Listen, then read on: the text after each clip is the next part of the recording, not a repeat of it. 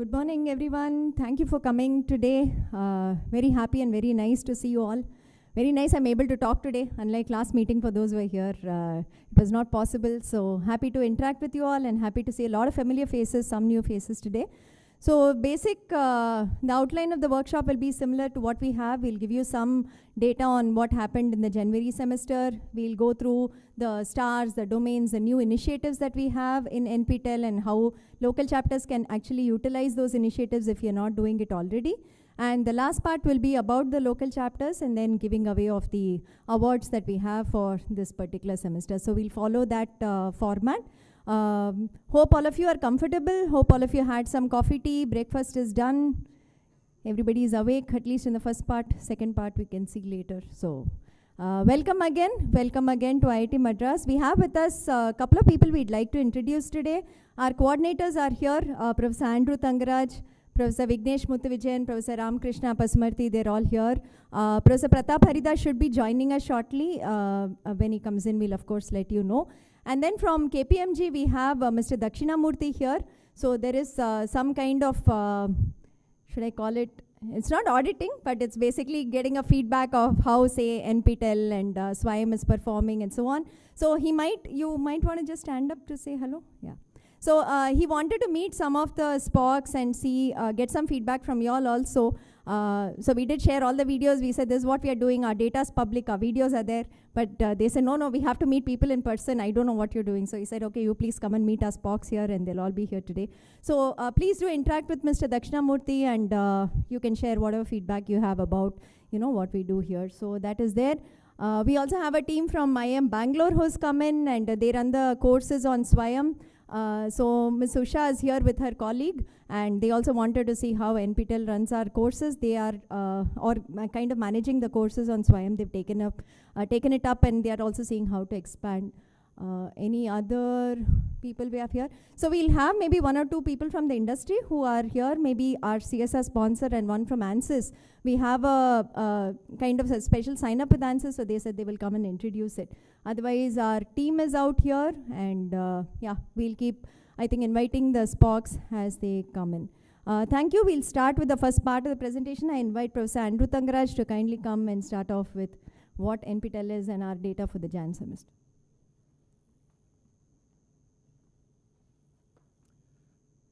Hello, a very, very warm good morning from my behalf. My name is Andrew Tangaraj. I'm one of the coordinators of NPTEL at IIT Madras. I also administer a few other things with respect to SWAYAM and all that.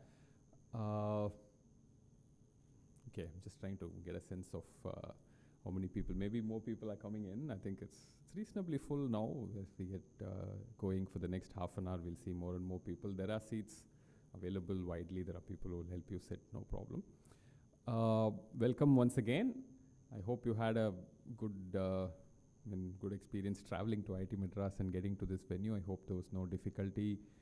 So let's get started with a brief look at what happened with SWAYAM and NPTEL courses over the last semester or two.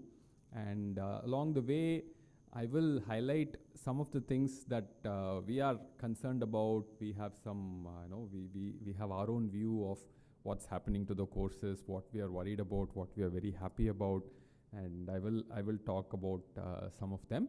And this is also, as you know, is a bit of a celebration of one semester ending for NPTEL, right? So every semester we do this, one semester ends and another semester has already begun, right? First week is already done. No, not. Registration is open. I believe already a lot of people have registered for the courses and we keep going, we keep continuing. And I want to begin also by emphasizing the importance and the role of local chapters in this entire process. And I will provide you some numbers to highlight that also. But nevertheless, I think you are our connection to the students. The way students benefit from this depends quite a bit on how well you talk about NPTEL to others, how much you appreciate NPTEL, what we do, etc. And also, I think these kind of workshops are useful in multiple ways to different people. Some of the more experienced SPOCs, like the familiar faces Bharati was talking about, we look forward for feedback from you, constructive feedback, positive feedback, negative feedback, all of that is okay. feedback, telling us what we are doing right, what we can do better, what is missing, etc. That is very, very important. And also, many SPOCs, I believe, are new, right? So from new local chapters, which have very recently come into the fold of NPTEL and SWAYAM. And for them, this is a time when they can learn about how to make use of NPTEL in an optimal way, right? Your own college, you know the students, the spread of students, there are different types of students who come to college for various reasons, right? So, and you have to, clearly and cleverly position NPTEL as something that they can all benefit from. And you can also learn from the experiences of other SPOCs and talk to them about what is it that they are doing in their college. You saw some of the feedback that people were sharing on the video. You can also meet them face to face. Maybe there is an SPOC of a college near your college, right? And then you can talk to them.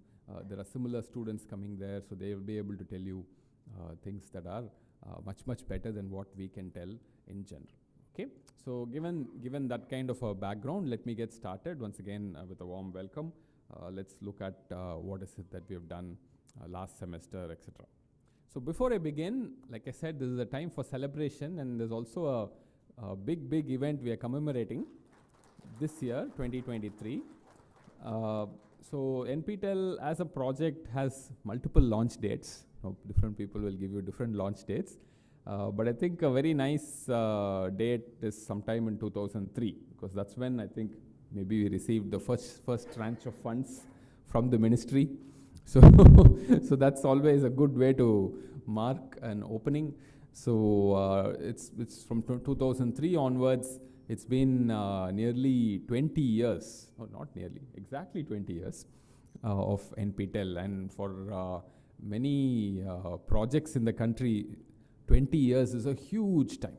Okay, so there are many projects which don't withstand this kind of pressures and changes and all that. And the world has changed quite significantly from 2003, right? So in the last 20 years, so many things have happened, and we've also been adapting. We've also been changing a lot, and local chapters is definitely one of the ways in which we have innovated and connected with the group of students that are taking NPTEL courses. So once again, let me request you for another round of applause for NPTEL and all of us who are part of the NPTEL family who kept it going for 20 years, and maybe all my own best wishes for the next 20 years of NPTEL, and hopefully another big generation of students, multiple generations of students will benefit from this wonderful exercise. Okay, I think there is lots of events planned around 20 years of NPTEL. Yes, no, maybe we'll do something. We'll do some formal celebrations, but that's like the logo. First time we're releasing the logo. 20 years of NPTEL, like the G20 logo, when we have like a logo for 20 years of NPTEL. We welcome you to publicize that logo. We're happy to share that with you. You can use it in any NPTEL related things you do in your college. No copyright or anything. You can freely use it. No problem. Okay, there is something here about Mentimeter, and let me invite Bharti to talk about it. Yeah, so today I think we have about 20-25 just quick polls we wanted to do using this to keep it a little bit interactive as we go through the session. So basically on your mobile phones you can go to menti.com and put in that code there, 69073321. So we just wanted to get a split to start with, saying that we just wanted to know where you all are from, which state, because this is the workshop for the South. So we just wanted to know how many of you are from the different states. So if you can log in into menti.com and put in the code 69073321. Yeah, Karnataka, Andhra, Tamil Nadu people. Okay, there's one. Okay. Tamil Nadu is going up.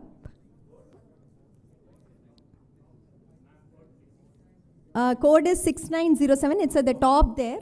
If you can see the screen, 69073321.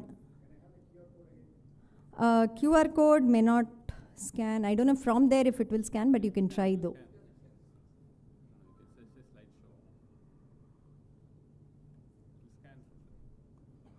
So this will be the same thing with the same code. We have about, I think, 20 questions going there. So we'll do it through the session to just ask your feedback on multiple things.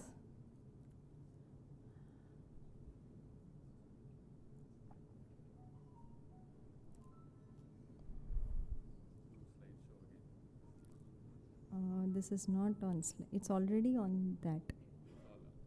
Yeah, I guess so. Okay, so looks like a lot of SPOCs are from Tamil Nadu today. And then is Andhra, Kerala, Karnataka, Telangana is less. Pondicherry, there are 2. Others, there are 3. So we'll have to see which states. Okay, thank you for that. Thank you for doing this. We just wanted to ask one more here. So are you attending the SPOC workshop for the first time? So we just wanted to know how many of you are SPOCs who have been with us. Of course, we know a lot of you have been with us for so many years, but we just wanted to know how many of you are absolutely new to NPTEL, have established a local chapter just now, you're coming to an event for the first time. We just wanted okay, there is a sizable number who is coming for the first time.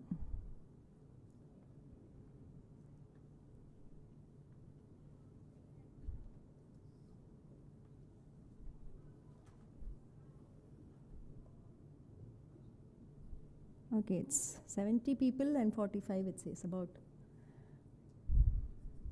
1/3 around that. Okay, thank you for that. So I think we got the split off. So I hope the workshop will benefit those who are new here, and like Professor Andrew was saying, interact with these SPOCs who have been with us for a longer time to get some tips from them on, how they handle NPTEL within their colleges. So let me see if the next question is there. Yeah. So we do have about, I think, 16 or 17 WhatsApp groups now. The WhatsApp group is for every state mostly. Definitely the South, for instance, Tamil Nadu has 3 groups. Karnataka still has 1, Kerala has 1, Maharashtra has 2, and so on. And then there are some in the Northeast and the Eastern part we have clubbed together. So are all of you part of the WhatsApp group? Because we give a lot of updates there. And it's instant, you can share it with your students, with your college. It's very easy for us to share information with you, for you all to ask questions also. Many times, a lot of SPOCs ask us queries, doubts there that we do also answer. So ensure those of you who are SPOCs are definitely part of the WhatsApp groups, okay? We will not be adding faculty and mentors and all, this is only for the SPOCs. So the SPOCs can be a part of it. If you're not a part of it, kindly reach out to the local chapter team. Maybe tomorrow we'll give you the link and you can join the groups. Okay? So 86 says yes, but 40 says I don't know if it's the new SPOCs who are not in the WhatsApp groups. Please ensure that you get into it so that you get all the information from us. So it's 40-80. Again, 1/3 is probably not a part of the groups. Okay? So that is good. Okay, there is an NOC, SPOC Google group on which I think we have all the 5,000 plus SPOCs who are there. This is the mass announcement mailing group that we do. So we have multiple channels through which we reach out to you.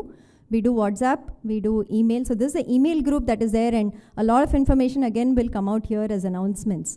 And you can also write if you want to raise some issue with everybody, you write on the group, otherwise you write only to us. So this is the group that we have. So this is something we put you all in. So I don't think most of you should be there actually. So check, if you're not getting emails, check if you've blocked it, or maybe there is something that's happened, I don't know why, or maybe some old email is sitting with us. The 17 people who are saying no, please check that. Okay, because all the important emails regarding, say, enrollment, exam registration, results, for you all to change the information, sharing information from the students, fee waiver, everything will come out on this. This is our official mailing group for all the SPOCs. So kindly ensure that you're on this group. If you're not receiving emails, again, reach out to the local chapter team. Okay, I think most are there, but yes, there is a small fraction who is still not, I think, doing it. Okay, we'll stop here. We'll leave it at that. I think Professor Andrew.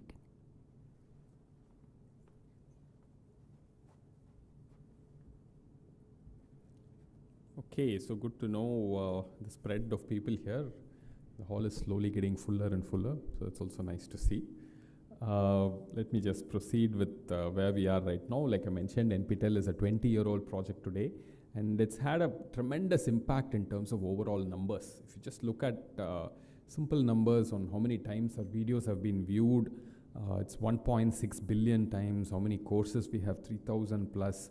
How many YouTube subscribers we have? 45 lakhs plus. How many hours of video with English subtitles? There are very few educational projects out there which can boast of these kind of numbers. And these numbers are growing every day as we speak. Every semester we are adding 50 to 100 new courses, and this number keeps on adding and developing. So clearly, I think it's, we can without any doubt say it's the largest repository of engineering content in terms of size and spread and reach and all that. And it's also growing. We've not stopped creating newer and newer material. So the impact has been tremendous. And like I said, technology has changed quite significantly over the last 20 years. While we put up the videos and let people watch it, for the past 8 years or so, 8 or 9 years now, we've been running this massive certification effort. So the local chapter initiative also came as a result of this certification effort only, right? So what we do now is we run every semester courses on SWAYAM. Also, I should say that we also run the SWAYAM portal. The technical aspects of the SWAYAM portal, the NPTEL project takes care of. And so far on SWAYAM, over the last 9 years, we have run 5,372 courses. You just add up over semester after semester, you get 5,372.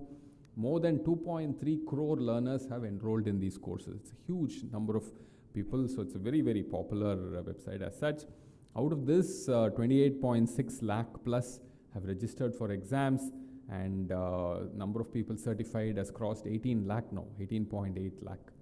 So really massive scale, education of this quality at this scale. I mean, I'm definitely in India, I don't think there is another example, and you can go worldwide also. There are MOOC platforms across the globe which boast of much higher numbers, but then they have a different reach, right? They have a global reach. In terms of India, I think we can lay claim to be the largest MOOC platform in India without too much of concern.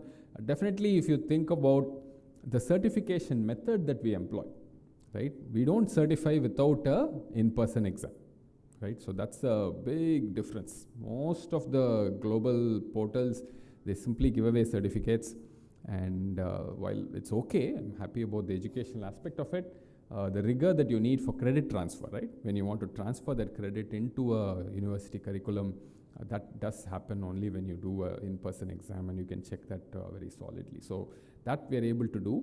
And this process today is entered the college mainstream, university mainstream, right? So if you see many colleges today, they adopt it for credit transfer, and that's something that's also very unique to India.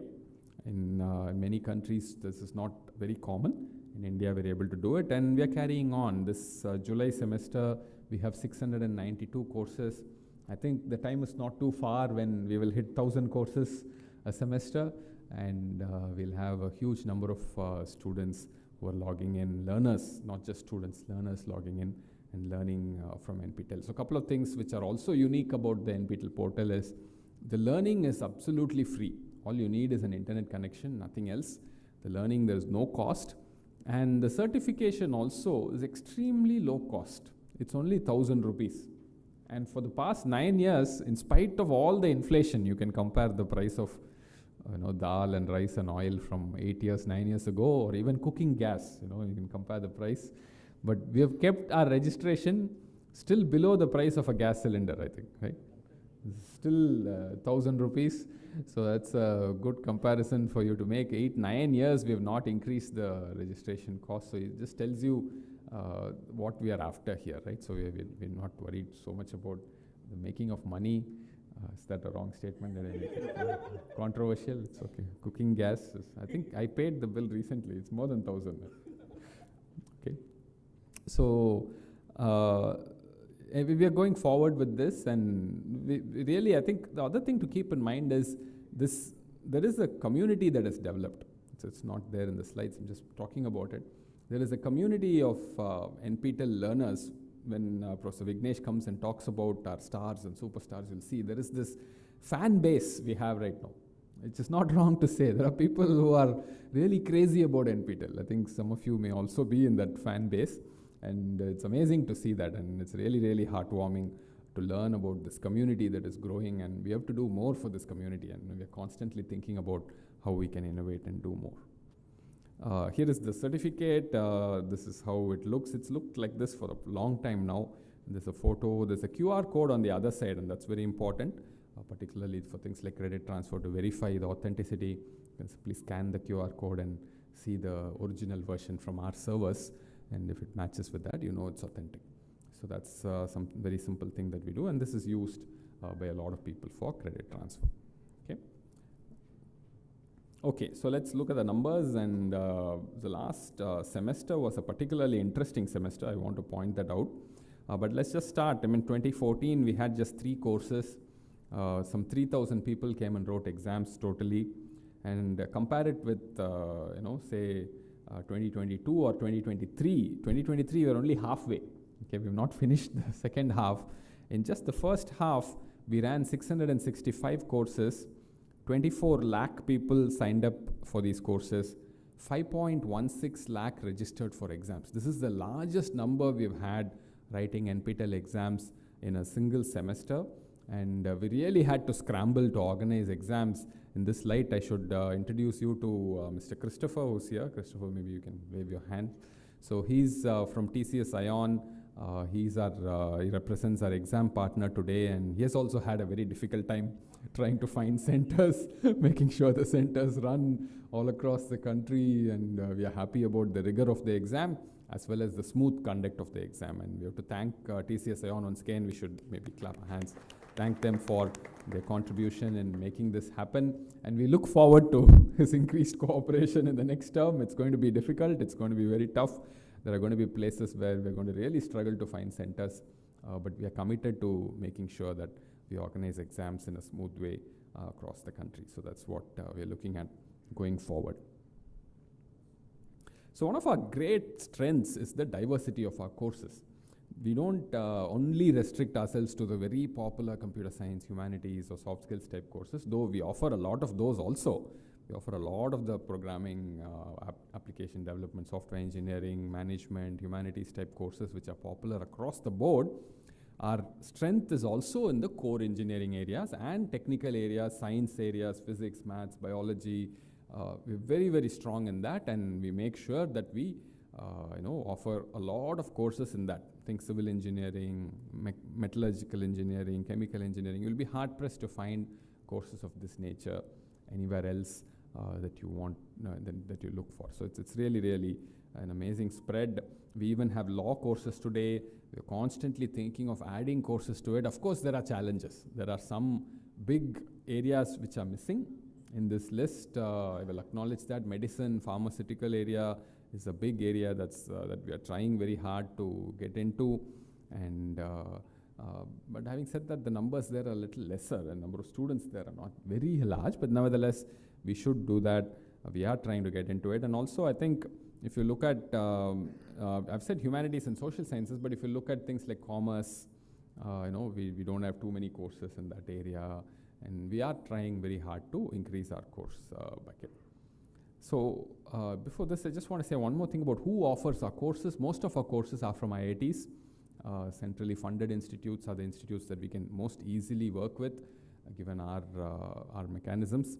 And often our only metric is quality. I mean, is the course really top-notch, both in terms of the reputation of the instructor, as well as the quality of the content and the delivery and how the person understands the subject and is able to convey that clearly to people. So these are our main criteria, and we value that, and we take care of that as we produce more and more courses.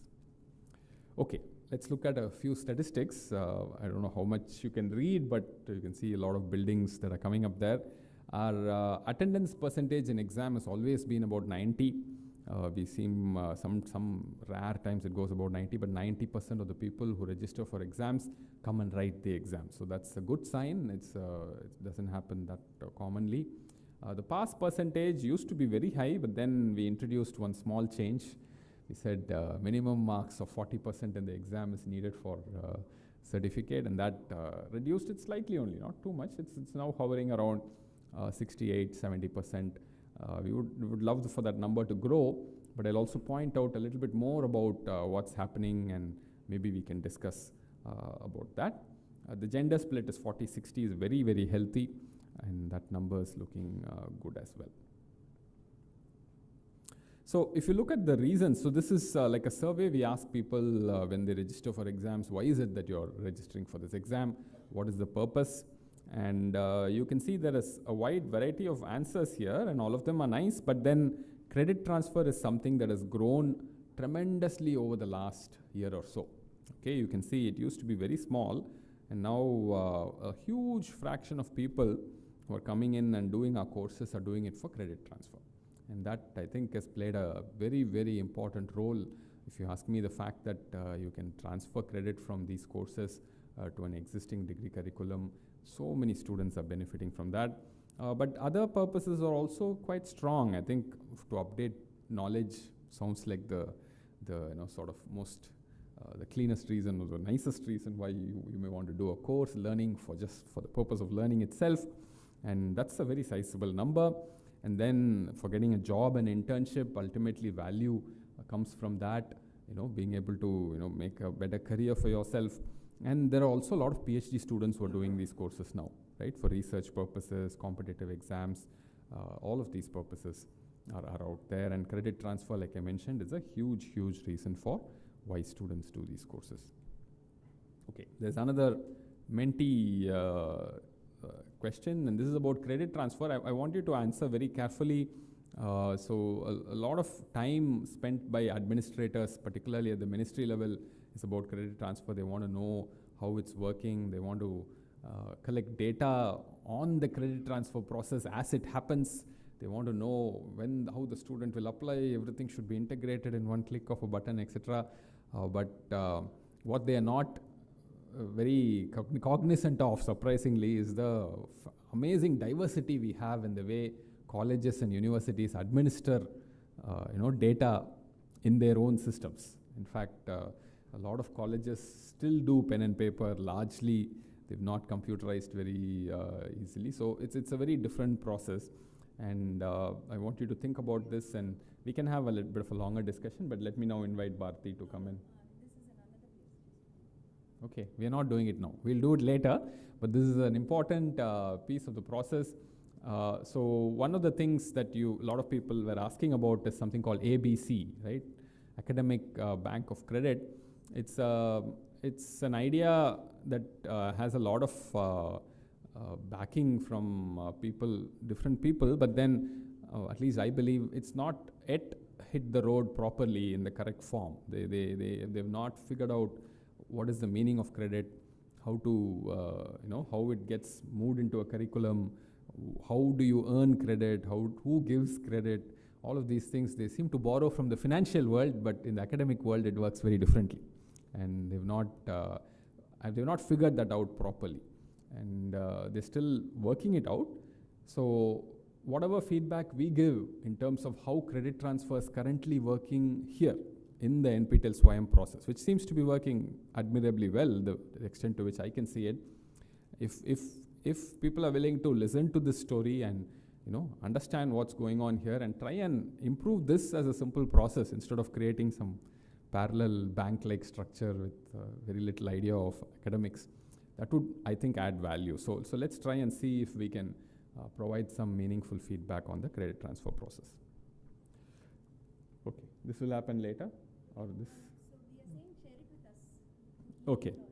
Okay, it says share with MHRD. I think don't share it with us. We will give it to the ministry. It's very difficult for the ministry to handle all this data on their own. So we saw so many people are doing it for credit transfer, and it's happening in different ways in different places. Please share with us. We will try to collate this, and we will try to share it with the ministry in some reasonable way and make it happen in a better fashion going forward. Okay. Okay. So let's if you dive a bit deeper into who are the people doing these courses, and what fraction of people are students, what fraction of people are faculty, what fraction are employed, what fraction are others.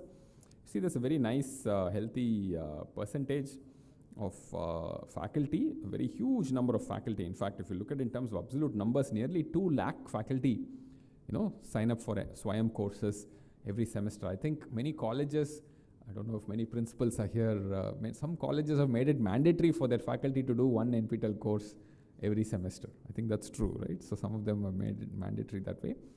And this is a very nice trend. I think it's very good to keep yourselves trained.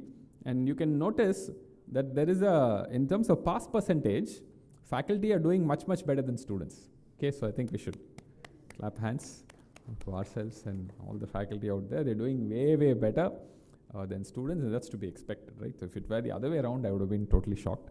So it's good. And you can also see employed professional and others are doing better. So students generally, the pass percentage, they're bringing it down, and that's something. We'll look a little bit closer at why that is so, and you'll see some surprising patterns. Maybe not very surprising, but it's some interesting patterns that we can work with and go forward and improve. So it's a good, healthy spread of people who are doing courses with us every semester. Okay, in terms of exam cities, this is an issue that came back to really, give us a tough time in the January semester. We're fighting very, very hard to solve some of these problems. So you notice the number of people writing exams in one particular exam city is really huge. Okay, so Chennai and all, nearly 50,000 people are writing exams.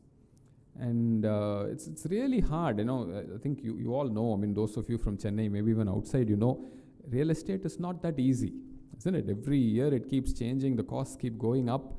It's very, very hard to manage exam centers. And all of us want the comfort of not traveling very far, going there, coming back easily, all of these things we want, and it's very, very hard. And remember, our exam cost has not gone above 1,000 for 9 years now. So we have not increased costs also. So all of these things are very, very hard to manage. Maybe Chennai we somehow manage, but Coimbatore and all is a huge challenge. So are there SPOCs from Coimbatore area here? Yeah, some of you are here. It's huge challenge every time, and we end up putting them in Tirupattur and this and that, not Tirupattur, Erode, Salem, Karur, Tirupur, I think. Right? So a lot of places around Coimbatore we end up having to do. Every city, and if you go to smaller towns, Tirupati, 10,000 and all, it's a really huge challenge. It's not so big, right, that you can find these kind of things. And a lot of places, Faridabad, Erode, Salem, it's not like Erode, Salem is less also, 7,000. It's a huge number for a small town of that size. So there are some various types of methods we are trying to adopt to face this challenge. One of the things we do is trying to find alternative dates. And these dates end up being on weekdays, Friday or Monday, Tuesday, Thursday, etc. Particularly for colleges which are doing a bulk credit transfer type thing. There are some colleges where like thousands of students come and write. So for those courses, those colleges, we try and do exams on alternative days, Thursday, Friday, Monday, Tuesday. I think we are going to do something similar in the July 2023 semester as well. You can see there are various possible exam dates here. Our exam team, headed by Kamala, as you know, will reach out to all of you. Please cooperate with them. Please try to understand that it is, after all, a semester exam for your students. And it can happen on a weekday. It's not wrong. And you have to be able to talk to your management and administration and convince them that they can write.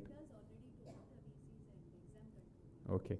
So we will, in case we need to reach out to any university officials or people in charge of exams, we're happy to do that. We will write to them. We've already done that multiple times, but then we wanted to let you know that we will do this much more actively now, because I think numbers are reaching a stage where we may not be really able to manage otherwise. Okay, so we will reach out to you. That's important. Another thing is working with TCS ION to create more centers.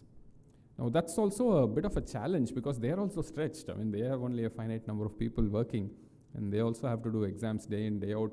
And they find it very challenging and difficult to go to college administrations and talk and get centers done, but they're willing to do that. They have said yes to us multiple times, going to colleges, talking to them, but they have some requirements. Some of the requirements are very difficult to satisfy, some of them are easy to satisfy, but you have to work with them. I invite you to do that. It's of mutual benefit to you and to us and the students, and all the time to have exam centers. So this is a big challenge. We are working very hard to try and address this. But in spite of this, I can tell you the way NPTEL operates, even before we start enrolling people into the semester, we already know our exam dates. We fix the exam dates. We tell you when the exam dates are, and we have so far not missed those exam dates. Right? So we've always conducted exams on those dates. So you have your results sufficiently in advance, much before even the regular semester exams begin, most of the time. So that's a nice thing that we do, and we want to keep that going. It's our important strength that we organize exams correctly and properly, smoothly. We will continue to do that, but then we need your cooperation. We really need your cooperation, particularly in the smaller towns that I've put out there, Erode, Salem and all that. If you think your college can be an exam center for us, please talk to Mr. Christopher here, so he will try and reach out to you. There are some give and take, I think many colleges will say, we want exams only for NPTEL, not for anything else. But for a company to have an arrangement with you, that may not be okay with them. So they may want 1 or 2 more additional exams. So those kind of negotiations you have to carefully do with them. So I hope that's okay with you, in the interest of the students in particular at the end. Let's try and solve this problem. It's a difficult problem, but at the end of the day, if your students have to travel 40, 50 kilometers, please tell them that they have to do it. There's nothing else I can do at the end of the day. Sometimes this does happen, and we hope that together we can solve this problem in an amicable way. Anything else I should mention on this front? Yeah, so in case you have made some changes in your credit transfer guidelines or something recently, and you're expecting, like, say 500, 600 people from your college, particularly from a small town, to enroll and register for one particular course, please come and talk to Kamala. And who else? Anybody else? Divya also. Okay, or send an email to us also. Make sure you contact us today itself, or so that we know, and we are given sufficiently, ahead of time, we are given a warning, and we can go out there and try and find the center and make alternative arrangements. Okay, so make sure you do this. This is very important. Okay, now let me go to this story of why is it that people are failing our courses. Okay, what's happening, right? So what is the story to why people are not able to pass our courses? So here are 3 pictures for 4-week courses, 8-week courses, 12-week courses. What color is that? Brownish, orangish, huh? Blue and orange, okay. So there's one orange color curve and there's one blue color curve. So the orange color curve is the exam score, okay. The blue color curve is the assignment score. So you can see the number of people is on the y-axis, the score is on the x-axis. So you see the assignment score, everybody is getting 80 plus. A lot of people are getting 80 plus. And suddenly the exam score is giving you a peak around 40, right? There's a huge number of people below 40. So this is clearly bringing out as to why exams are necessary. Right? So supposing we do a massive MOOC exercise without in-person exam, just imagine what will happen, right? So there's no way to reliably certify people without the in-person exam. So that's a vital piece, and the pass percentage goes down mainly because of this reason, okay? And we have debated this a lot, and we know why this happens, right? So people don't do the assignments themselves.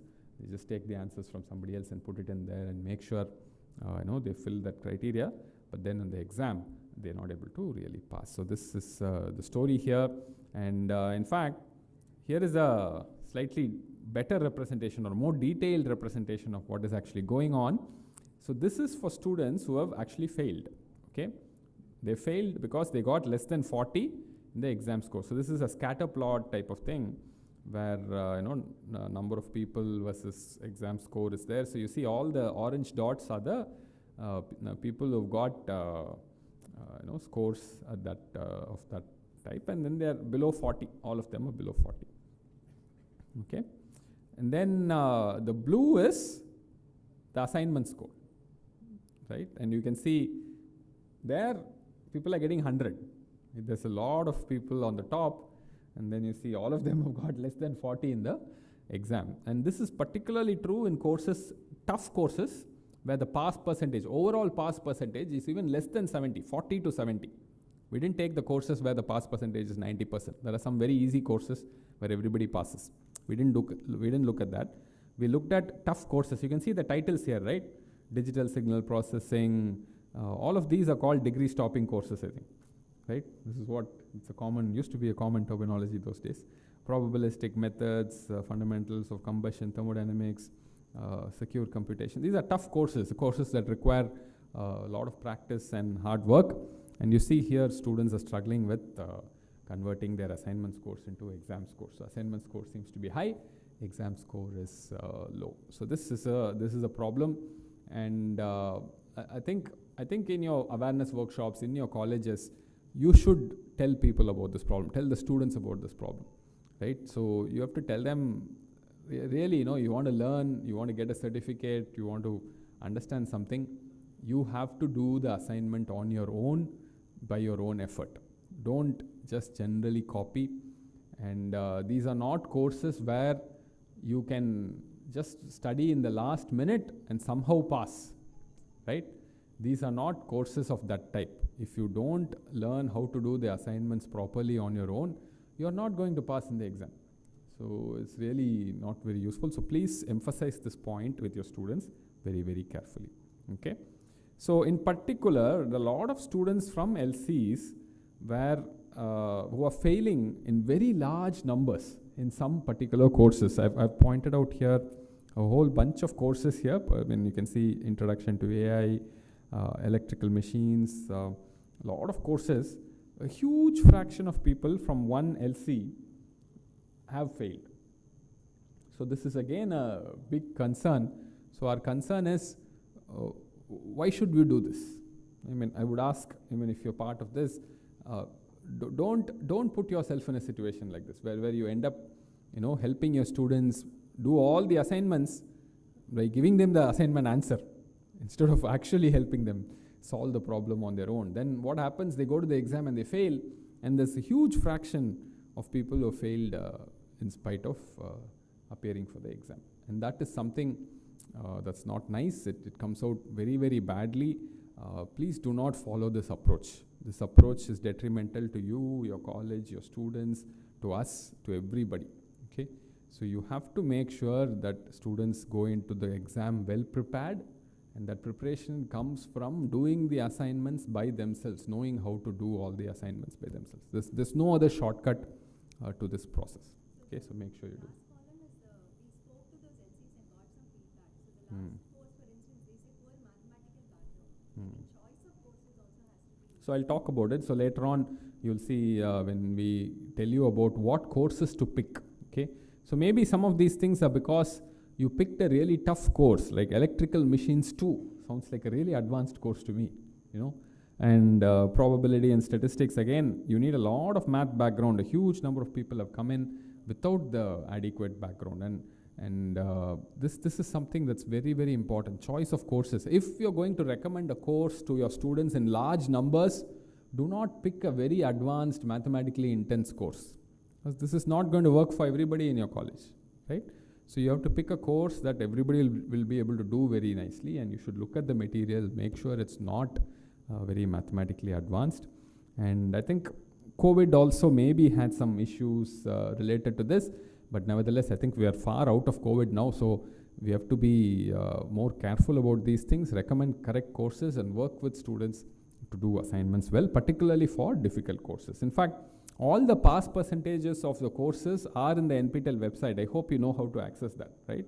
If you go to nptel.ac.in, look at a particular course, before recommending it to your students, you can go see statistics. It will tell you in every course run how many people wrote exams, how many people passed, all of that you can see. So you can then recommend courses based on likelihood of your students passing. Okay, so it's very important to do that. Okay, so let me also bring up the next issue. It's not an issue as such, but next thing that we started a couple of semesters ago. These are basically problem-solving sessions with PhD students all across the country who are called the PMRF scholars, Prime Minister's Research Fund scholars. They're supposed to spend some time teaching college students outside of IITs and all that. So we introduced live sessions by these students in many of these kind of difficult courses where assignments are tough, you don't know how to solve, you want additional help with live instruction from somebody to get over the difficulty of mathematics and all that, right? So for that we introduced these sessions, and these sessions are actually going on quite well. So these are conducted usually on the weekends, Friday to Tuesday type thing, in the evenings most often, I believe. And we are hoping that people will be able to join live, okay, and then work out problems with these PMRF scholars so that you improve your ability to solve problems and get good marks, right? So this is the idea, and it's going on quite well, and the numbers are quite strong. You can see the number of scholars who are doing it is of the order of 400, okay, and number of courses we are able to do it for is 340, and we're able to do 4,000 such sessions in a semester, right? Of that order, okay, 4,000 sessions we are able to do. These PMRF sessions are going very interestingly. And if you look at the number of people who are watching these sessions, these are not very high. For instance, if you look at the 4-week course, there were 7,000 registered students who had registered for exams over 4 weeks. So every week, if there is one session, you're thinking of some 28,000 sessions, right? And the number of views is coming to only 9,000. So not everybody is attending the PMRF sessions. Same thing is true in the 8-week and 12-week courses. Only about 10 to 15% or maximum 20% of the students seem to be viewing the PMRF sessions. Others don't seem to want to see it, but maybe that's okay, I don't know. But still, this is what's happening right now. We would like to really increase this percentage, right? If you're particularly in a difficult course where you need to solve problems and you're not getting enough guidance and help, these sessions are designed to help you. Okay, so make sure you look out for these sessions. We will inform students in the courses about this session. We will inform the SPOCs also about these sessions. Make sure you facilitate attendance in these sessions by your students. You talk to them about this PMRF problem solving sessions, and these will help go a long way in improving the problem solving ability of your students. Okay. So in fact, we have a few questions on this. Maybe in the interaction session later on you can ask them. The feedback from learners, from the few interested learners who are attending the PMRF sessions, the feedback has been hugely positive. A lot of people are saying wonderful things about these sessions, how they were able to solve problems because of it, and how they're able to do exams well because of it. But the number of people who are attending is not as high as we would like. So please encourage your students who are doing difficult courses. The ones who are doing easy courses, maybe you don't need this much help. If they're doing difficult core courses, the good students who are doing difficult core courses, they can benefit immensely from these PMRF sessions. Okay, so this is the quick summary of what happened in the last semester and a few concerns that we have. Students not being able to solve assignments on their own, and because of that doing badly in the exams, and these PMRF sessions which are designed to help students do assignments better, and people not participating in large numbers in that. So these are avenues where we can work together and make the learning experience even better.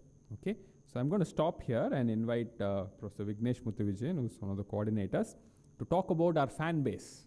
Right, this is our fan base, domains, stars, superstars, etc. Over to Vignesh.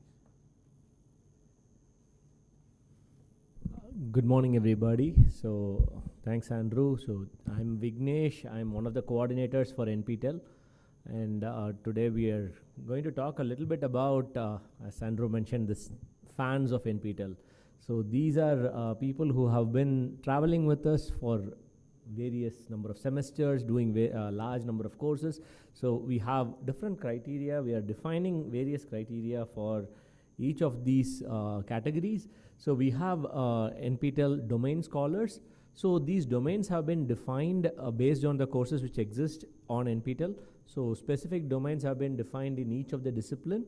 So students who complete these domains, basically, which is usually about 50 to 60 weeks of courses, and no, that's no, these are numbers, right? So why is it not responding? Why is it not moving? It's not going up. Okay. So people who complete multiple courses and get at least 55 in each of these courses and 60 plus 60 as average is the domain scholars. Then we have superstars, who are people actually who appear for multiple exams and actually top them as well. So people who do 4, 5 or 6 courses in a semester and top in 3. And we have evangelists, who are people who have been with us for years together. 4 years, they would have done 18 courses and passed at least 2/3 of the courses.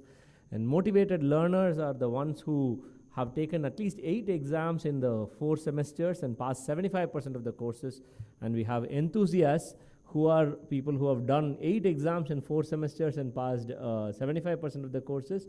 It's not continuous, it's not the last 8 semesters, 4 semesters, it's just total of 4 semesters.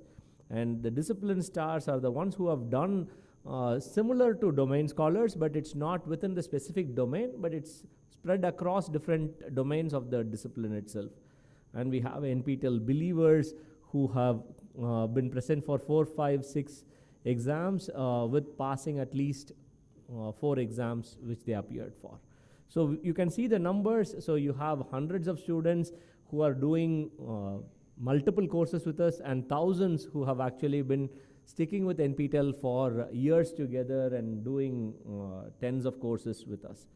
So these are the numbers, as you can see how they are growing. So we are able to see that there is a big demand, growing demand for the domain scholars. So what started out as single digits in July of 2019 has now gotten to 130 to 140 in the 2022-23 year.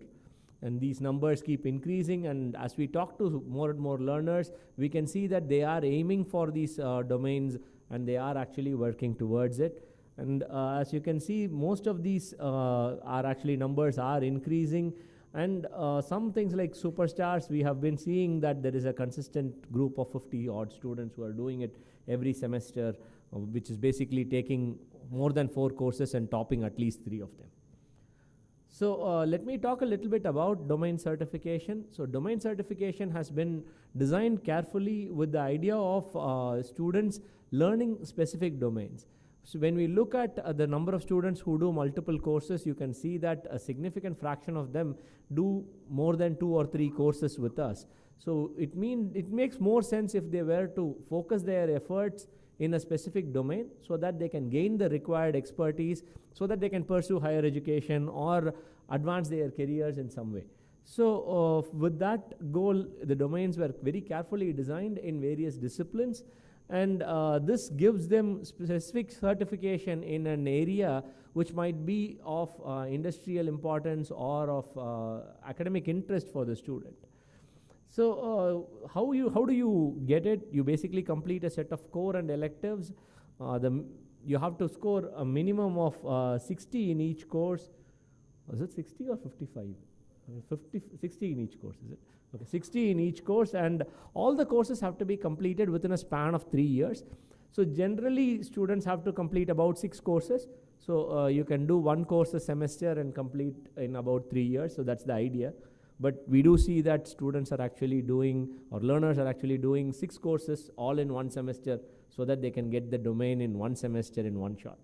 So you can choose the domain and plan to complete the courses over 3 or 4 semesters. 4 semesters should, many learners will be able to complete. So these are some of the domains which are there. And you can see that the domains are not restricted to just very popular disciplines. So just like we have courses spread across all disciplines, we have domains across various disciplines as well. So we have multiple domains in various disciplines, and students can choose to do which based on their interests. So you can see this list. There is entire list is available on our website. So you can ask your students to plan, especially if they are starting to take NPTEL courses in the first or second year. They can potentially complete domains by the time they complete their college degrees. And we do see a lot of faculty who have completed domains. We'll talk about the spread in the next few slides. So this is what a domain certificate looks like. So it has the details of which domain they have completed, and in addition to that, it also has the details of the courses, specific courses, number of weeks each of the courses have constitute of, the offering institute, and the details about the course, including the marks they scored and things like that. So this gives one consolidated sheet where you can display your expertise in the domain very clearly. So about out of the 600 odd people who have completed domains, 572 have completed one domain. We also have people who have completed multiple domains. There are about 32 learners who have completed 2 domains, and there are 4 who have completed 3 domains, and one scholar has actually completed 4 domains. So here are the details of individual domains and how many number of people who have completed it. So as you can see, in flight mechanics there are 11 who have completed it over the last 5 semesters and so on. So each of these you can see the numbers. So the numbers are, as expected, very large in domains where there is a high job market and where there is an interest in gaining employment and so on. So you see that the numbers are quite high in data science and programming. So you see about 91 and 89 in that area. You do see that there are people who have done domains in VLSI design, which is about 28. That's again a reasonably large number. We do see a lot of faculty doing domains. One of the common domains which most faculty seem to do is the faculty domain, which is advanced and fundamental. So for advanced domain, about 101 faculty have completed this domain, and there are also learners who have completed domains in marketing and patents and IPR. So these seem to be the domains which seem to be popular, but there are many domains where we do have numbers in all of them. These are the fans, as Andrew was saying. So they have been doing multiple domains. So you have Dr. Suganti from Mahindra College of Engineering, who has completed 4 domains with us, and the 4 domains are listed here. And we have 4 other people who have completed 3 domains. One of them is a student, so, and the other 3 are faculty. So it's impressive that faculty have taken time to do this, and maybe colleges are also asking them to do courses from NPTEL and keep updating themselves, and they are making sure that it is focused in an area and they are gaining something out of this, which is really great to see. So generally, how many semesters are learners taking to complete a domain? It varies. As I said, you need to complete it within 3 years. So 6 is the maximum number. You see the numbers greater than 7, which is a backlog from based on what domains were awarded for people who have already completed courses in the past. So these numbers beyond 7 will not change. So that's kind of a stagnant number. If you look at it, most people seem to be able to complete it within 4 semesters. Although there are people who have completed it in a single semester. 2 learners have actually completed the entire domain in 1 semester, which means 5 or 6 courses were done in the same semesters and they have completed it. And 2 semesters and 3 semesters are also reasonably common, but most people are able to complete it in 4 or 5 semesters without too much of difficulty. So the next category of our stars are the superstars who have been taking at least 4 courses with us in a semester and topping at least 3 of them. So you see that there are various people. So you have people who are employed, faculty, and there are actually there are no students that I can see, right? Next slide is, so this is only for faculty and employed. Okay. So you see that there are quite a few of them who have completed it here, and these are the students who have completed, and these are only people who have completed in the January semester, right? So it does not include the people in the previous semester. So you can see that there are various people who have completed multiple courses and topped at least 3 of them. So you can see the Ravi Ram Ahuja, who has taken 6 courses and topped 5. And there are Chinky and Rahul who have, and Dhaval Kumar, who have taken 5 and topped all of them. So you can see that there are people who are dedicated and in towards learning from NPTEL. And the same thing you're able to see for the students here. So you see a whole bunch of students who have also completed at least 6 courses and 5 or 6 courses and topped in 3 of them. Yeah, so interesting thing which we observed is RV College of Engineering. Do we have the SPOC here? Okay, so RV College of Engineering, we see a lot of people who have done this. So 1, 2, 3, 4, 9 people who have actually topped and gotten this. So it's an amazing feat to have registered for so many courses and to have actually topped it as well. So congrats to RV College.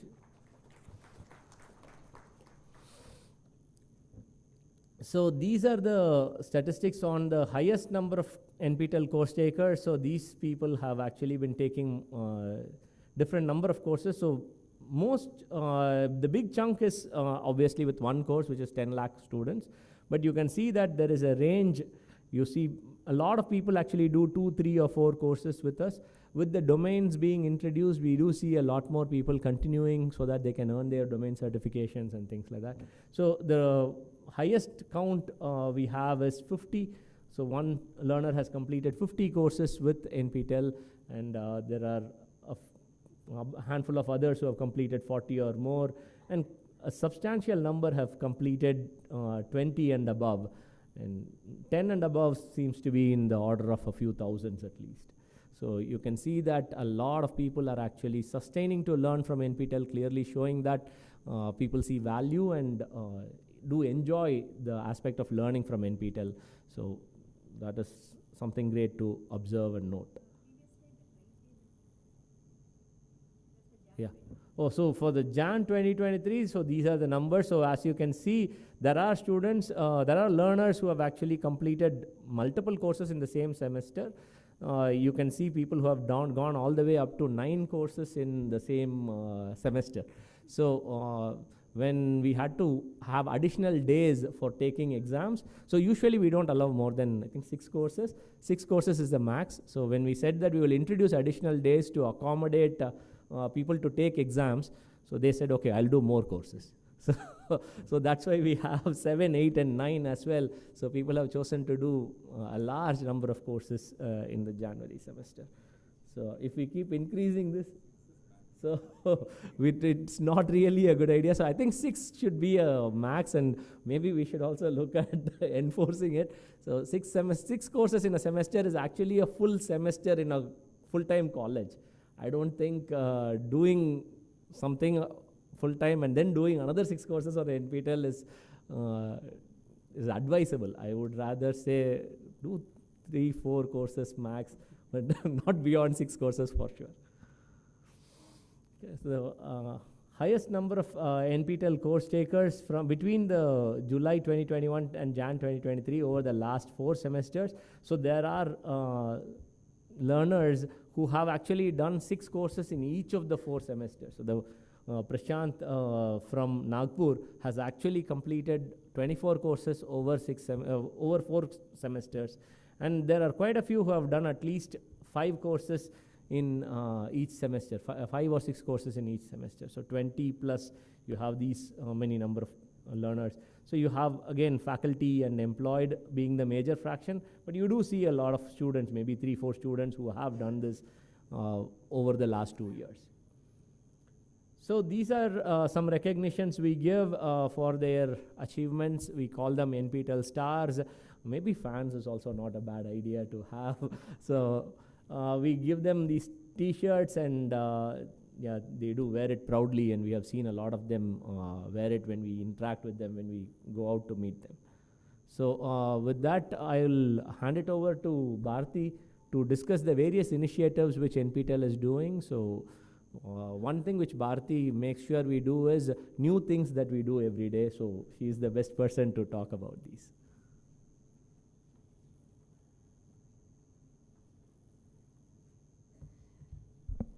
Thank you both. So hope you got an idea of what NPTEL does, right? So the type of courses we have, the type of learners we have, and one of the things we actually wait for when the results start coming out is, the question I keep asking the officers, if all results are released, can you tell me the star count? Can you tell me the star count? That's something we all wait for to see, how many people have finished. Has somebody crossed the 50 mark? For instance, last week we had 2 meetings with the stars in the biotech discipline, the electrical engineering discipline.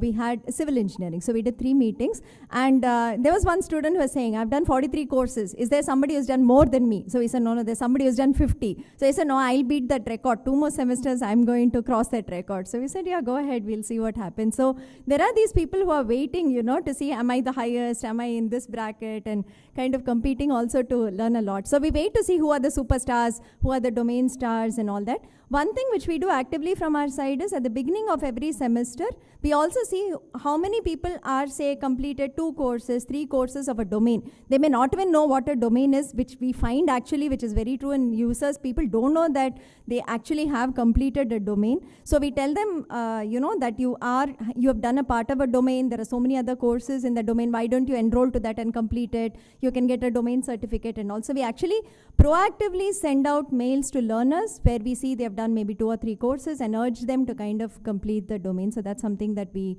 do from our side. So we'll wait. Professor Pratap said he will come, and sometime if he comes, we'll break for a different activity. Otherwise, we'll just continue with the initiatives, take a break for tea and come back for the same initiative discussion continuation also.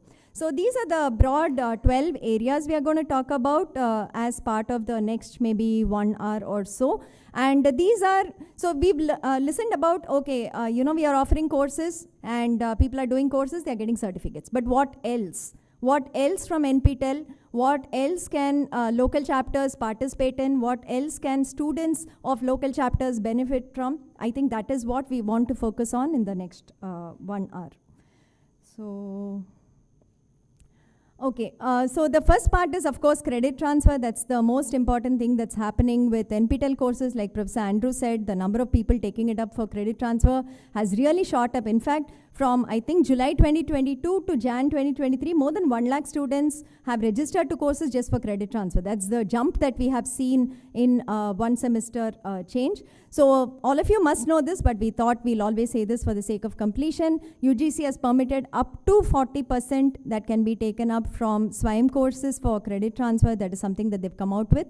And many colleges, universities are doing 1 or 2 courses or something like that. Some, like you would have listened to in the feedback video, a minor. If you do 18 credits, you get an additional minor on top of your BE or BTech degree. That is something that they do. So this is what is permitted. The norms are given in the UGC regulations. You can check that out.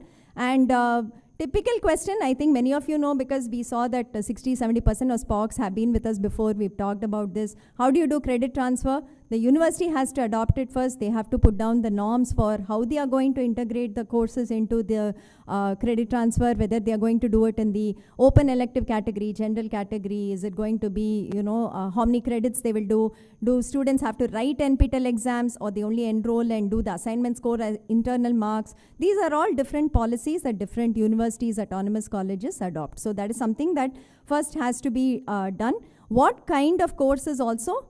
Many times the universities define, many times they don't. Sometimes they leave it open saying anything can be done. Sometimes they say specifically some course has to be done. So this is something that we have seen as we have gone through the credit transfer regulations.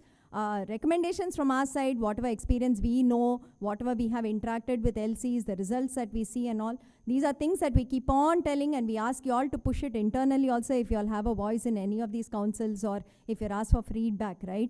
Final year degree semesters, please do not do credit transfer from NPTEL, right? It's very dicey.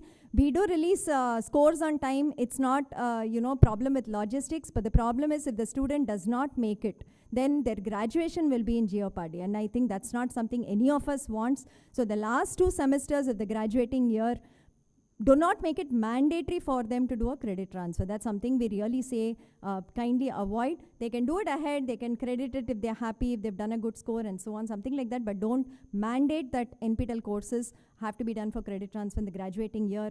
Start with the second semester. First semester also we say avoid, because students are coming in from school to a college system. Again, already college is new, environment is new, the entire setup is new, and on top of it, we put an online course for them also. It's too many probably new things for them. So first semester we normally say avoid, though we see a lot of colleges actually putting in first year students too into NPTEL, first semester students. We say start from second semester. So they would have gotten used to the college, they know all of you, faculty, mentors, they know that concept.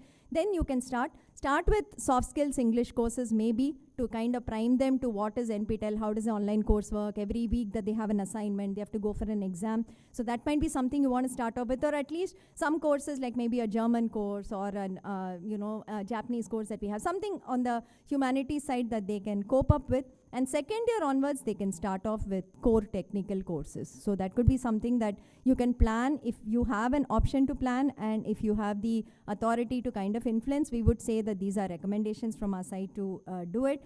And if you're doing a listing of courses for credit transfer, please do not put out course titles with faculty name and institute.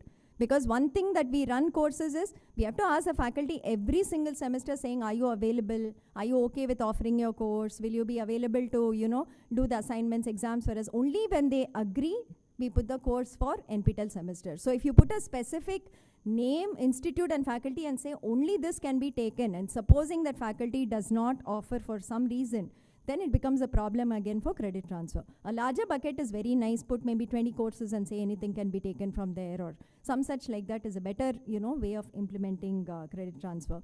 And some of the good policy we saw from some colleges is, in 4th or 5th semester, they ask students to take NPTEL courses, and if the students are happy, they say credit it with us. Otherwise, if maybe your grades are not good, you don't want to do it, then they say do the university courses. So keeping it very flexible to say, if you can cope and you get good grades, do a credit transfer, otherwise don't. That kind of flexibility was very nice that we saw. And recommendation that we normally say is, courses that the college curriculum does not offer, students can take from NPTEL. Like programming courses, say for the BSc, BA, BCom students, maybe because they may not study it as part of the curriculum. Data science courses that are like job-oriented courses now, new electives that keep coming in, language courses. So all these can be done from NPTEL. So if you're already teaching a course inside your college for the student, same course is good for, strengthening foundations, but might make sense to, take courses that y'all don't have in the college that they can benefit from. So these are recommendations. On the local chapter website, there is a link called Credit Transfer Recommendations from NPTEL. There's a 10-page document we have put in. This is from our experience that we have penned down, just recommendations only, suggestions. You can go through that if you want to get a better idea of what we are seeing. So here, I think I will, oops.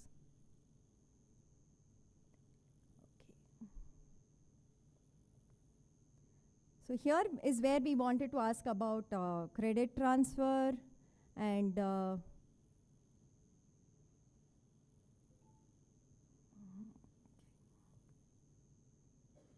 so we just want to ask people here saying, how many of your university, college or whatever system you all belong to actually take NPTEL courses for credit transfer? Do you all know whether it's already being implemented? It's on paper but not being implemented, maybe say no then. But if you're actually doing a credit transfer, then say yes.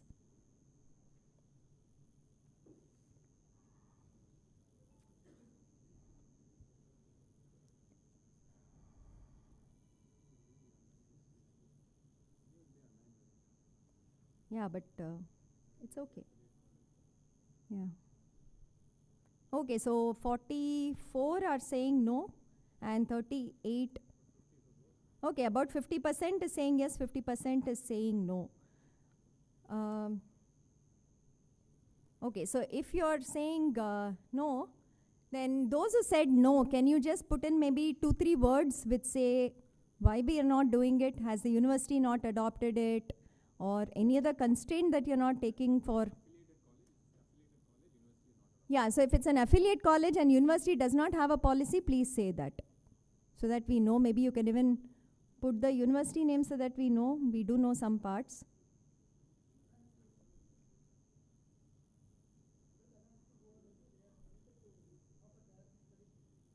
Anna University, is it? Okay. Affiliate colleges, is it? Now it's come for NPTEL. Okay. It's for the campus colleges, right? Anna University, has it implemented for affiliate colleges, credit transfer? Because it was not there till about maybe 2 years. They are permitted now, is it? Okay. Affiliate colleges were not permitted. Yeah. Autonomous and campus was allowed. Affiliated was not allowed. They didn't bring in that regulation. Okay, university does not have, University of Kerala they are saying. University of Kerala. Okay, this is not Kerala Technical University. Okay.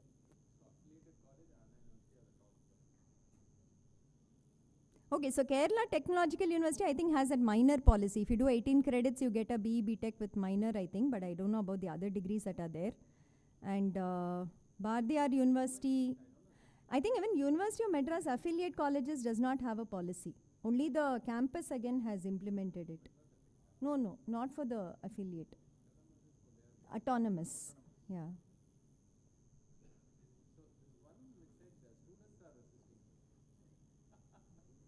We are thinking about it. Now it is audit course, University of Calicut. University doesn't have a policy. It's not mandatory. Okay. Lack of knowledge not taken. Yeah. Proper guidance, students are resisting. JNTU Hyderabad, okay. Lack of knowledge, courses in curriculum. VTU BE honors degree only. Okay, not for the others maybe then. Okay, I think this is good. So anyway, credit transfer, if you all have any doubts or questions, you can always join the Thursday meeting or you can write to us in case you need any help. Like said earlier, if you have regulations that have been updated recently regarding taking the NPTEL SWAYAM courses for credit transfer, please share it with us so that we can also put it together on the website and share it with the relevant MOE authorities as they ask, okay? So, thank you for that. This is again an MOU with AICT for NPTEL course as FDP. So, I think we wanted to ask on this too. Yeah. So how many of you know this from us? Maybe I don't know about the new SPOCs, the old SPOCs, I hope you know. That NPTEL courses can be taken as FDP because of the MOU we have with AICT. So the regular question we get is, what about the faculty coming under the UGC scheme? We still don't have an answer. I know we are saying this for many years now, but that is the answer we have. So we don't know how exactly they're taking. Some universities are taking, but we don't really have details on how it is being taken as FDP by them. Okay, so this is very good. Then I think I can probably skip 3 slides. So, okay, so this is the NPTEL AICT MOU that we have, whereby we said that if any faculty completes an advanced NPTEL course, which we will put it as, available for FDP, that course if you complete, you have to do the assignments, you have to come and write the proctored exam, you have to pass as per the criteria that we have. Once it is done, you can apply for an FDP certificate. So that's an additional certificate we give you mentioning the regulation under which this will be accepted towards your CAS. So that's something that we do here. And the equivalence is a 4-week NPTEL course is equivalent to a half FDP of 1 week. 8-week course is equivalent to a full FDP of 1 week. A 12-week course is equivalent to 1.5 FDP. that is there. So this is the equivalence. The number of courses in the July 2023 semester that are FDP categorized are 581 out of 692. So except for the core courses, the advanced electives, the PG courses are all classified as FDP courses. You can do that and you can get certificates. If you go to SWAYAM portal, on the main page you can see on the right side, this will be something that is mentioned. This is an AICTE approved FDP course. So if that is there, then faculty can actually take this for the FDP certificate if they pass it. So one clarification here, many times, I don't know, for some reason, faculty feel these are like, knitter run courses which are only for faculty. That's a clarification here. This is not only for faculty. All these courses are for anybody to take, except that faculty who pass these courses can get an additional certificate for their CAS purpose. Okay, students can also take these courses. These are not like the other courses that are run only for faculty. These are not that. Just that you have an additional advantage. In terms of registrations, we have seen about 20% average that we are seeing from faculty registering. And even in the Jan semester, about 28,000 faculty members had applied for FDP certificates. That's a number that we are seeing here. The next one that we have, which we'd like to answer. Okay, so all of you know about FDP. That is very good. Okay, are you aware of support for a conference for SPOCs, or if the SPOC doesn't use it, maybe a mentor, faculty member, or somebody like that?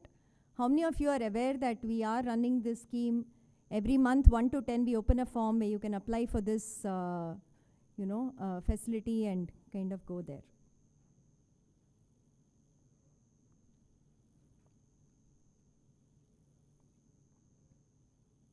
Okay, I don't know if the no is from the new SPOCs, right? I think the other SPOCs know everything what we are going to say. So it's just a revision that we keep doing, I guess. So, okay, so this is good. I think 80-40 is what we are getting here. That is very nice. Thank you for responding to that. So just to reiterate, sorry. Sorry.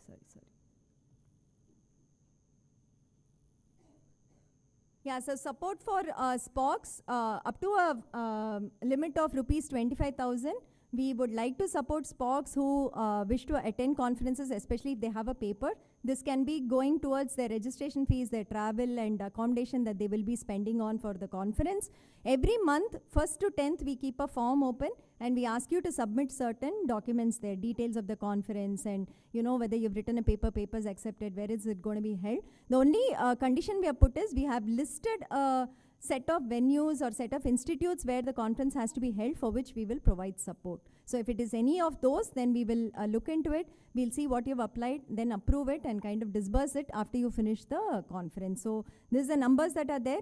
This year we have received only 12 so far, 12 requests so far. So one thing we say is if the SPOC is not availing, maybe a mentor, very active mentor that you want to also incentivize, who is working on the NPTEL front, or faculty member or something like that, can also apply if you're not utilizing it. So we have 12 requests, 3 are approved so far, 1 has utilized it, and we do have support for many more people who want to attend conferences if they have papers there. So more details are available on the website. Please do check that out on our side. So this is good. Okay, this is something that we started about a year and a half ago, I think. So how many of the, okay, so it's a yes.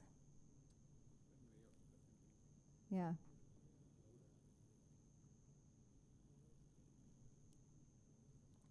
Divya, I hope the same person cannot keep on clicking, right?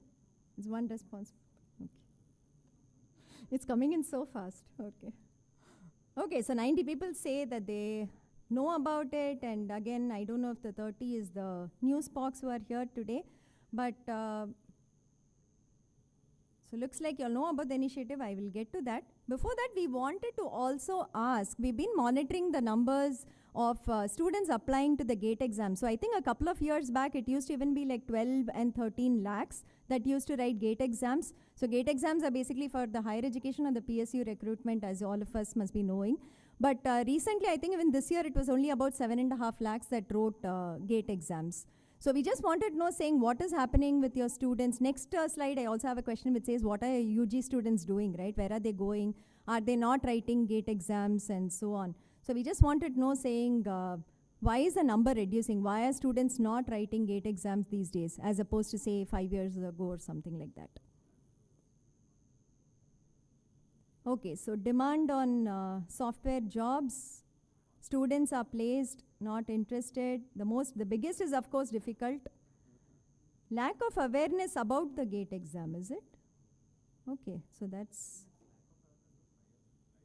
of higher education in general. Okay, studying PG is reduced, is somebody what they are saying. Highly tough, higher studies. Master's degree abroad is something that's coming a bit. Not getting marks, not interested, no good career options, no charm. Now I'm just reading the smaller ones that are there. Lack of interest is coming. Software stream is coming quite a bit. IT jobs, software jobs. Okay, so looks like the biggest is difficult, lack of awareness.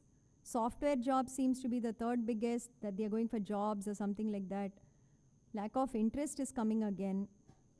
So those are the answers that they are giving for that. So I think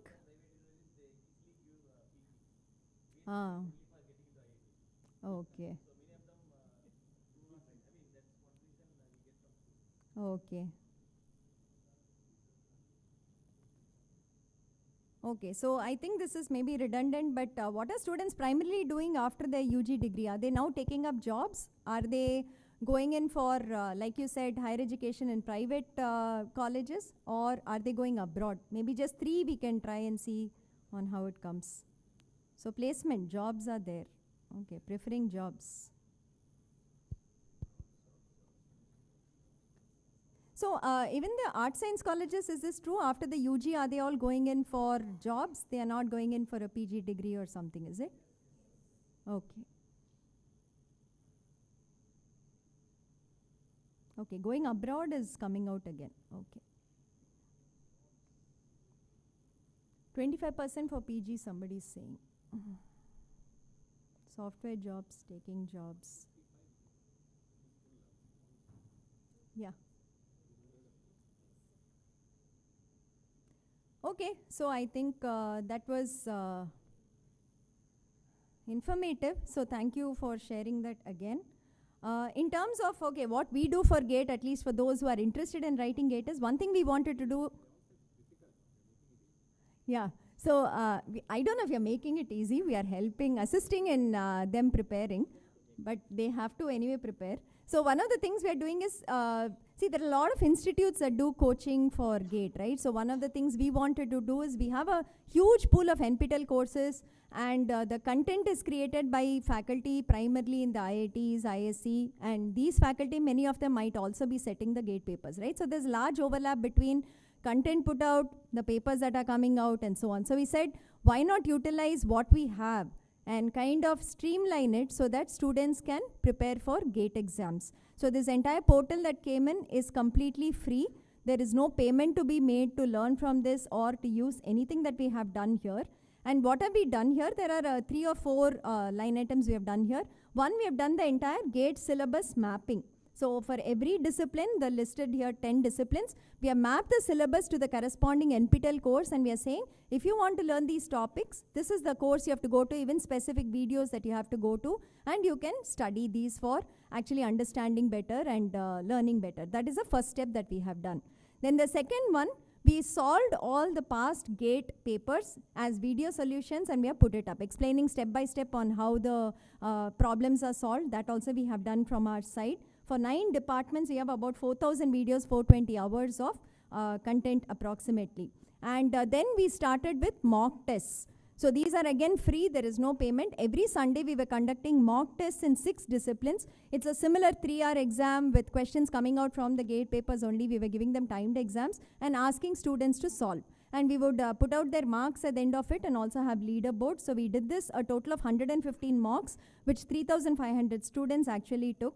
And also like the PMRFs do live sessions for NPTEL courses, we did live sessions for the GATE coaching too. So we were explaining concepts, how to handle questions in GATE papers that come in, answering doubts. So that too was very popular. We did about 890 sessions and 8,000 students participated in it. So these are things that are happening. You can inform your students about this. This is absolutely free. They can just come in. They can make use of mock tests, of the live sessions, the content that is there. We should be also scaling up on the content. I think more disciplines are planned. Professor Ramakrishna here is coordinating the entire GATE effort. So we are planning on increasing the number of disciplines in which we will also be doing all of this. So please ask them to make use of this portal. And feedback from the GATE learners, I don't know how many of you follow our social media handles, but the day after the GATE results came, we had a lot of posts from learners who said this was very, very useful for them. In fact, last year's AAR1 had actually quoted that the NPTEL GATE portal was very, very useful. He only learned from it, did not go outside to actually prepare. And these are people who said that the mock tests and the content really helped them in preparing for GATE. So a testimonial to say that, you know, at least some parts of it might be useful to your students when they are preparing as refresher, as taking tests or something like that. The fifth one is the NPTEL. Okay, we are on 11:15. Maybe we'll take a break here. I would like to introduce Professor Pratap. Professor Pratap, many of you might know, he was a coordinator of NPTEL from 2013 up to 2021. After that, July month, in fact, he became the Dean of Academic Courses at IIT Madras. He still currently serves as the Dean. And he's now become our boss. So all our projects actually come under the Dean here. So he's become our super boss now. And welcome, Professor Pratap. Thank you for coming here. Thank you for being with us today. So is Surya there? Can I get Surya? So, Professor Pratap, would you like to address the crowd, maybe 5 minutes, and then we'll give away the plaques. I think Professor Pratap has a lot more initiative. Today is an open day for those students aspiring to come into the IIT, so I think he has work outside too. We've asked him whether he can join us at 1 o'clock again to give away the awards. Otherwise, we'll do the top 10 awards for the local chapters when he's here. And we also have another category we wanted to recognize today. We'll do that, and then maybe go for the tea break at 11:30.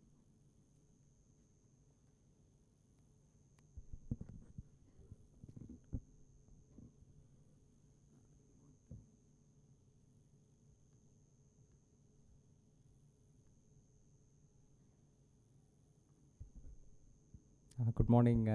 It's very happy to see that we have reached 20 years of this activity. Very nice to see all of you here. I think regularly we have had these events. In many ways, this is really some very nice way of celebrating the education process. We have not normally had this at any level in our education in general in India. We all are so busy with various things that we do in our respective institutes. I don't think we get a chance to come together to just celebrate the process, and I think this is what this is.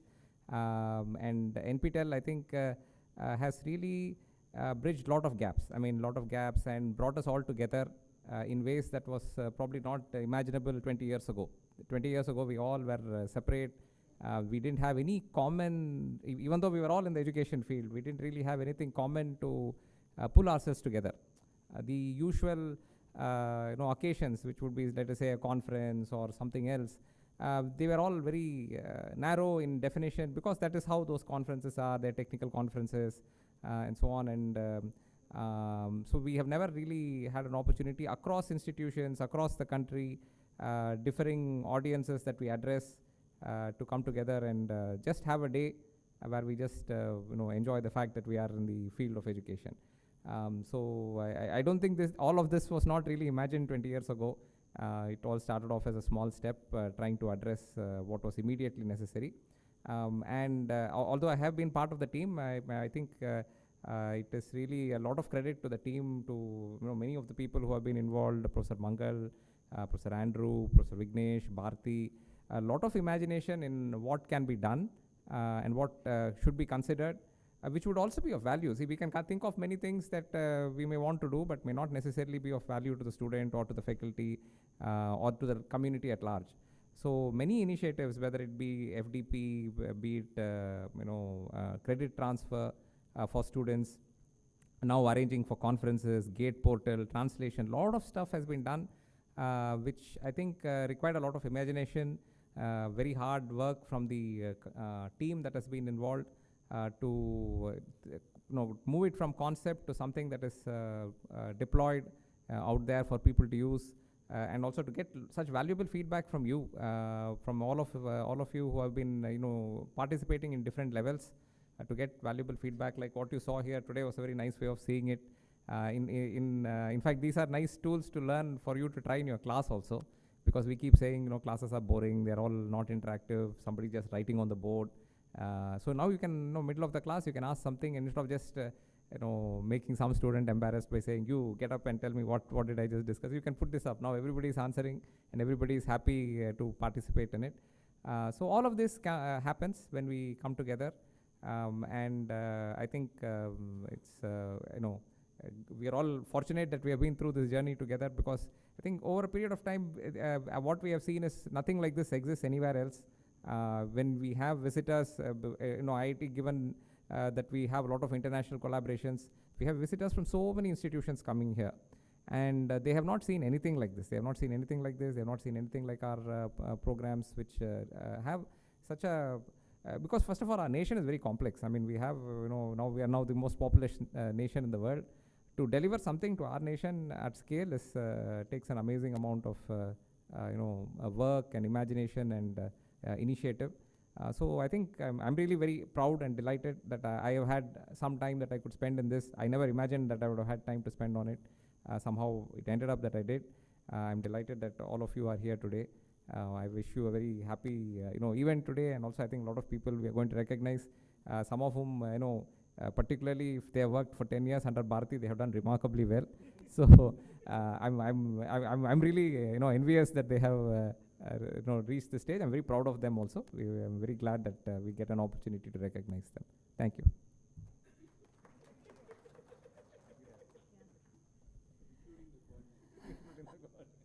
So, I mean, we've not done this too much in the past, but we thought being 20 years of NPTEL and, the way that our project functions, we have to recognize some key people in our team who have been with us for a longer part of the, at least last 10 years journey that are there.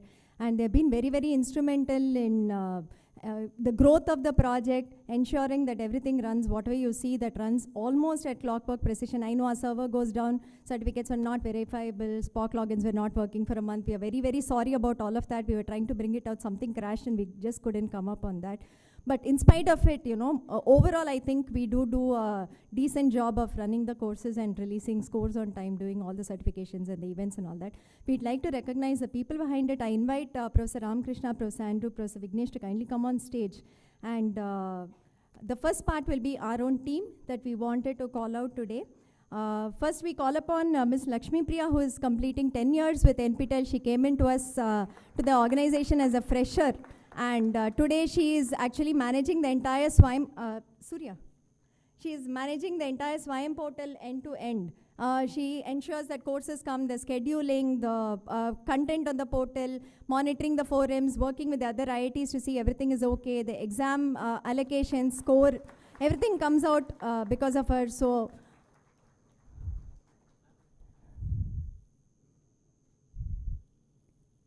Thanks Lakshmi for your 10 years here, wishing you more years with us here. Next I'd like to call upon a person that all of you know, Ms. Kamala Ramakrishnan. She's also completing 10 years with us here. She manages the local chapters, the exam, the exam coordination, and she's also in the BS program that she handles industry relations there along with exams for the BS program. So thank you Kamala for 10 years.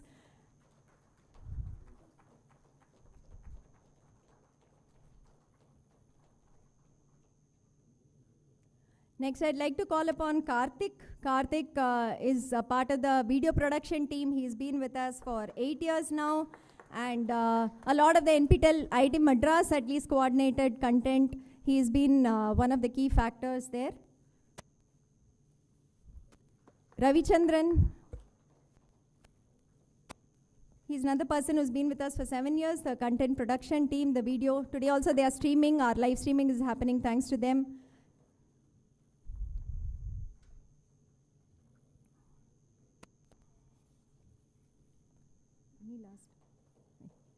Then we call upon Anita, Gomati, Murli Krishna. Can you all come forward, please? So Ms. Anita, she manages the exam question papers and whatever you see on the TCS software as question papers on the exam day. She is heading that entire team today.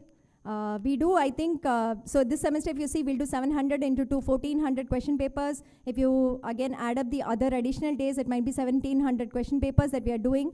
Configuring, checking for errors, coordinating with faculty, sign off, putting it on TCS software, seeing that it runs end to end. So that's Anita for you. Gomati from the production team again, who has completed 7 years of service with us. And please go on stage. She's part of the video production team. Congratulations, thank you for being with us.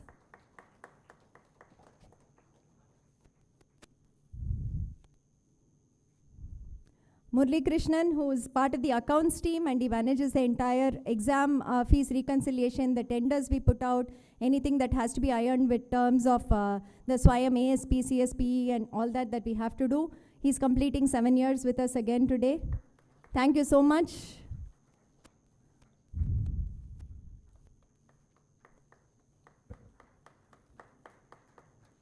Maria Nita.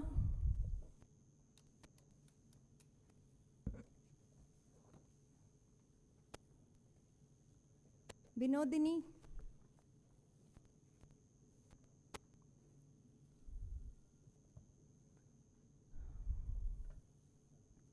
Maria's been with us for 6 years, again a part of the exam team, the question papers. So this is one team that works very silently. There's no noise from the team because they sit and look at question papers morning to night, finding mistakes and whatever they're seeing, the things are in order. And that is one team, very patient and it's very difficult to be like them. I mean, I could never fit into the team, I guess. Vinod, yes, Vinod is also part of the exam team, the question papers and so on. So we are trying a lot of automations, but very hard to do it with the kind of software we use and the kind of constraints that faculty put on us, the type of questions that they want and so on. But these people have been amazing for us, that they've actually put the exam day for us together in the last so many years. So thank you, Vinod. Thank you so much for this. Vignesh Kumar, part of the production team. 5 years of service. Next, we're calling on the 5 years of service people. So Vignesh Kumar, Purnika Sharma, Mahesh Kumar. Can you all just come closer to the stage so that I can introduce you? So Vignesh Kumar is part of the studio production, video production team. So now we have more. It's not just NPTEL courses. We are producing the BS courses, the data science, the electronic systems. We have the live workshops that go on NPTEL Plus. So they handle all that. Purnika is part of the exam team again, the question paper and exam coordination. 5 years completed. Thank you so much, Purnika. Next is Mahesh Kumar, part of the production team. 5 years again. So the multiple cameras you see here, 1, 2, I think there's one more, and a setup here also that's going on. All of them are part of that team. Then a person that again all of you must be familiar with, Ms. Divya, who is a part of the local chapter team, who interacts with you. She also does the entire exam coordination now for the NPTEL and BS exams in terms of getting the IR, seeing that they go to the centers, and that part of it she does. We also have these online proctored exams for BS that also is managed by her in terms of the people management. So thank you, Divya, for that, for your 5 years. Akshay, are you there? Yes, please come. Akshay, Raghavi. Akshay is part of the production team again. So the feedback videos you'll be seeing is also done by them. We collect so much feedback when we go to centers, so even putting those together, doing some small snippets. Akshay is particularly very skillful. He's done some music videos on his own. He's done some music productions. Very creative person. Thank you, Akshay. Raghavi is part of the exam team again. The 5 years completed. The question paper management. Thank you, Raghavi.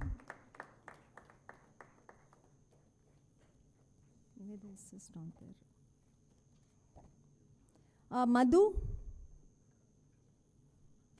Is Madhu there? Yes, Madhu is the most important person in our office. He's the office assistant, opens the office at 6:30 a.m. in the morning that any of us can go in, stays up till 9 p.m., 9:30 through the week. He does all our snacks, our packing, the posters that you all get and all are thanks to Madhu and one more person called Devasena. They do it, certificate packing, t-shirt packing, everything happens with them. Thanks Madhu, thanks for your...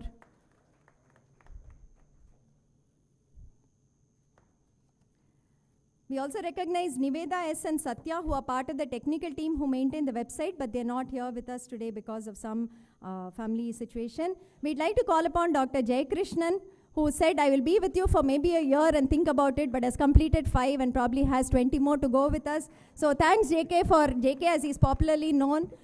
He plays a key role in NPTEL. All your ABC queries, please go to JK. JK is the guy who does ABC, a lot of interfacing with MHRD, Swayam portal, BS program. He contributes to the academic part, interacting with the instructors, technology part of it and all. Thanks so much JK. 20 more to go at least, not any lesser. Yes. So lastly, but not the least, I'd like to call upon Surya Prakash. He's been part of the accounts team. He started as a office assistant, today is like our administrative in charge, our accounts in charge, knows in and out of the IT processes, our go-to person for anything. Thanks Surya, thanks for everything. Yeah, so that was the people that we had for more than 5 years from our team. Since Professor Pratap is here, we'd like to do the honors for the top 10 rated local chapters also. Names. Okay, you want to?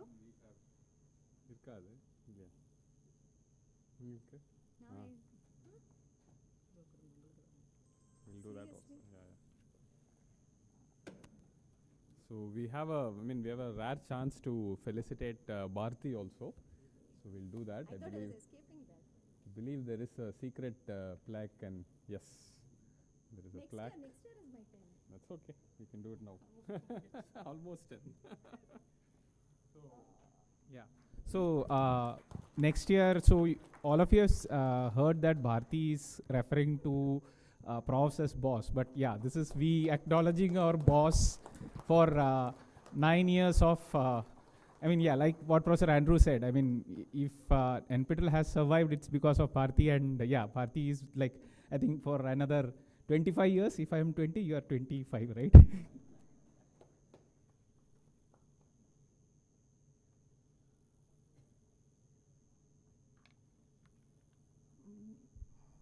So the AAA category, we'd like to call upon VIT University, Vellore, Tamil Nadu. Mr. Govinda is here.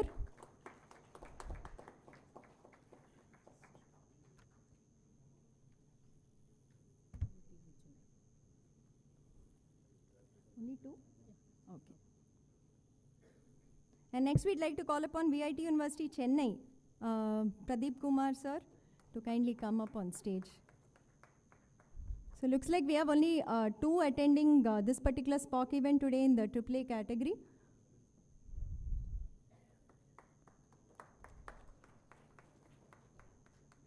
Thank you. So we'll do the remaining after around 1 p.m. once we are done with our discussions like we usually do. So thank you, Professor Pratap. If you can make it, please do come back at 1 p.m. or so, and we'll do the remaining. We can take a break for tea and snacks now. Tea and snacks is served in the dining room, which is just adjacent here. Maybe we'll go there 15-20 minutes and come back. In the meantime, I'll just like to remind people that Christopher from TCS is here if you all want to meet him. Dakshinamurthy from KPMG is here. He would like to definitely interact with you. Please do so. And all of us are here in case you want to also interact with us. Thank you.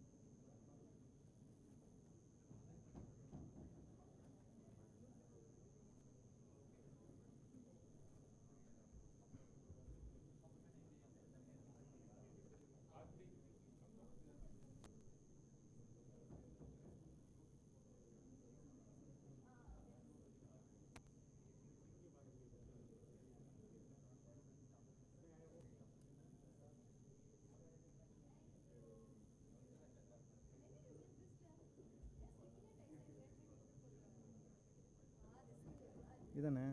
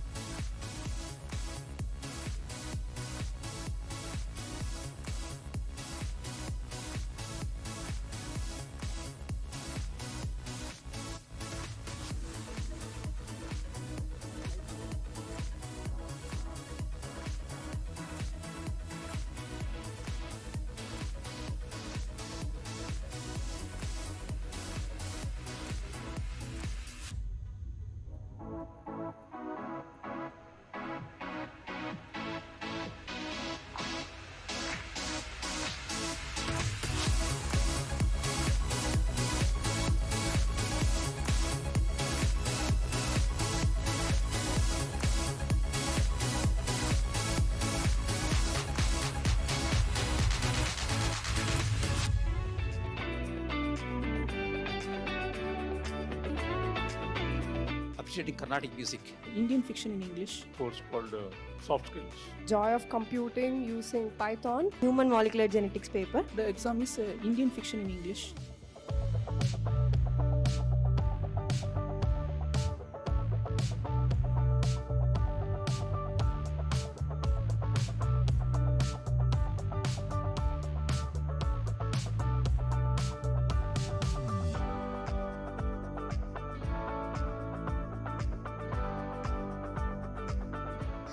Today I wrote the exam for 20th century fiction in English literature. I'm Dr. S. Sitaraman. I'm a retired chief scientist from CSIR CRC.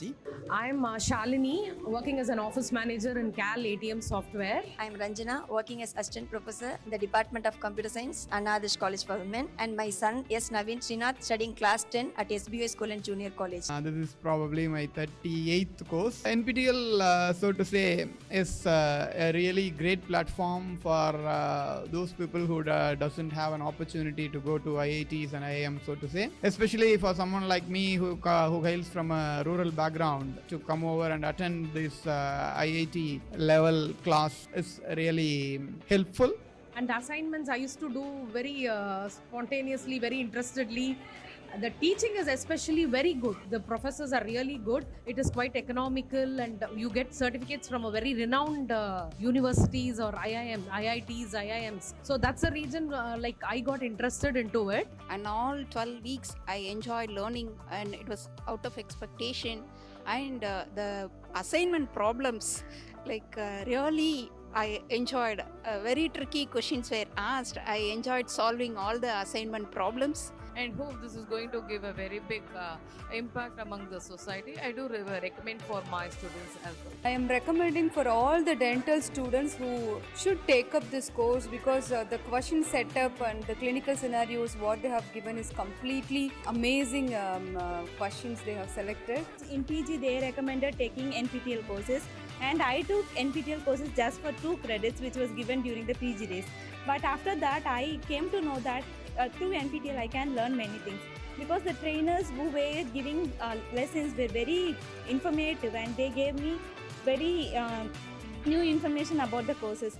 And as of now I have completed almost 10 NPTEL courses. NPTEL helps me to update, it helps me to update in my career also because I have learned many areas which is very new to me. Another person from my college has taken it in another center, and both of us feel that the teaching was absolutely brilliant throughout the course. And it's not only theory, even practice is there. They actually showed us to the flight lab and they actually had very practical exam. I would suggest NPTEL for my friends because it will be helpful for them, and there are like wide variety of courses including electronics, mechanical, computer science. I came to know through my college, VIT. They were where we have to do an online course through NPTEL. I'm basically a mechanical student, but I'm able to do deep learning through. Exam was very easy, and all arrangements, everything was perfect, no glitch. This is an excellent work, and that too it comes at a no cost. I'm telling no cost because people can just enroll and leave it, and people who want a certificate, and there's just a very nominal cost of ₹1,000. The coordinators and this team of IIT and all the institutions have done a wonderful work. The case studies are provided and live sessions were given. So that was really entertaining in NPTEL course, which you don't get in normal class. NPTEL is the first experience in writing exam through online with the scribe. Hence it is an online. Scribe also feels easy. So the workload is reduced. And every students must attend NPTEL courses and get knowledge about different things with a short while. NPTEL courses is actually very helpful for me to brush up my basics actually. Since we don't have time to concentrate on the basics of the subjects, we'll be concentrating on more on research. Through these exams only, I'm brushing up all my basics and all.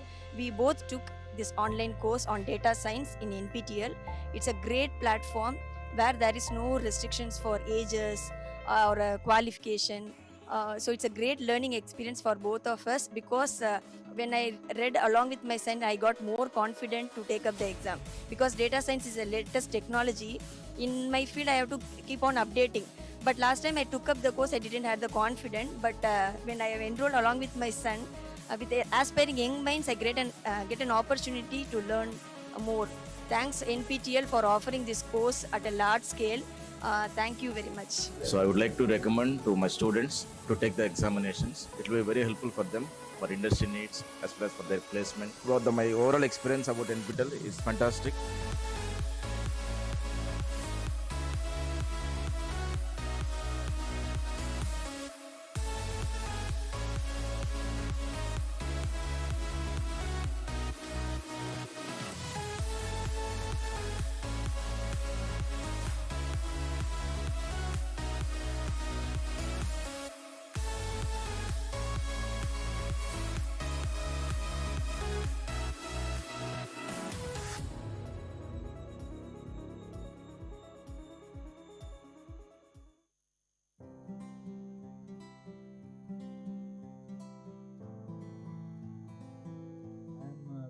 I have just completed course on forest and their management from NPTEL.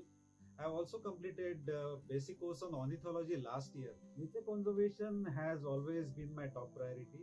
After working for more than 30 years in the field of automobile industry as an automobile expert, I have happily taken VRS to focus and spare more time on this very critical social responsibility, that is nature conservation. We all know that the birds are the first beautiful indicators of healthy environment. I am looking forward to have one more close association with NPTEL shortly, as NPTEL has always been my best source of knowledge. Thank you, NPTEL. This is Samrat Bandyopadhyay. I'm presently studying in IIT Kharagpur. I'm also the topper of IIT Kharagpur Law School.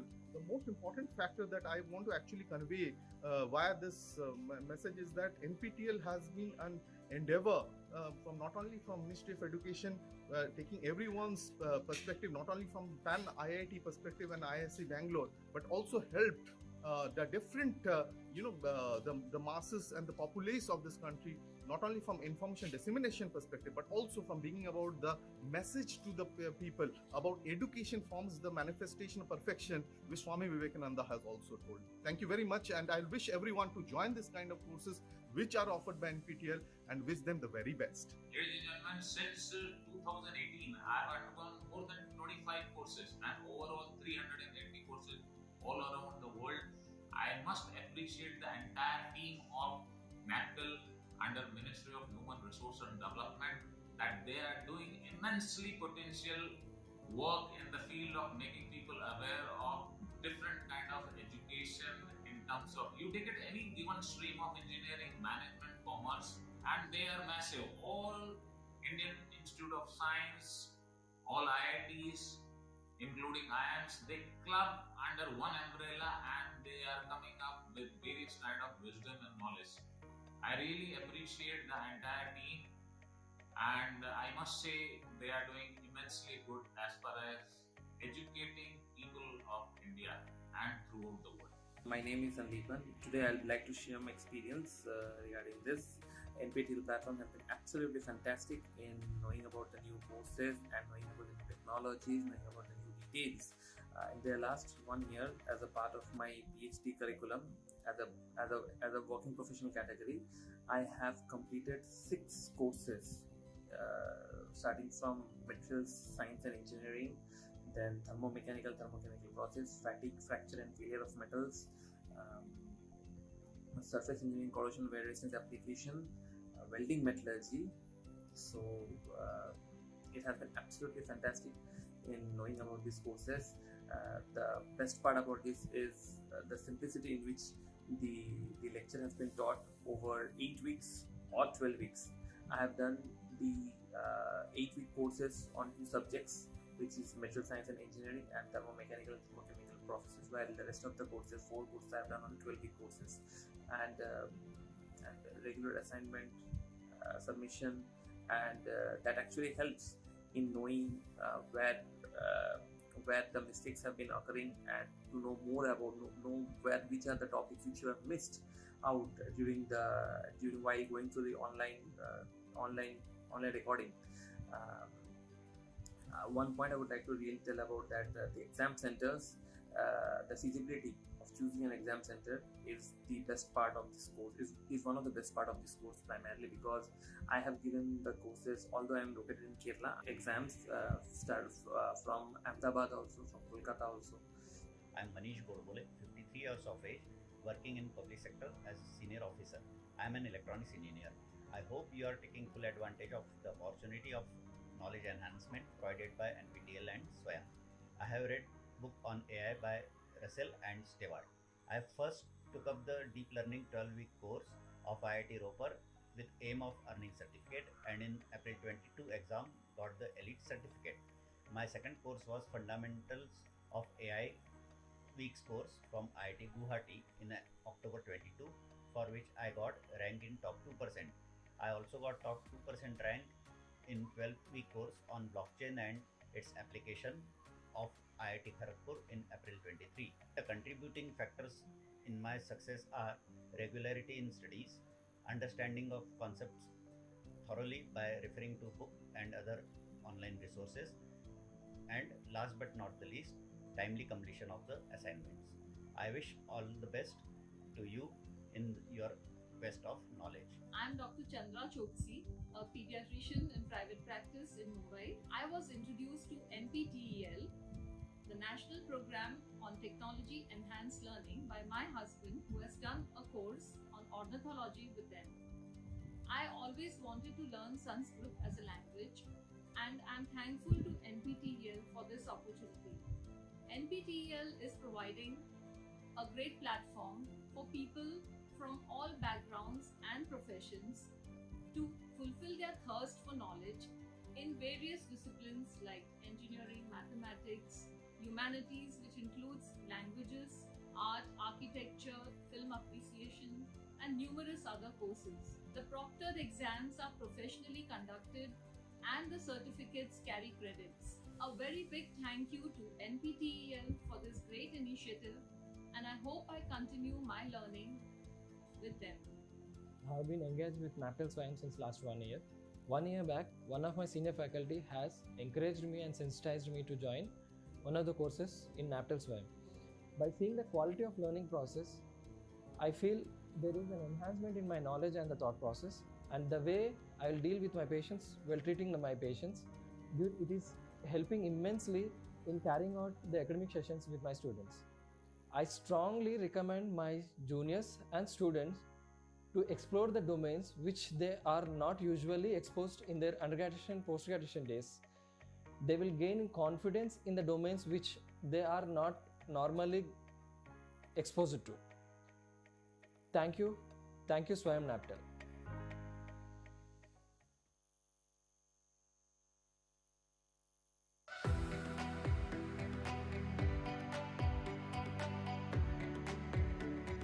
NPTEL was very convenient in the sense that you can always watch the videos on whenever you're convenient at home. NPTEL like this are actually very important because, for example, I have certain courses in college like speech technology. Course like natural language processing is aligning with that the already existing courses. So it will only help to strengthen what I already learned. There are courses for all batches, all departments. You can explore in all corners of things possible. Being a dentist, I am trying to explore things in medicine. So being an engineer, being in any professional you can be, you can learn a lot from NPTEL. Not only your profession, you can explore in all other profession as possible. I started taking up NPTEL exams from college days. In PG, they recommended taking NPTEL courses, and I took NPTEL courses just for 2 credits, which was given during the PG days. But after that, I came to know that through NPTEL, I can learn many things because the trainers who were giving lessons were very informative, and they gave me very new information about the courses. I studied in my UG and PG. The related topic only I came to know in that NPTEL courses. It was very useful to know, so it will help me to crack the NET exams. So it was very useful for me. The case studies are provided and live sessions were given.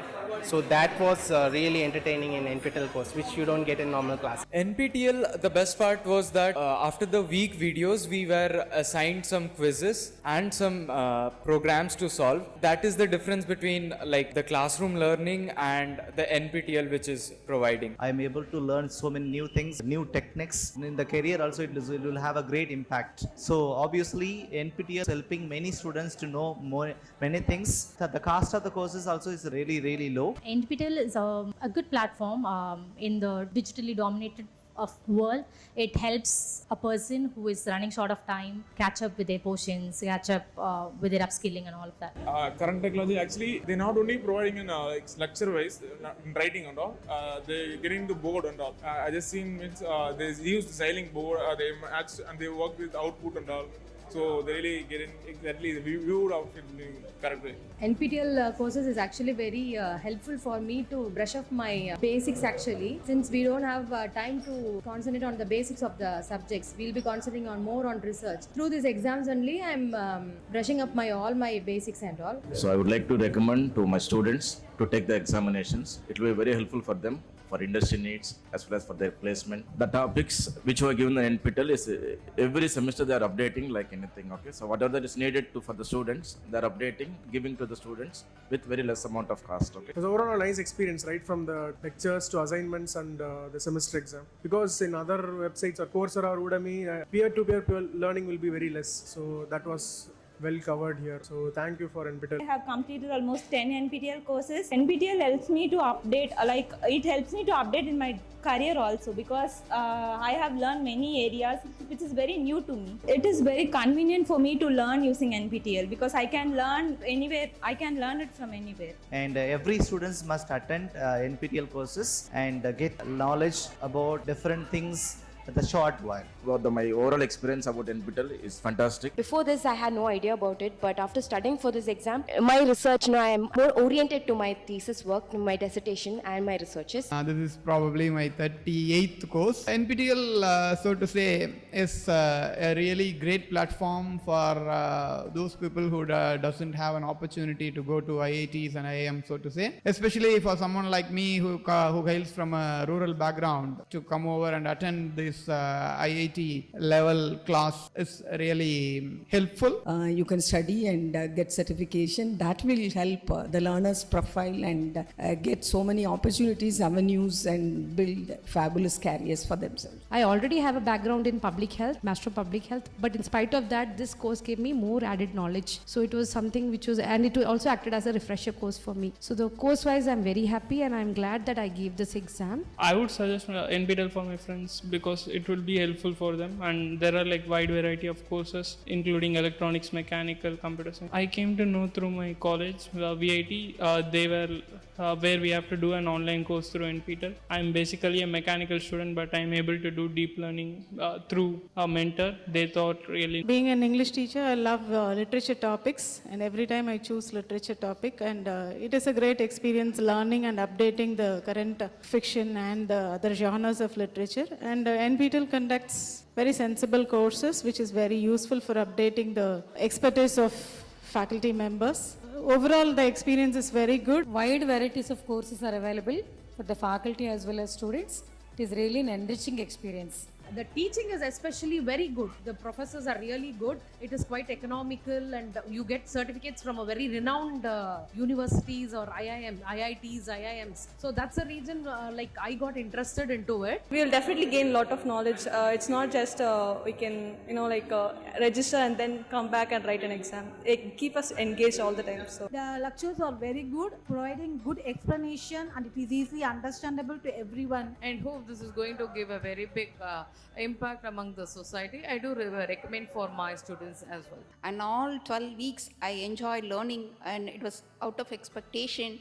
And the assignment problems, really I enjoyed. Very tricky questions were asked. I enjoyed solving all the assignment problems. I am recommending for all the dental students who should take up this course, because the question setup and the clinical scenarios what they have given is completely amazing questions they have selected. Made us inquisitive to search for more knowledge. My congratulations for the NPTEL team.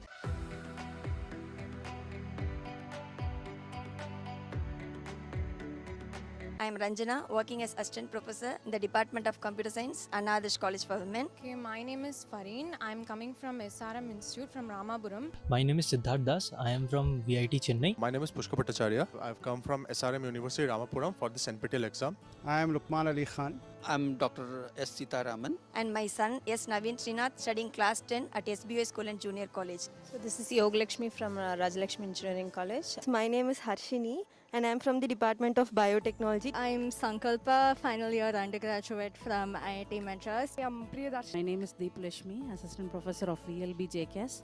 Today I took the exam for ethical hacking. This time I have taken two courses. One is in integrated marketing. The advanced strategic human resource management course. And the second one is merger and acquisition. Python language stuff. On data science. Course called soft skills.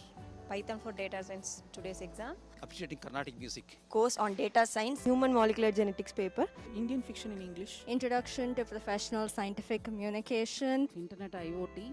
Joy of computing using Python. And human molecular genetics. And the course and everything was, the process was totally fine. And the teachers, those who were teaching us, most of the time available for all the doubts. And whenever I posted any doubt, I got the response within few days. And I would recommend everyone to take NPTEL courses.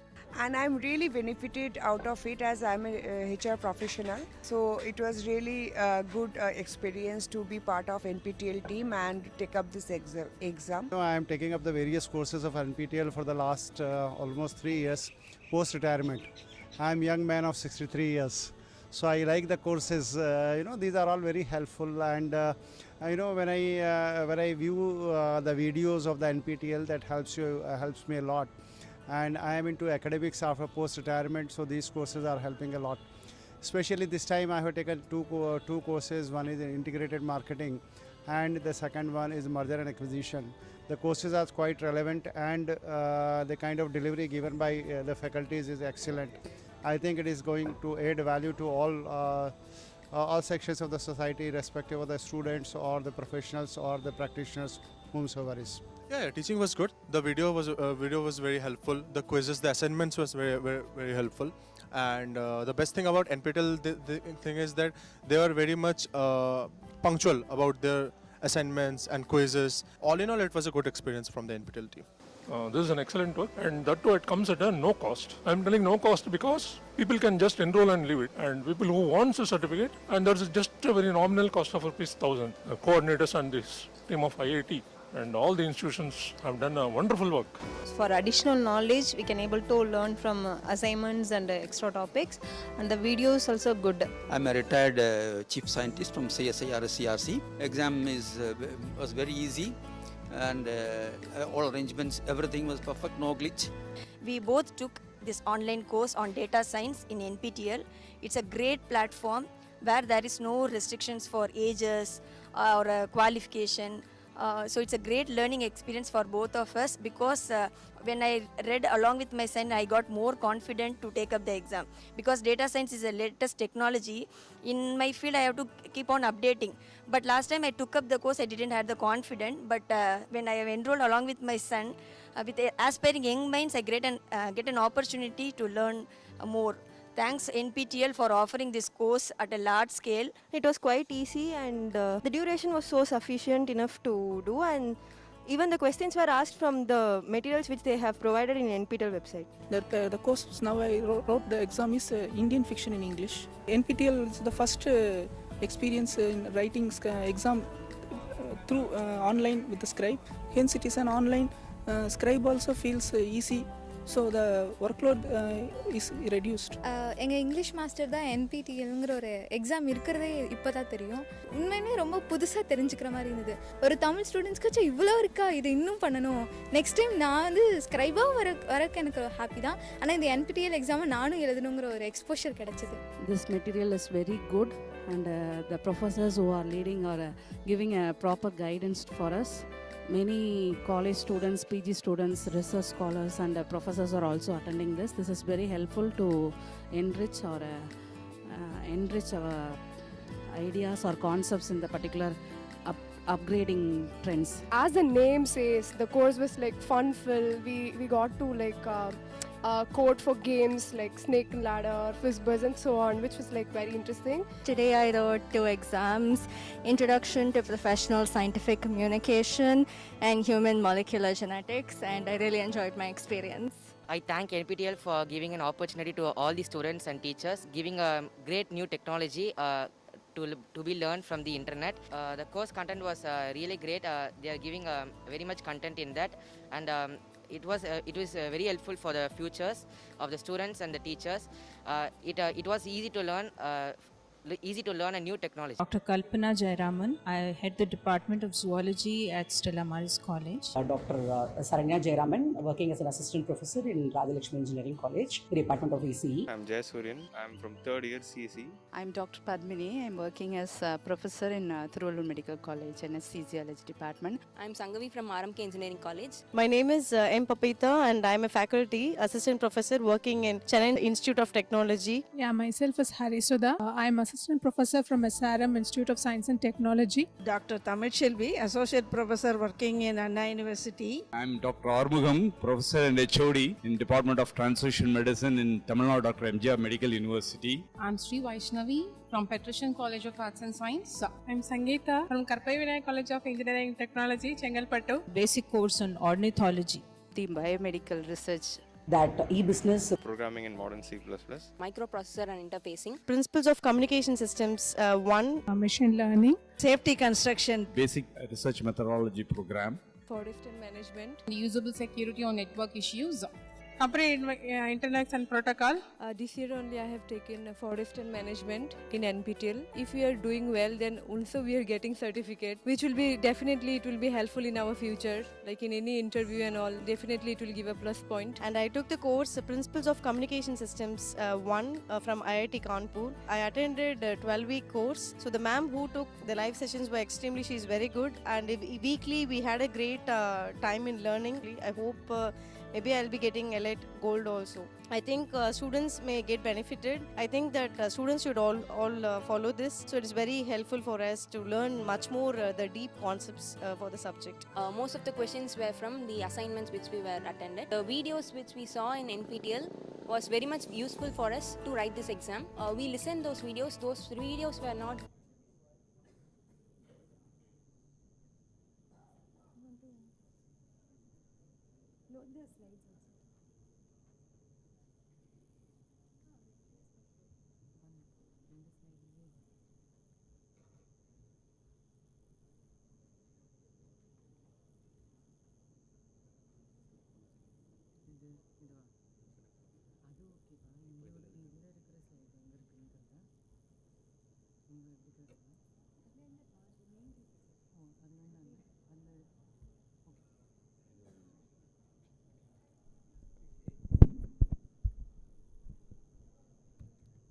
Hello, good afternoon to one and all present here. I'm Jaibala. I handle the Industrial Relations and CSR initiatives of NPTEL. So I would like to introduce, so today as part of this we have Mr. Mahesh Tachle from, he's from the technical support of Ansys Software. We partner with industries for various, apart from the academic courses, we want to also give industrial perspective apart from the academic knowledge. So we also try to partner with various industries to enable this. So one of our partners is Ansys Software. They have also supported generously with their CSR, as well as they are offering innovation courses that they have with hands-on how to use their tools. So here we have Mr. Mahesh Tachle from technical support. He will run you through the offer that we have. So these are some particular courses. They have mapped their courses against. There are 20 courses, out of which there are 11 courses which are running in the July semester, which is open for enrollment. The toppers of these courses will be able to get free certification and badges for track completion of Ansys. They can finish their courses on Ansys platform and they'll be able to gain the badge. This is worth certain monetary value. He'll run you through the same. Thank you. So thanks Jaibala for the introduction. So hi everyone. As Jaibala mentioned, my name is Mahesh Tachle and I work with Ansys Software as a technical support engineer, and here I am basically responsible for the learning and support avenues of Ansys for the adoption of Ansys innovation courses and the certification modules. So first of all, I would like to take this opportunity to thanks Jaibala ma'am, Bharti ma'am, and the whole NPTEL team for this opportunity to demonstrate the Ansys innovation courses in front of you. Yeah. So in next 10 minutes, I will walk you through what all are the offerings from the Ansys for the students, faculties, and the professionals, and as well as how these offerings are going to impact to address the challenges what are being faced by the academia in recent days. So along with that, I will also cover what exactly is the engagement Ansys is trying to build with NPTEL, and also a call to action for all of you. So to start with, when we look towards the academia, we see these as a major challenges. So basically, difficulty in engaging the students. So nowadays, engineering concepts are complex, and it's really difficult for faculties to keep the students engaged throughout the lecture, throughout the course. When we see towards the next challenge, that is insufficient industrial application focused approach. So basically the technologies are evolving day by day, and the curriculum which was for the last year, it may not be applicable for the upcoming year. So that's the reason it may be difficult to map the academia and industrial, what exactly is being taught into the industry and what is being applicable into the academia. So then developing the practical skills and tools into the students. Basically, engineering education must be practical oriented, and maybe due to a lack of access to the well-equipped labs, this skill is also missing, or this factor is also putting a challenge for educators to develop the practical skills into the students. Then preparing for the lecture materials, new lecture materials. Due to evolving demands, maybe a faculties can relate to this thing, because due to evolving demand and change in curriculum, there may be a possibility that faculties need to develop the new content on a regular basis, and placement of students. So basically, maybe I think that everyone who is present in this auditorium is agree with this, that placing of the students is a major challenge in front of faculties nowadays. It is why, because due to a lack of industry recognized skills and certifications which are lacking into the academia. So these are the few of the challenges when as a industry, when we look towards the academia, we see these as a challenges. So with our solutions, we are trying to deal with these challenges, and I will just cover in next few slides how our solutions will help you to address these challenges. So when any typical learning journey starts with understanding the fundamental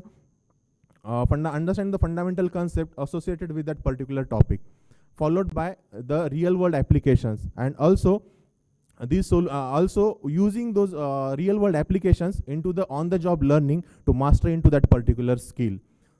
So for all these things, we have a solution. So Ansys is having more than 315 plus courses into fundamental physics and simulation. Then also we have 900 plus courses which are focusing on the simulation based practical industrial solutions. And for that also we are having the certificates to recognize these skills for the students and faculties who are taking these courses.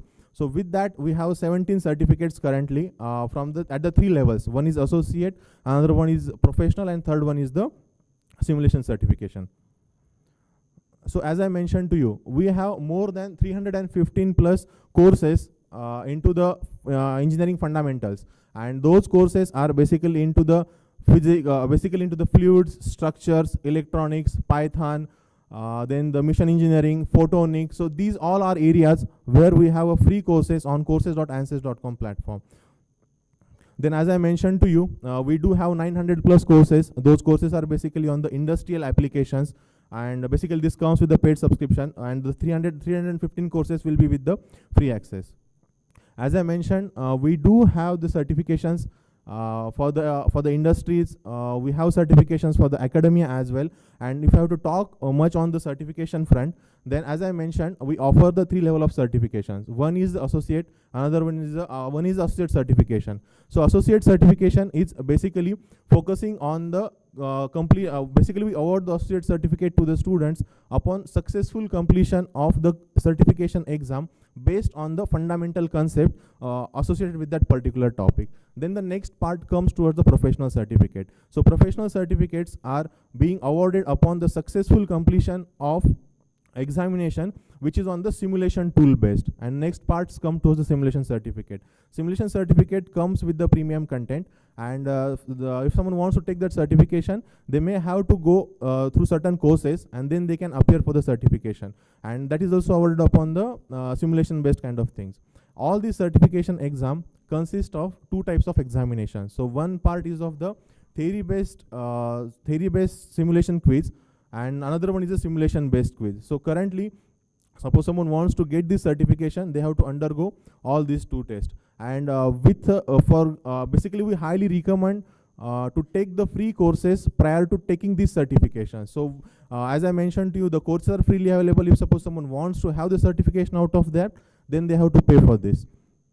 So, and also apart from the certification, we also offer the course completion badges. So course completion badges are the products which are for the individual course completion. It shows that someone has completed the course into that particular category, and these course completion badges are also for the tracks. As I mentioned, there are single courses and there are the courses which are into the packets. So we offer the course completion badges for the single course as well as the track completion.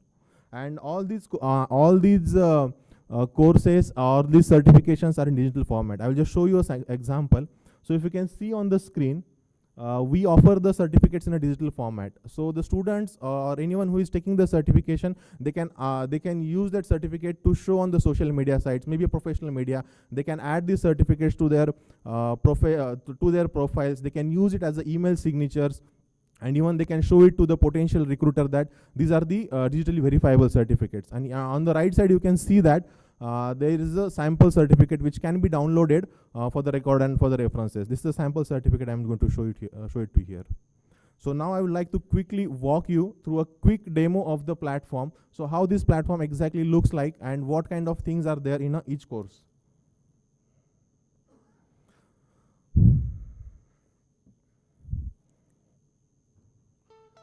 So this is the platform. So basically this is the old video, so numbers are not updated. You can see the list of courses. There are courses from all the segments. As I mentioned, we do have a learning tracks as well. If we select any of the segment, we can see the course structure. So each course consists of multiple lessons, and each course starts with an interesting video which students can relate to their application, followed by the lecture video for that particular concept. And also we do provide the reading materials as a handouts in a PDF format. They can download and keep for the ready references. Just look at the second lesson. Here also you can see the course starts with an interesting video, followed by the high quality lecture videos. Then the handouts are there. And also the beauty of these courses is that we also provide the simulation example. So as a part of the free course, we used to provide the simulation example which students can go through with the guided simulation examples, and they can do the simulation at their own with the free student software. Also, we provide some mesh files to run the simulation as a homework assignments for the students, and also we provide the results as well. At the end of each course, we do have some quizzes for testing the knowledge. So this is all about the platform what we have. Also, we have one platform which is Educator Hub. Educator Hub is basically a platform which is for the faculties. So faculties can come on Educator Hub, they can explore all the resources which are there into the market, not with only the ANSYS, but for the simulation resources, they can come and they can explore the platform, they can download the study materials, and they can use it in their classroom teachings as well. And currently, if you see at the 4 we have on a front, and if you go into if you explore the courses, if you explore the platform, you will see that from these categories, you can explore the materials from the network. So to summarize on the ANSYS offerings, you can use these courses for reinforcing the classroom teaching with the modular video-based lecture. You can use this for the curriculum enhancement with the application-oriented courses. It will definitely help you with the new course development with the AIC courses as well as with the new Educator Hub. It will help you for the reskilling and upskilling. Nowadays, if suppose today someone is teaching the fluid mechanics, maybe he has to teach thermodynamics next day. So for these kind of upskillings also, the courses will help them. And obviously with the industry recognized course completion badges and the certificates, students will be ready for the industries. So now I would like to emphasize on the ANSYS and NPTEL engagement. So I am really thankful for the NPTEL team for their support in this initiative. So with this initiative, we are offering the free track completion badges to the students who will be the toppers into the NPTEL courses. So I have a list of courses from the July 23 batch. So the students who will top into these courses, these are the 11 courses actually, from the July 23 batch. The toppers of these courses will be awarded with the free track completion badges. So these track completion badges are from the OEM, that's ANSYS. So it is having a certain value when it goes to the market, when it reaches to the recruiter. So these kind of badges we are offering for the upcoming batch. And a call to action, a last slide, call to action for all of you. I request all of you to please explore the free courses. You can assign these free courses as an assignment to your students. You can include these simulation courses into your CAE labs. You can assign the learning tracks to the students against the project-based learning. And the last is that, so today for this event, we have a special quiz. So I request all of you to take a snap, or you can scan the QR code and attempt the quiz. It's a very short quiz based on the platform. And the 3 lucky winners will get the maybe a surprise gift at the end of the day. So I request all of you to take the quiz. And if any questions, I will be always available in the auditorium for a day. So thank you so much for this opportunity.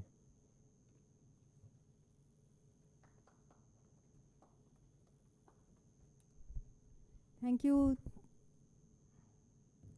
Thank you, Mahesh, for that. So yeah, just to summarize, we have partnered with them where the courses on NPTEL are being mapped against the tracks that they have, and toppers of these 11 courses for the July 2023 semester will be offered an opportunity. They'll get some coupon codes. You can go on to ANSYS, you can finish your track and get the badge, which actually is normally costed. There is a fee to that, but because of this partnership, it is now being given free for us. So basically that is the advantage. So colleges and SPOCs, I request you, we'll also send out a mailer about this, which are the 11 courses, what to do and so on. And you can urge your students to actually go through it, and if they are toppers at the end of it, maybe by November or so, they can do the ANSYS track and get the badge. So this is one. The second partnering that we have is with Microsoft for their certification courses. I think we have done 2 or 3 interactive rounds with the SPOCs to say how we are partnering. Microsoft also has given us their certification courses, basic certification courses that we can do for free, we can track it and so on. So again, that is something that we were taking out data and we saw it's very, very underutilized. I don't think many students have come in to do it. I think it's good to have something on a resume, especially those maybe not in the engineering stream or something. If you want to showcase that you have a skill set, it's better to probably do a few of those Microsoft courses and get some badges, get some completion certificates. Again, Microsoft is giving it to us free. The basic courses are all free, for which you'll get badges and certificates. The advanced courses where you do some projects, data science courses and all, we do have discount vouchers again. So Microsoft has given it to NPTEL and said you can distribute it and you can have students utilize it. So if your college does not have a direct tie-up with Microsoft, through NPTEL you can get them to do these courses and actually get some certificates and badges. So for now we have these two tie-ups going on.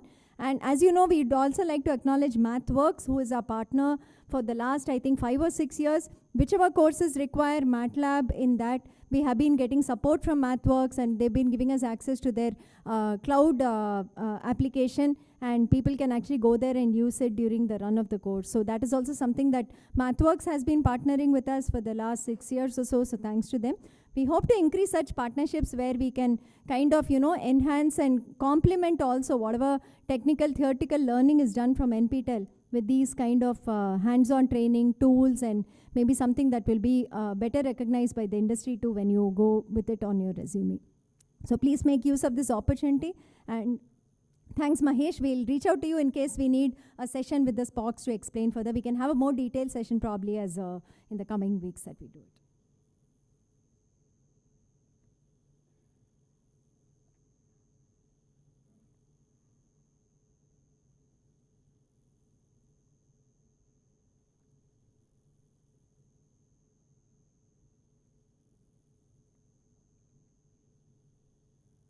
Yeah, I think we stopped at this point before the break. So there are about 7 more short initiatives, but most of you seem to know everything. So it's going to, probably reduce the time, not take too much time.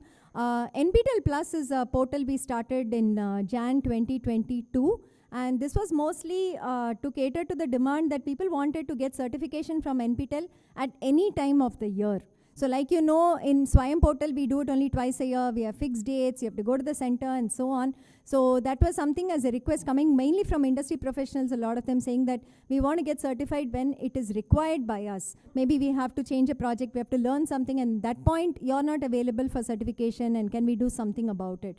And we also see a lot of portals which are actually not authorized to use NPTEL content are putting our courses out there and also, giving their own certificates based on our courses. So we said, why not, do it ourselves? So we started this NPTEL Plus portal.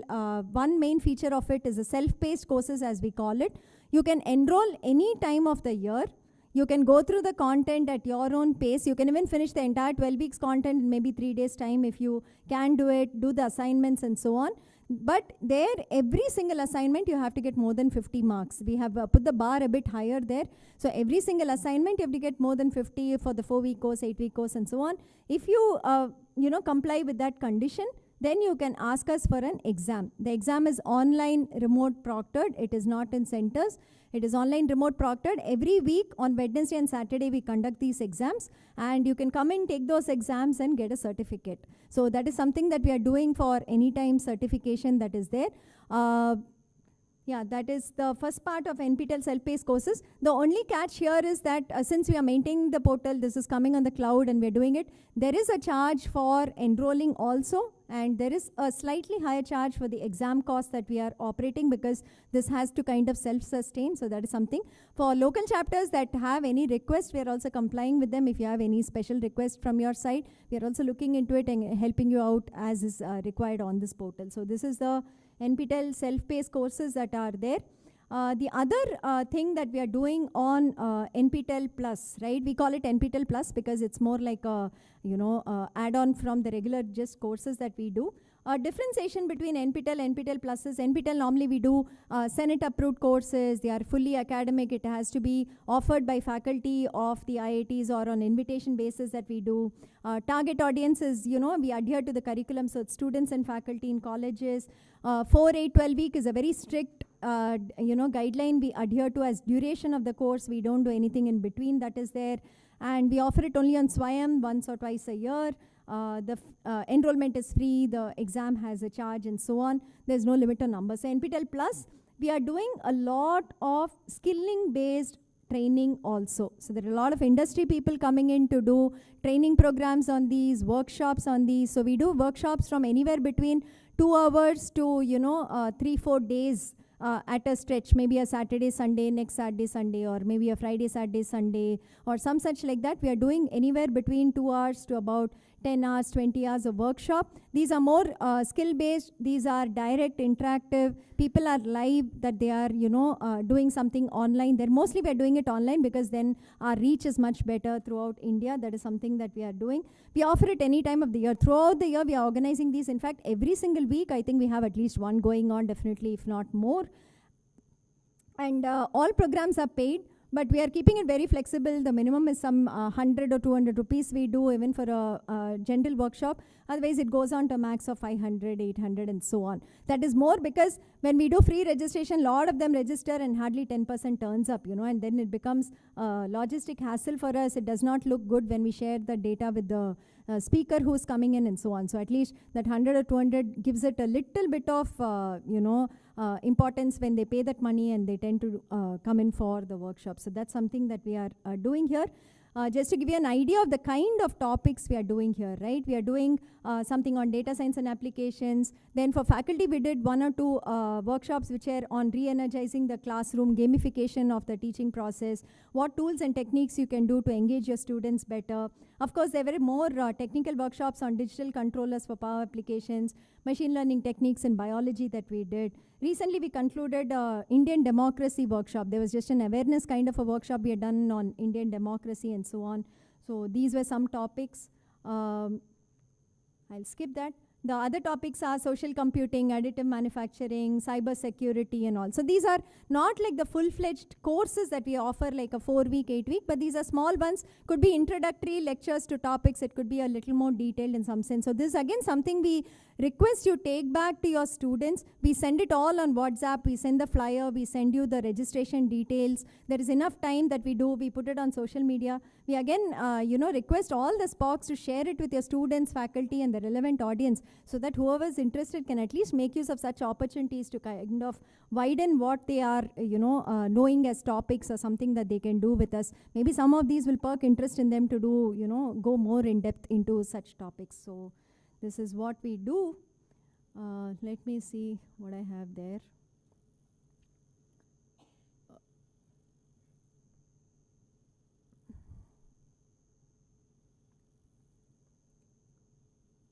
Okay, this is something I want to ask at this point before I talk about it. How many of the SPOCs know about the internship scheme that we have for toppers in the courses?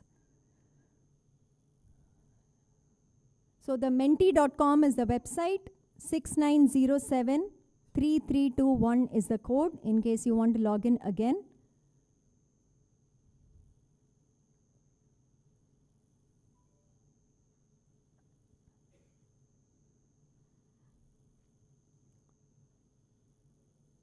Yeah, repeating the code 6907-3321 in case you're logging in again. Menti.com is the website. Okay, I think it comes to the same that probably the SPOCs from before know it, and I don't know if 26 is a new SPOCs. I don't think we are getting that data here. Okay, let's go back to this.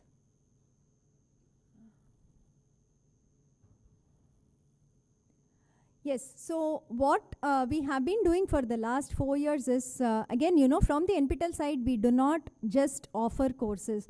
We constantly think about what we can do to enhance the overall experience of the learner, and if a learner is actually doing well, what more can we do from our side to support their learning journey as such, right? So one of the things that we found that students might be very interested in is that if we offer them internship opportunities at the institutes that are offering the courses, right? It could be the ICERs, it could be the IITs, ISC, or any other institute that we are partnering with. And if the toppers of those courses can actually get an opportunity to be with the faculty for a period of time, which might be say 4 weeks, 8 weeks or some such. It would be very, very beneficial for the students to get into that atmosphere, know about the work that's going on, interact with the research scholars there, maybe attend a few classes, workshops, whatever is possible in the institute, do some work that the faculty is assigning. And we've had a lot of interest from faculty too, because these are not random students applying for internship, right? These are students who have done the faculty's course offered on NPTEL and have done well at it and been toppers. So that is something that actually the faculty also like to take as interns. So we've been asking faculty saying, do you want the basic process we follow is we write to the faculty and say, can you accommodate some interns in summer or winter? And once they agree to it, we wait for the course to complete, or if it's a past course, we write to the toppers saying that would you want to apply for the internship opportunity. They have to give a resume and a statement of purpose on why they want to do the internship. We pass it on to the faculty go through it, shortlist it and give it to us, and then we formalize with the letter. The student nowadays is again back to going in person to the institute to do the internship. We are saying, let's not do online. We've had enough of online during COVID, and let's do in person, that people travel, go and experience the place, So that's something that we are doing. And they go there, spend 4 weeks, 8 weeks, do the work that the faculty assigns. We give a certificate, we give some stipend to also support the interns stay and travel to that particular place. So this is what has been happening. And these are some numbers that we had. So in fact, in COVID 2020, our target was 150, but nothing happened. We went down to 0 in that semester, I think. And we're picking up now. In fact, this summer, we are very, very happy to say 224 internships are going on currently at various institutes. And we want to up it to at least 350 or 400 in the winter. We've already started asking faculty, can you take some interns during winter and writing. A couple of challenges I want to point out here. One thing, when we write to the toppers, who are only students that we pick, we don't pick faculty technically or employed professionals, even though they are toppers. We ask only college students because we hope it will benefit them. They're not responding to us. So we reached out to a lot of SPOCs also and said, we've written to your students, they're toppers, here is an opportunity, why don't you ask them to apply? I don't know, for whatever reason, the students are not very keen to do these internships. And if they are looking at higher education or something, I think it will be very beneficial. So one of the things, SPOCs, please tell your mentors, please tell your students, these are good opportunities to utilize. If they're toppers, they should apply for this and try and go and do an internship somewhere. We've seen students do research papers along with faculty even during the internship time. These internships have helped them get higher education recommendation letters from the faculty here, so that also helps them. These are things you can highlight to your students. So we want to bring it up to 400. I think we should be able to do it. Another thing that students nowadays are kind of backing off, they don't want an in-person internship. They want online internship. And the faculty says, no, I want only in-person. So many of the toppers who are saying, I will not go to that place or something, are losing out on opportunities. I think in life they have to travel. It's not that they're going to be sitting at home, I think, all their life through. I think this is something that, again, students have to come out of from the COVID time and say that they're going to travel to institutes. It's a good way to go and experience another place, the place there, the faculty there, the research atmosphere there. I think this is something, again, SPOCs, we would like you to urge students. So even when we wrote about, I think, more than 1,500 students, we literally are following up, calling them, sending them WhatsApp, mailing them, following up with SPOCs, but the responses sometimes are not great, while we feel these are good opportunities. So hope you can help us in this and kind of explain to them the importance of this. So there's also an internship from TI. We had announced it last time itself. They've given a couple of courses. If students do these courses, then TI has said they'll interview them for a summer internship at TI. This is at the end of their 3rd year, typically if they are engineering students. And if they do well, there might be a pre-placement offer is what they have said. So I think at the end of this semester, we have about 70 or 80 students who have completed this criteria. We are going to shortlist them and give them to TI. Let's see what comes out of it. But this is also available. Go through the courses. Tell your electrical engineering students basically that if they do these courses, they have an opportunity to do an internship at TI. Okay. Industry associates, this is something that we've been doing since, I think, almost 2018. We've been partnering with companies to do various things with them. Of course, they put their employees onto our courses, but they also, give live sessions, talks on research happening, talks on technology that is happening within their company. They help us out with mock interviews whenever they can. They conduct workshops for us, short-term workshops for us also is happening. So these are the ways in which we are partnering with the companies. There are currently about 87 industry partners that we have with us, who are working with us in various capabilities. The names are just given here for your reference. It's also available on the website. I'd like to go back here to ask you the next question. Okay, this is something we'd like to know. Are you aware of soft skill training that NPTEL provides for your students? There are some conditions that we put here, I know that, but in general, are you aware that we do some soft skill training for local chapter students? More so if they do NPTEL courses, but otherwise too, we help out local chapters with soft skill training. Okay, I think we are seeing the same mix here. So all the SPOCs here know everything, I think. They are very diligent. They've been listening and reading all our emails, and nice to know that. It's not like we are getting them to... They're simply saying yes. Okay, I don't know about that. Okay, so soft skill training, this is something that we saw in NPTEL students that many times they had very good certificates, they were doing very well, they were toppers, but when they went in for interviews, they were not able to really present themselves very well. So that's when we realized the gap that some of the colleges do not have training centers or placement centers which prepare students to go and appear for interviews or some such like that. So we said, why don't we provide the service from our side? This is free of cost again. We do not charge anything for this. The soft skill training is either for a period of 7 days or 14 days, 2 hours per day. Batch sizes are about 30 to 40 students. We prioritize colleges and local chapters that do not have training and placement services within their college for their students. So we want to help such students, especially if they are doing NPTEL courses, with this kind of an initiative. So there are soft skill trainers who will come and ask them to submit a resume. The resumes are analyzed and said how better you can present yourself. There is group discussion sessions that happen, and every one of those people also goes through a mock half-an-hour interview where the soft skill trainer does a one-on-one. They give feedback to each student saying how did they perform, how did they communicate, how was the body language, what they should improve. This comes out to them. So it's a 7-day or a 14-day training program you can opt for. You can write to the local chapter email ID in case you're interested, and we can finalize the timings between us. Students will be in your college. This is all online, but they have to come in at that time every single day, and they have to attend the sessions and also do some minimal homework that the soft skill trainers also give. So this is something that we've been doing from our side. So far, we've completed the training for 244 colleges. So many batches have gone through. 4,200 mock interviews have happened so far, with online interactive group sessions being more than 7,000 plus. So the last 3 years we've been doing it, going well, but we would definitely like to help more batches, more colleges through this effort. And impact of it, the feedback we have gotten from students, it greatly increased their confidence level. They learned a lot of things, even in grooming, as basic as grooming, how to sit, how to talk, where to look. Even these are feedback that students gave us, saying it was very useful to them. And many of them said their confidence to attend interviews really improved after the soft skill training. So I think it did benefit. So look into it. If your college requires it, please write to us. We'll be happy to facilitate. CSR, like we said, the industry partners support us a lot in CSR, because of which we are able to give fee waivers of 50% to students who require it, who come from economically backward backgrounds.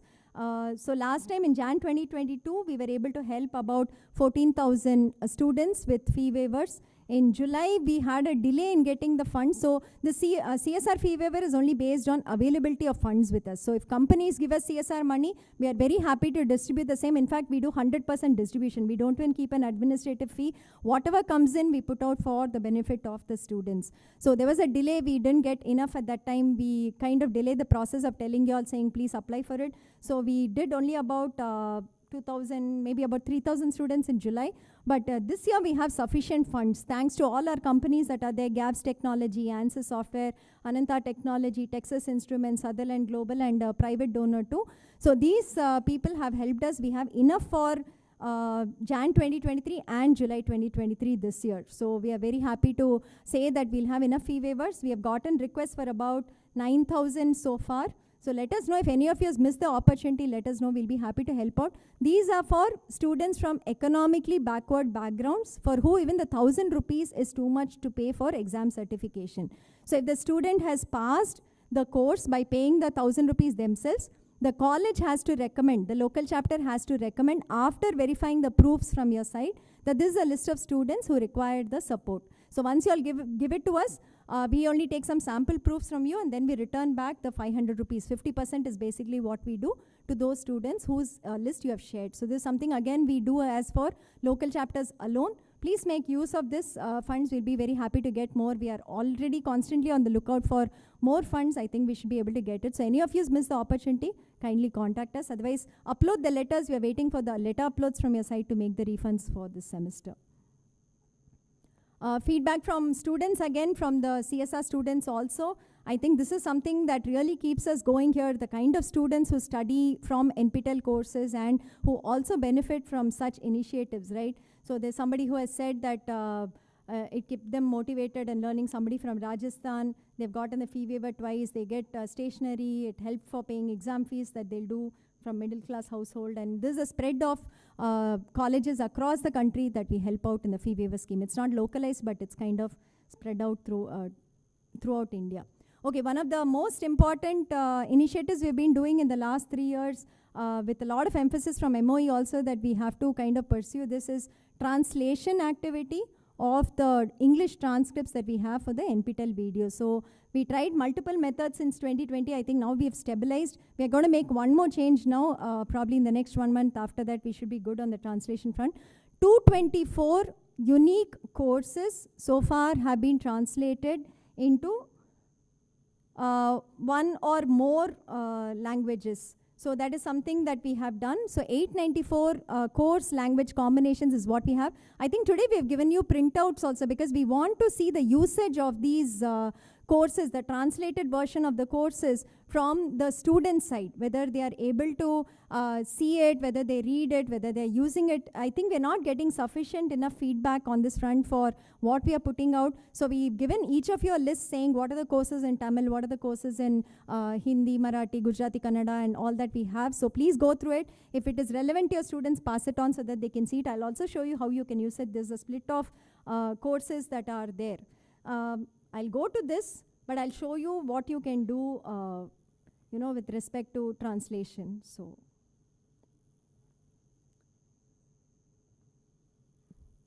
okay, so firstly, a big thanks to all the local chapters that are there with us, and we have more than 2,500, I think, translators and, quality checkers we are working with from different colleges across the country. Thanks to the help of all the SPOCs who helped us in bringing this faculty community together, introducing them to us and kind of keeping at this. We are still working with them actively. We hope to work with many more in the coming years for the new translation budget that we have gotten. So how many of you here actually contribute to the translation effort of NPTEL courses? Can we get, even if say from your college faculty are doing it, you know it, you're not doing it directly, you can still say a yes. We just like to see saying how many of you are doing that.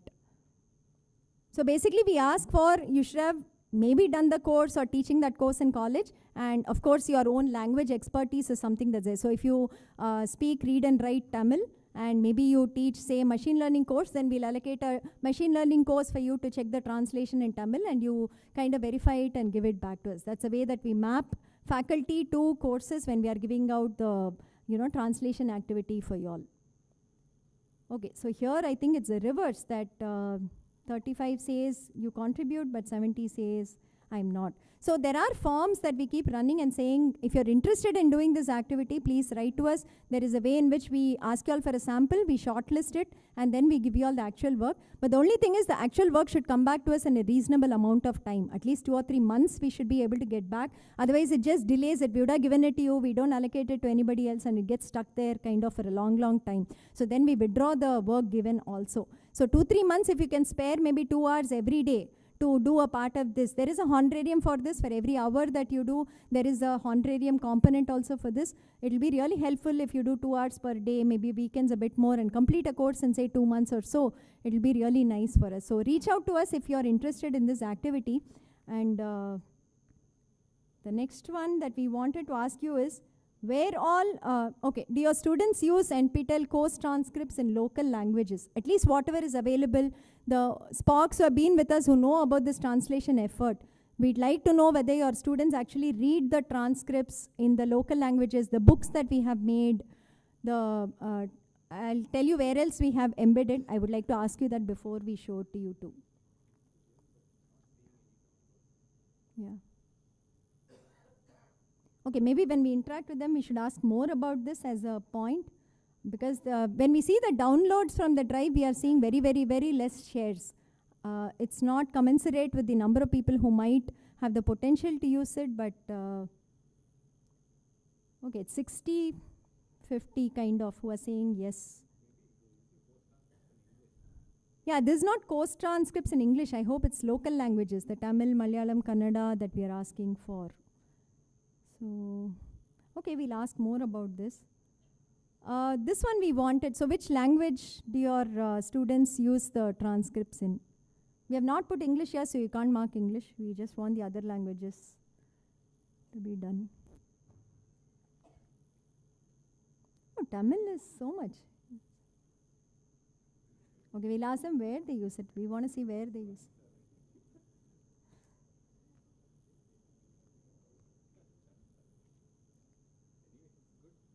Okay, if they know it. Okay, so on Swayam portal, we have put in the transcripts in different languages. Do you all know where you can actually toggle and find the regional language transcript as you study on Swayam portal? We just wanted to know whether everybody is aware of where all we can find the translations, because like I said, the feedback we are not getting. We are not getting a pulse on whether how useful this is and what change this impact this translation effort is making. So, okay, this is a 50-50. Okay. Okay, this is good to know that 50% only knows this. Okay, so do you know that NPTEL has books which are made of transcripts in different languages that can be downloaded and read? So we have, say, Introduction to Research. We have it in 7 languages where we have put all the chapters together in a particular language, and we have Introduction to Research in Hindi, Introduction to Research in Marathi, Introduction to Research in Tamil. The entire, it's made as a book, is like an e-book that we have on our website that you can download. So we just want to know if this is also useful. See, there are teams that are working behind the stage and doing all this, but if you're not getting feedback, it's not very encouraging for us to say, should we do it or should we not do it, is a constant question we keep asking. So are the books useful? It's a 50-50 again. Okay. Okay, this is something very new. I'm expecting an answer. Let's see what you all say though. Yeah, the no should be bigger. I am hoping for a big no. So we have started dubbing NPTEL videos into regional languages. So dubbing was something we had held off from. As a policy, we said, you know, when you go into the workspace, maybe, especially engineering as focus, then students need to know English. So for better understanding, we were doing the translation, but we said they still need to hear the videos in English, learn the technical terms, be comfortable and all that. But then also to increase the reach that maybe people, with COVID and OTT and people watching a lot of things on screen, maybe they are also used to hearing things in their local language or something that a lot of people suggested. So we've started now this dubbing effort too of videos. We'll show you how it's working. There is a beta version on YouTube that only about 2 or 3 customers of YouTube have gotten it so far. They've not done a worldwide release yet. But on YouTube, we are able to upload different audio tracks. And you can toggle on YouTube itself and actually listen to different audio tracks. I'll give you a demo of that. We also have a video. So no is 91, yes, expected. That is good. So this is not there. So this, yeah, you can't change it on YouTube. Okay, this I will go to next. So I want to show this. So here are different ways in which you can watch the translation. So if I go to this particular video,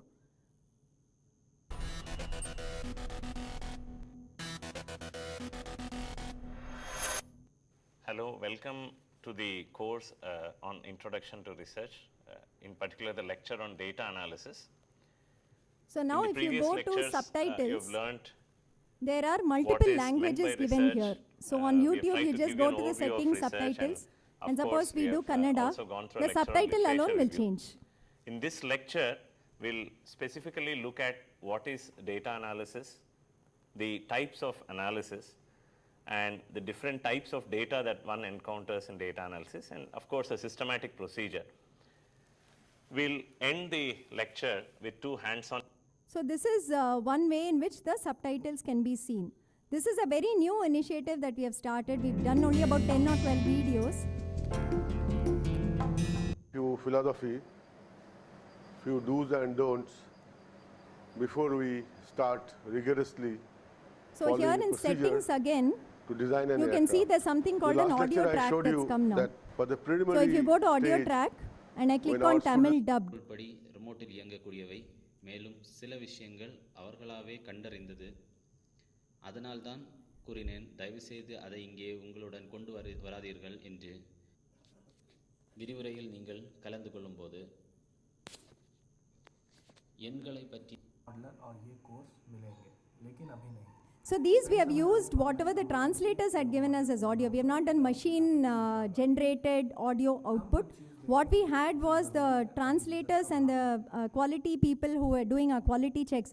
We also asked them to record the entire transcript in their voice and give it to us. So we started trying with embedding their voices into the videos. So if any of you has done an audio, suddenly you might find your voice in one of the IIT NPTEL videos actually there. We are trying to see whether we can kind of match it. Some challenges there, but we are trying to do that. So this is the second part where you can use the translated version. So you can change the subtitles. You can change the audio track now on YouTube. These two are possible for whatever is there. The third part that is there is in Swayam. So this is a Swayam portal where all of you will be doing courses. The same YouTube videos there. You can also change the subtitle here. But if you see the box below the video, we have something called a video transcript. So here in the drop down, we give you Kannada, Malayalam, all the languages we have done. And when the video plays, this will actually scroll if you see it. Hi, I'm Arun Tangirala. I'm a professor in the Department of Chemical Engineering at IIT Madras. Hi, I'm Panikumar Gandham, professor in Department of Metallurgical and Materials Engineering. Hi, I am Abhijit Deshpande. I am a faculty member in Department of Chemical Engineering. Hello, I'm Andrew Tangaraj. I'm a faculty in the Electrical Engineering Department at IIT Madras. Right, so when we discuss about research, I think the aspects that we need to look at are that many students aspire to get degrees which are basically research-based degrees, and often based on our background, a particular person may not be completely aware of what is involved in getting such a degree and how is it perhaps different from other degrees. Okay, so these are the ways in which the translation content can actually be accessed. So on Swayam portal, you can access the transcript below the video in different languages.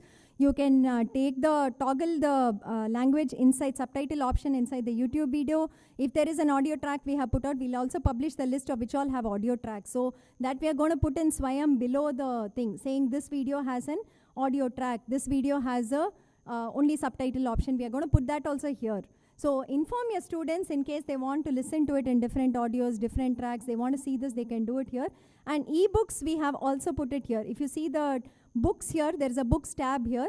All the books which we have created are here. Directly they can click on it, download it as a PDF and they can read it also. So I hope with all of this we get better traction for the translated content that you can actually give to your students, and we'd love to hear your feedback. We have put feedback forms everywhere because we are not getting enough feedback from you. Even if you say that the translation is really horrible, it's hopeless, it just doesn't make sense, I think we want to hear that because we want a quality check happening on whatever work we are doing. So it'll be nice to get some feedback from you on the translation part also. Everywhere we have put this feedback form. So this is on translation. Lab workshops are again something that we are doing now, and we hope to scale it up to at least 40 or 50 lab workshops in the winter time. These are 1 week workshops typically that we conduct, where students come and stay at an institute. Mostly we provide hostel accommodation if it's possible, if it's happening in the ISERs or IITs. In summer and winter we do have hostels available. So the batch size is about 50 students, and the fee for the lab workshop is normally only 200 rupees we collect as usual for NPTEL students. They have to, of course, bear the cost of the hostel. So daily hostel fee will be about 300 or 400 or so. So 7 days will be about 2,500 to 2,800 plus another 200, 3,000 rupees maybe. That's the total that we have. But they come and stay in an institute for about a week. They will do 2 experiments at least a day, Monday to Friday. We ensure that there are some technical, theoretical lectures that happen in the morning, afternoon. There are visits that they do to the other labs in that time to see what work is happening in the institute. On Saturday, we do a lab exam, and they also get a lab workshop certificate. So this is again very useful for students who are interested in maybe some advanced labs or labs you may not have in your own college that students want to go to. This is a good opportunity for them to utilize. So these are some of the lab workshops we have done: advanced chemistry experiments, basic immunology from ISER Bhopal, Internet of Things from ISER Bhopal, digital system design microcontroller lab at IIT Bombay we had 2. Then from analog circuits and applications, again IIT Bombay. There's an IP practical aspects workshop happening in Bombay again. These are all in-person workshops that we've had with 40, 50 people. That's the batch size we normally do. And people go there and they do it in person. So again, this is something that we want to scale up, because many times the feedback that has come is NPTEL courses are all theory, where is the hands-on? So this is the hands-on that we are trying from our side to wherever possible in whichever institutes to give that experience to students. NPTEL social media and feedback, I think we are doing pretty well. How many of you follow? I don't think I have. We probably missed that. We don't have that slide, right? Yeah, we don't have that slide. But yeah, the social media of NPTEL has really perked up after one of our new joinees came in last year. He's 1 year old, of course, with us. But very nice posts that he's been doing on the NPTEL social media. So please follow it, because all our updates come on social media. And this is the number of followers we have currently on the social media. So we have on LinkedIn, we have Instagram, we have Twitter, we have Facebook and YouTube. All 5 communities we are engaging with currently in NPTEL. And the last part I've already spoken. ANSYS has said their part, and Microsoft, we are doing the partnership. We'll again try to push the Microsoft a bit more. The next 3 months we thought we'll do that if we can engage more on our side. So I think this ends the initiatives part of it. These are the 12 initiatives we wanted to highlight from our side. Any other doubts, questions you have, we can discuss either later, or we can have separate meetings maybe in the coming month to give you more clarity on these. So we want to do an interaction now, maybe general feedback, and then go into local chapters and then do the awards part. Is that okay? You all want to come on stage? Yeah, come. Mics? Karthik, mics?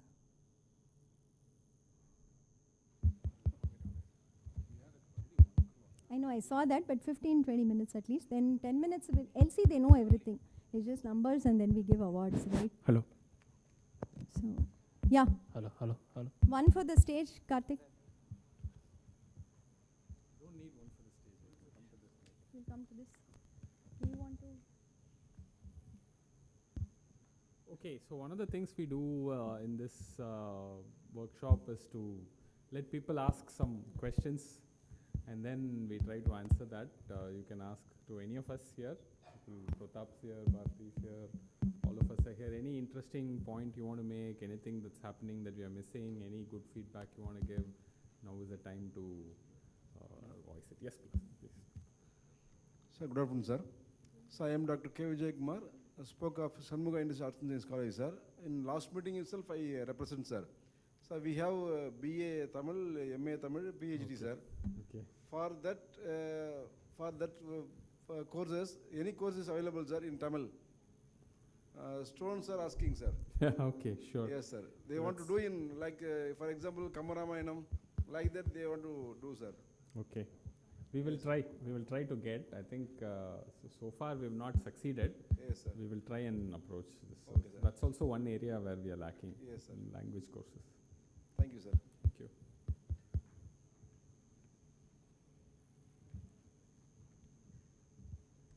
Yes, madam. Sir, good afternoon, sir. I'm Usha Rani, SPOC of Trinity College for Women, Namakkal. In the website, you have mentioned that for doing and domain, we have to get 55% in each and every course. The overall only 60%. But in this slide, you have mentioned that in each and every subject, we have to get more than 60% of marks. Yeah, I know. I think that's the question Vignesh was trying to ask and Bharti didn't clarify carefully. So, yes, overall average has to be 60, minimum in each has to be 55. Yes, that sir. is Thank the you, correct sir. way. Thank you.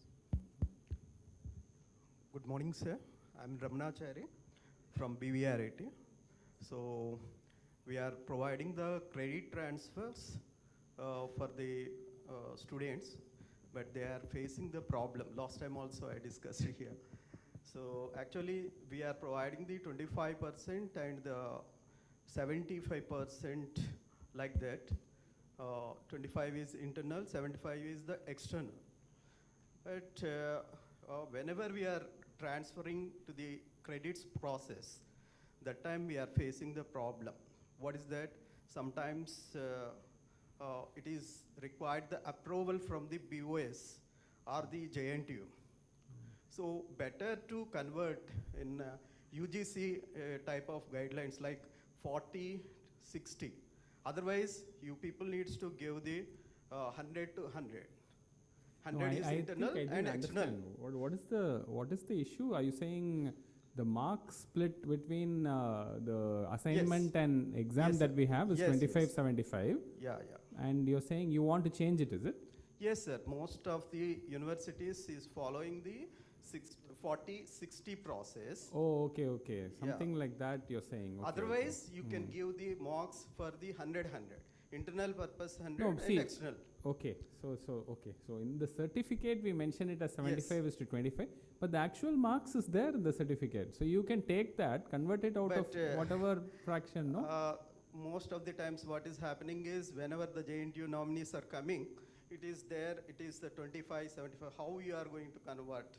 So what is who is causing what is causing the problem? Are you able to convert and upload the correct marks? Up to now we are giving 25, 75 only, sir. Okay. We are not providing the 40, 60. Okay. If possible, we can mention in that 100 purpose, otherwise 60, 40, 60 purpose. Okay, see, whatever we mention, somebody will have some other percentage and we can't do anything. Most, according to the UGC guidelines, internals are the 40 and the 60 is the externals, is following most of the universities, sir. Okay, we'll see what we can do about it. See, I think what my suggestion to you would be, anyway, we have given you the marks. Yes. You know the internal marks, you know the external marks.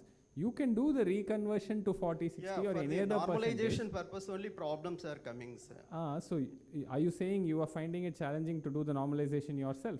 No, not for me, but conversion into the JNTU process. Okay. JNTU needs to give the final certification. So JNTU is not approving something, is it? Yes, you're facing some difficulty. Okay, maybe you can talk to Kamala offline. I mean, this is just too much detail. But I think it should be possible. I don't see, because we're giving you the marks, it's just a question of reconverting to something else. It should be possible.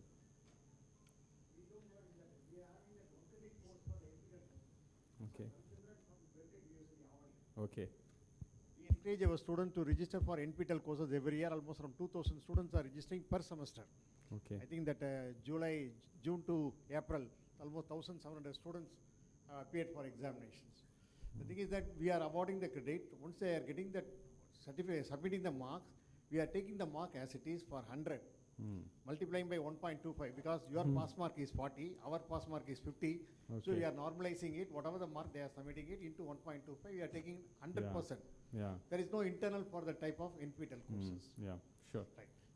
Another one I want to ask you is that we are encouraging the students, particularly the PG students, to take up the research methodology courses through NPTEL, because it is as a self-study course. Now the regulation, we change it as it should be taken through the NPTEL or SWAM. Thing is that not all the time that course is being offered. Why don't we offer that research methodology like business communication, certain type of basic courses every semester, so that the student can take it in that odd or even semester? Okay, we'll try and do that. I think we do.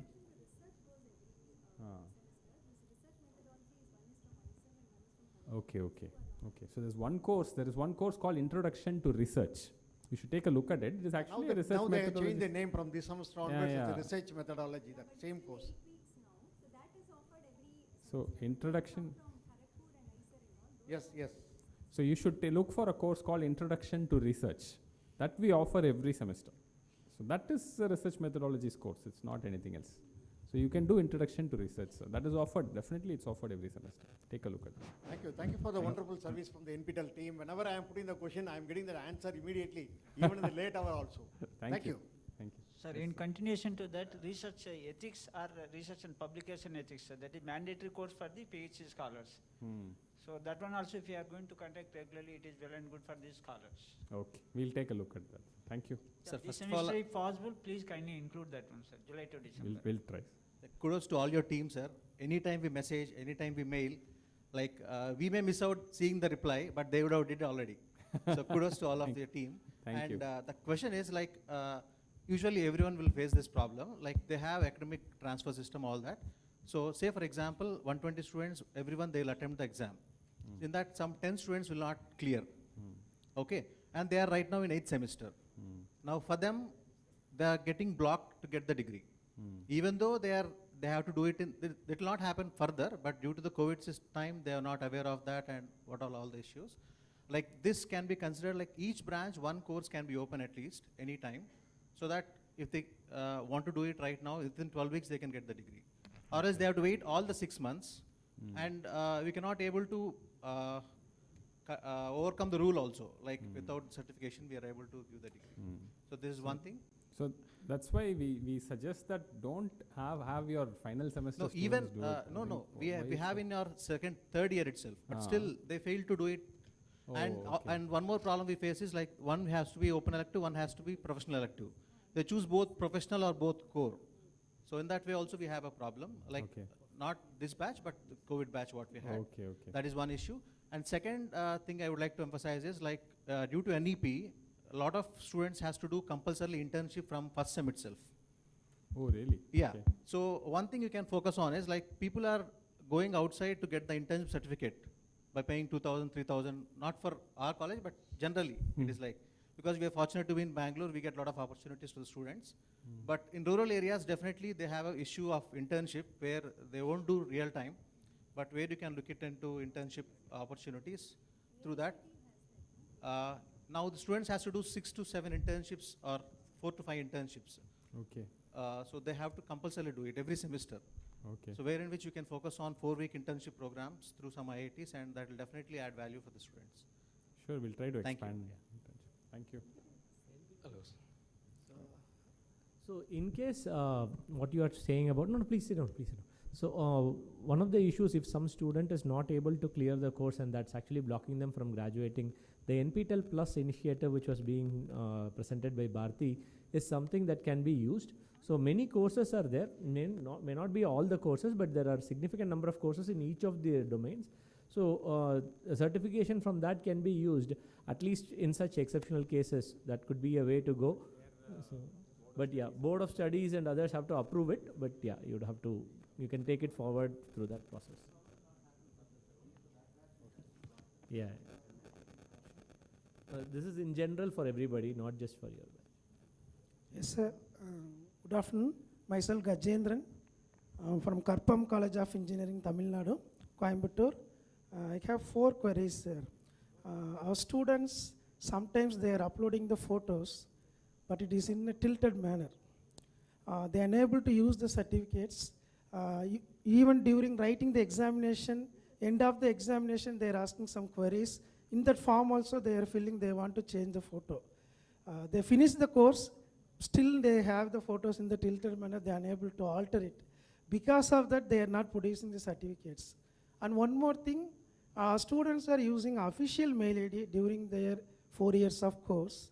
After completion of the course, they are unable to access any certificate or anything from the NPTEL portal. Even our faculties, sometimes they will leave the institution with no time. They are unable to take backups. So it is very difficult to make the continuous learning process. If they are reaching little bit domain scholar means, they are unable to continue the same mail ID. Please give such a kind of modification of mail ID, something by making some already existing traditionals we have given phone number, something. In that way, if you are changing the mail ID, it will be easy for us, sir. And the third question is, nowadays the placements focusing on only the tool-based learning. Whatever the theory portion we are teaching, again the online MOOC forum and all, basic is must, but what tool specialization they are asking? Because recent years I am acting as a placement trainer. Now all the resumes, company wants only the tool. So ANSI, by seeing the ANSI software, it is very happy for me. I don't think I am comparing with some other courses. In Coursera and all, what they are doing, who are registering the course, for a duration of period, they are giving, even though it is a licensed software, up to finishing the course, they are giving their key for us. So over a period of time, we can use the licensed software. After getting familiarized, if you are renewing, again they are giving the key. So if you are providing such kind of licensed software keys for the NPTEL learners, it will be easy, sir. And the last question is the frequency of the courses. Sometimes we want to plan which course students want to take. One semester, it is falls on the even per semester. Next semester, we are making the students to ready, but the course is not available in the portal. So if we are making the frequent, because we want to match with our existing curriculum. So what is the available, what is not available. So because of that, we are unable to take some courses. And some fantastic courses nowadays not available in the Swayam. How to approach also, it is a very bit difficult to us. Thank you very much, sir. Remaining and all, it's very nice. Yes, ma'am. Thank you. Yeah.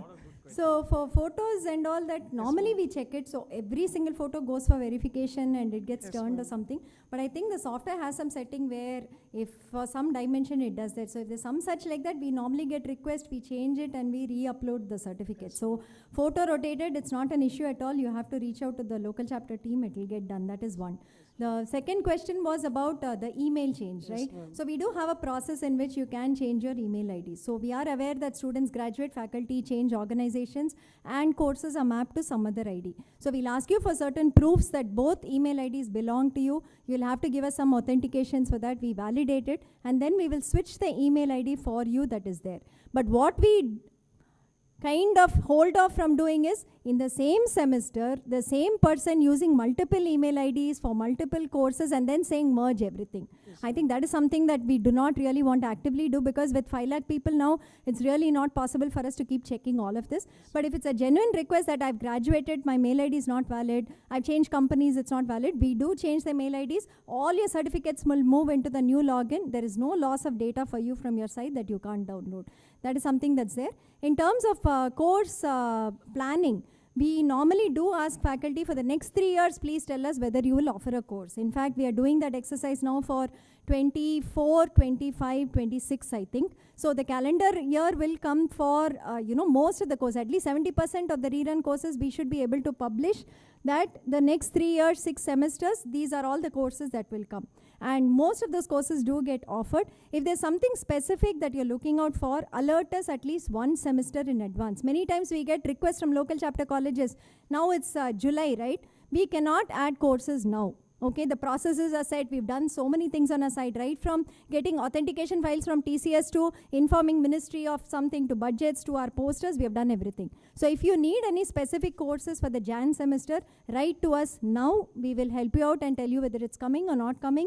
We'll try to find out an equivalent. We can ask some other faculty to run it. That's possible. But if you tell us 1 month, 2 months in advance where we have kind of, finalized all our list, at that point in time, it'll be very difficult to include courses in the last minute. And the good courses do tell us which ones you're missing out on. We will definitely for look. Internet of Things from Indian Institute of Science. Indian Institute of Science. And the ISC Umanan, Prabhakar, TV Prabhakar. Yeah, we'll ask him. It's he a has PG been. course, but it's a fantastic, because IoT and all, they are selling for 1 lakh, 1.5 lakhs. See, what will be But nice is, if you can send us a mail saying it's a fantastic course, we want your course, and that we give to the faculty, they'll be very happy. Otherwise, they are like the NPTEL office always keeps asking me saying, please offer, please offer. I filled in the feedback from during examination session, after feedback, everything I filled. No, send us a mail from your thing saying that you need it for your students. We'll give it to the professor, then they will accept definitely. I think that way they are very happy to offer courses if there are takers. Last query, ma'am. The electrical and electronics engineering, put together you are giving us a single course. Sometimes See, actually, this time I've got an NPTEL star, but I'm waiting for 1.5 years to get this. See, earlier I finished one course, Digital Production Power Systems Engineering. So I thought it is electrical engineering, it's a power system. The course code of EE and EC is something that is there. Giving lot of confusions. Okay, we'll look into that. Yeah, this is something that we'll look into. Design, production of power systems engineering, but they are telling it is coming under electronics. Yeah, sure. That clarity is not available in that. If you are splitting into electrical and electronics, sure, it will be easy, ma'am. Yeah, this That's will all. do. Thank you. So all answered, right? Yes, ma'am. Yes. One moment. Tool based. Is something. Some license. So sometimes we do the MATLAB course, for instance. Yes, sir. MathWorks we have an arrangement with, they give us free licenses. ANSYS also does that. When we teach a course with ANSYS, we give that. Any other tool that you think we need to do, we can approach the OEM. We're happy to do that. Many Sir, of them embedded based tools and all, many tools are available. Sir. Embedded software. Embedded software. Please write to us about it. Yes, We'll take a look. Thank you. Thank you very Thanks much. for that. Yes, sir. Hi sir, I'm Prashant from Sayadri College, Mangalore. So we have become autonomous like couple of years back.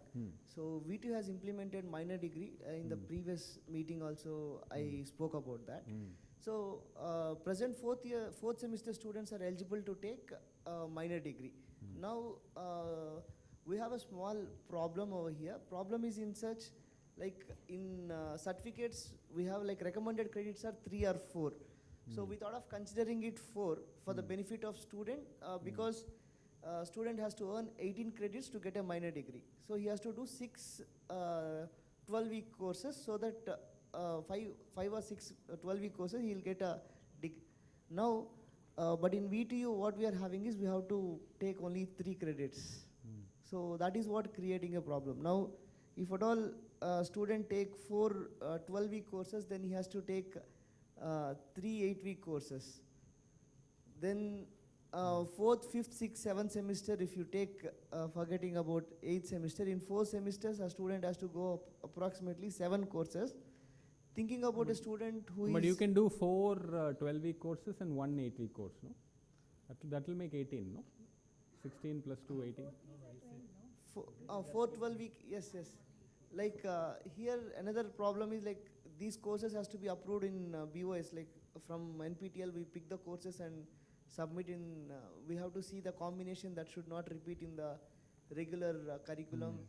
So looking at all these, what do you say, like coinciding the courses, we have a problem that student has to go through many courses to get avail So of can you put this in some clear email and write to us? We will try and sit down and try to help you. But I think this might involve some change from your side. You might have to approach your BOS for some changes. Might be unavoidable, but clearly explain to us because there's lots of detail in what you said. We will try and provide some suggestions for you on how you can Yes, sir. I'll just want to give one information. It's not query. Like in certificates to the students, whoever going through, like autonomous batch students, whoever go through any course of NPTEL, we are adding them into the mark sheet, regular mark sheet. Very good. And finally, if all those courses are eligible for minor degree, we'll give a separate list of courses related to minor degree and we give a separate certificate. Very nice. So this is a policy exchange I just want to share with you. Sure, great. Yeah. Please do work with us. Yes. So good afternoon, sir. Yes, ma'am. This is I'm Dr. Victoria Priscilla from SGNB Vaishnav College. So this is regarding the toppers of the course, what ma'am was saying. You are sending the mail to student, but I think we don't get any mails, communication regarding the toppers have accepted or not. So we need that kind of communication. I think it goes to SPOCs also. That's what we are being told. If you have a specific issue, please let us know. If it is not coming to you, it usually means that the faculty concerned in that course probably did not offer an internship. Then the topper would not get that mail, right? So it is not just topping the course. That faculty who offered that course should be willing to take an internship that time. Only then you will get that mail. Because of this, we are not able to follow it up. No, So if you get a mail, that only then that is internship offer is happening. Otherwise, it's not happening. So just because you're a topper, there's no guarantee that you will get the internship because faculty has to be ready to offer. That is the most important criteria.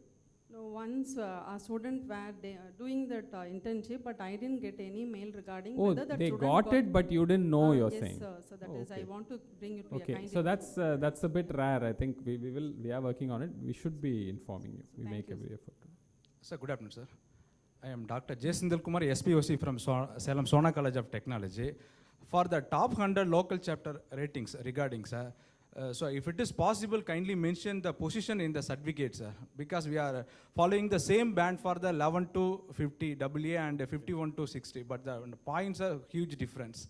Okay. Kindly mention in the certificate itself. Okay. We'll look into it. We'll look at the data and see if we can make them correct. Thank you.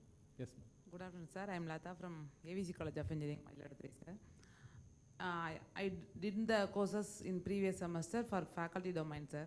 In faculty domain, there are 5 compulsory courses and 2 elective courses. So I did my 4 courses in compulsory and 2 in my elective course.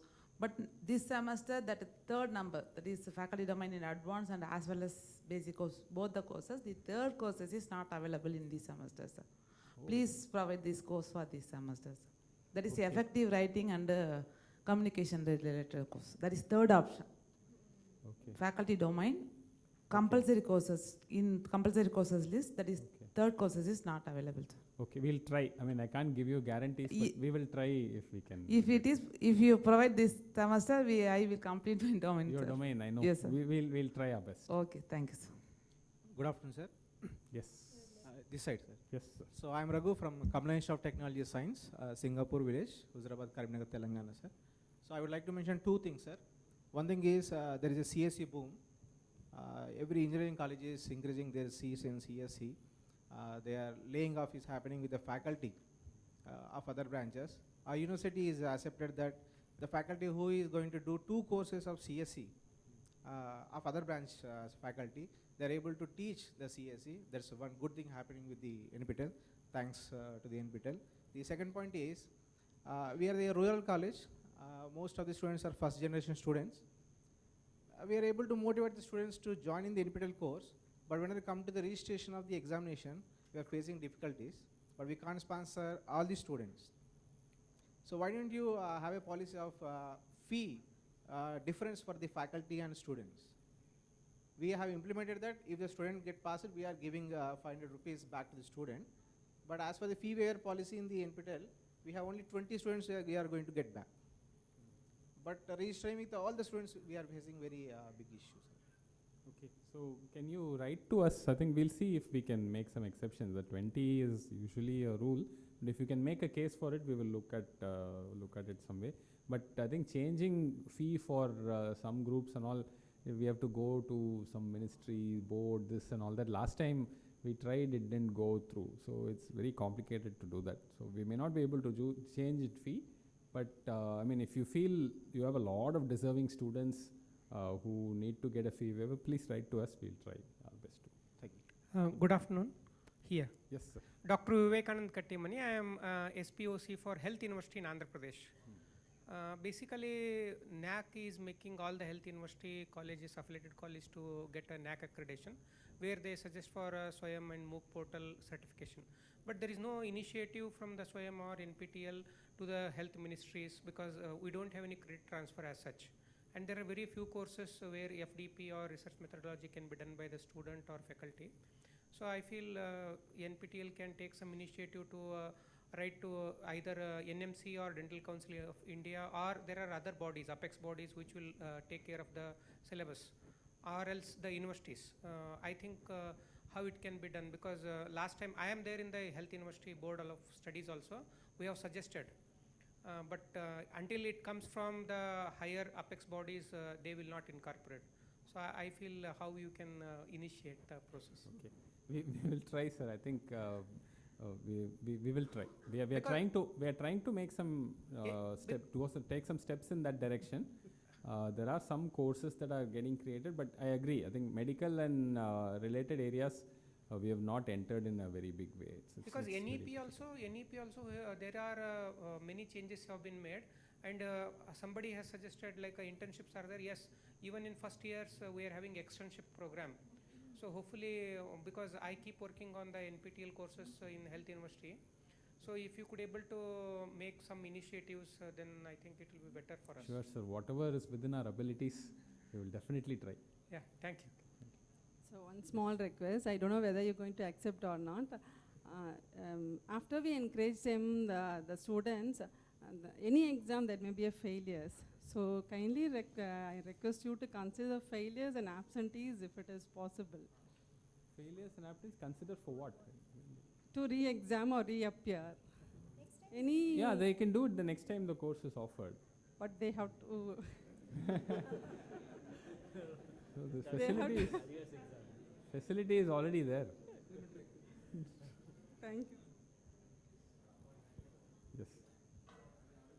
Yeah, I can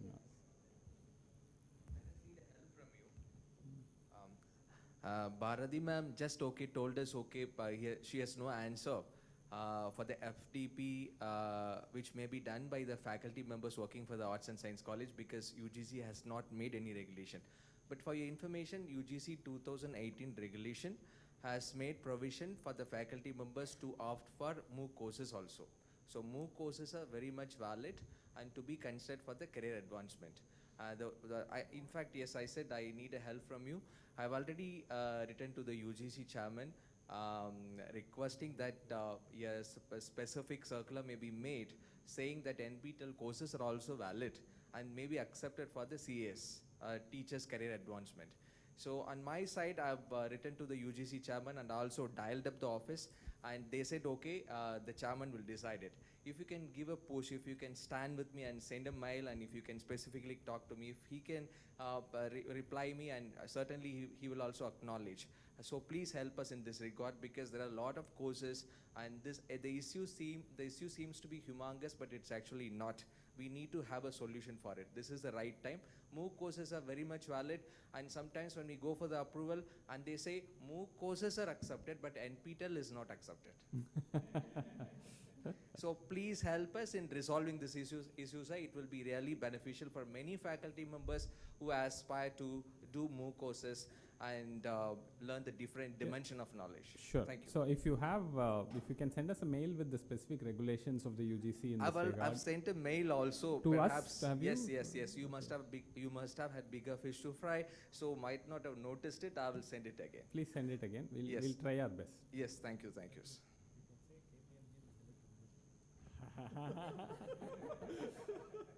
Yeah, one more way to influence the ministry is through KPMG. So ministry has hired KPMG as their knowledge partner, and they have the ears of the ministry much more than me. So you talk to Mr. Dakshinamurthy, he's here. Please tell him this concern. Yeah. True. Deprived of the knowledge. Don't be the cause of that. True. I agree totally. No, just jokingly, huh? Yeah. No, I mean, I agree totally. I think it's just that we have enough people have to tell to make it. Yeah, a your bit golden louder. treasure is there, but you have shut down the door. Yeah. We'll Yes, see. thank you. Thank you.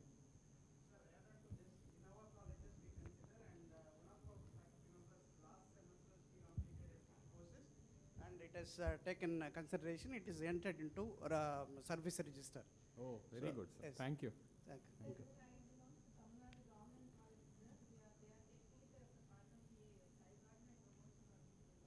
Yeah, I think different university systems are doing it differently, right? It is true.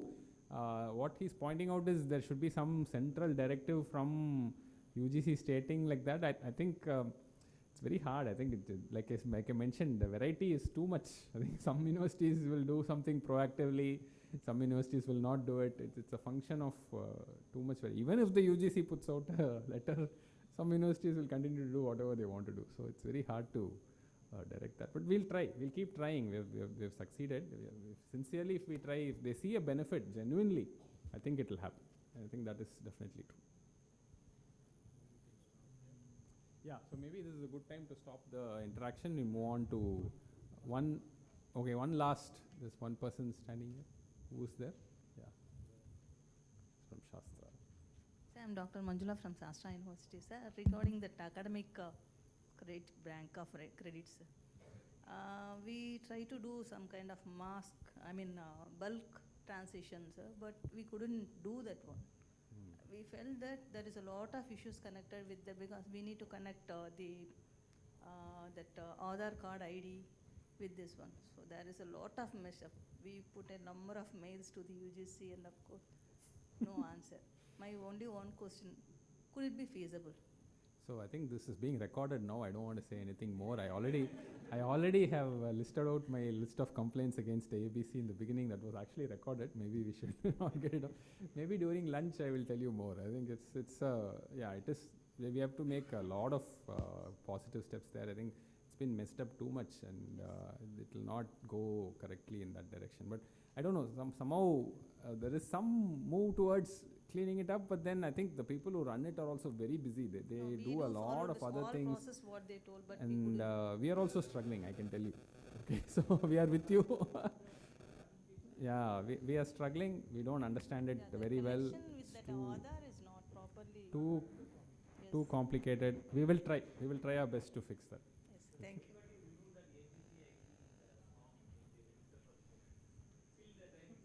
So I can tell you, if it were up to me, it would have never come there. Okay, that's my tactical answer to that question.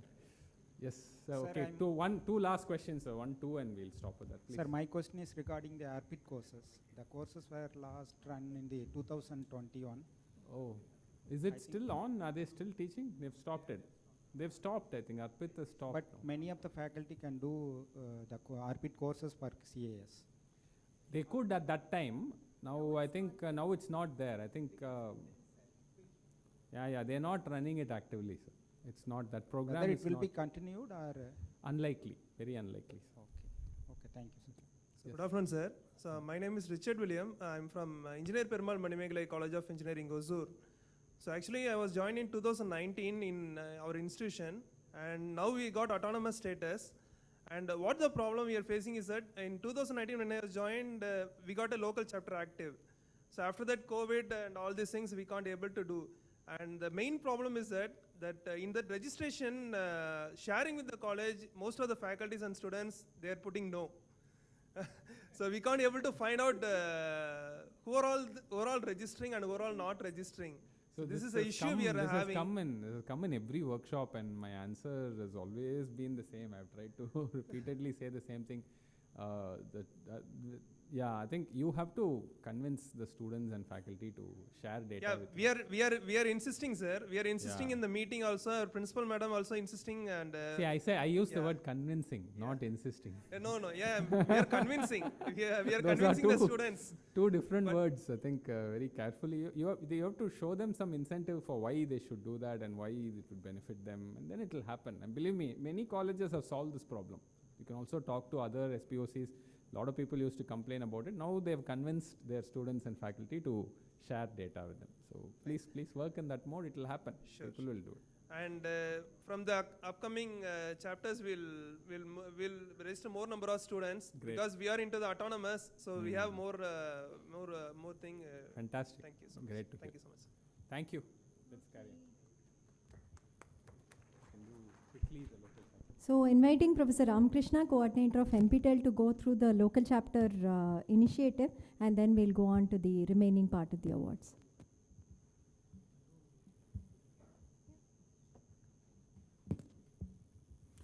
Okay, it's a bit of a challenge to speak after Bharti ma'am and before lunch, so I'll be a little quick.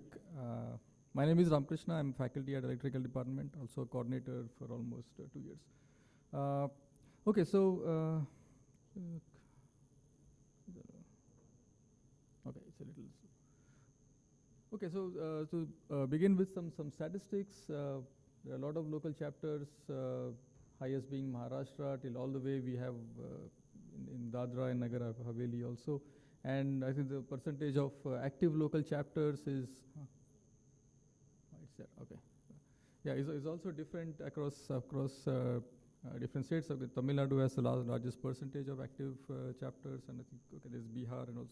And of course, I think the way we calculate the active local chapters, there is a formula which will come up, I think, few slides later. But again, there are constraints, as was mentioned just before that. To track is sometimes not very easy. The participation from local chapters is been on the rise since April 2016. a slight dip in the current semester, but I think it's, the rise is still very encouraging, and the numbers are quite healthy. Okay, so this is how we calculate the active LC formula. So at least 25 candidates should be present for all exams put together, and at least half of them should pass. And then that's how the formula and all comes up. This is based on LCs active across semester. So for now, we have about 20% LCs which are active among the 5,500 odd LCs. And of course, these are the statewide statistics of the registered versus total percentage of registration. Of course, these are just numbers, and these are in general available, right, for everybody to see.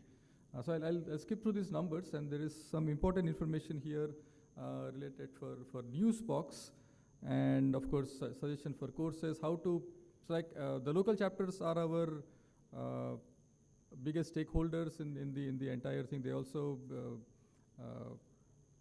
champion the cause of NPTEL and via the SPOCs and all. So what is the instruction for the new SPOCs? There are a lot of things that go on. So many things that go on that many of the things I learn when I come to this SPOC meeting of the enormity of activities that happen here. So what the new SPOCs can do, like all the statistics when we say that all the no's were corresponding to the new SPOCs, they could invite SPOCs who have been active to give a talk on NPTEL to students and faculty of this. If you say there's a neighboring college which has been active for a long time, and you can just make some networking here, you can ask them to come to your college and give a talk of what are the various activities that can be done through this local chapter program. How to choose courses? You can start off with like easier or more popular courses, starting from soft skills, language courses and programming courses, and then little more skill-based, and I think that's been talked about also from the industry of the current trends in data science, machine learning, and other tools which are being on offer. Of course, then there is things about domain scholars, which has also been talked about, and then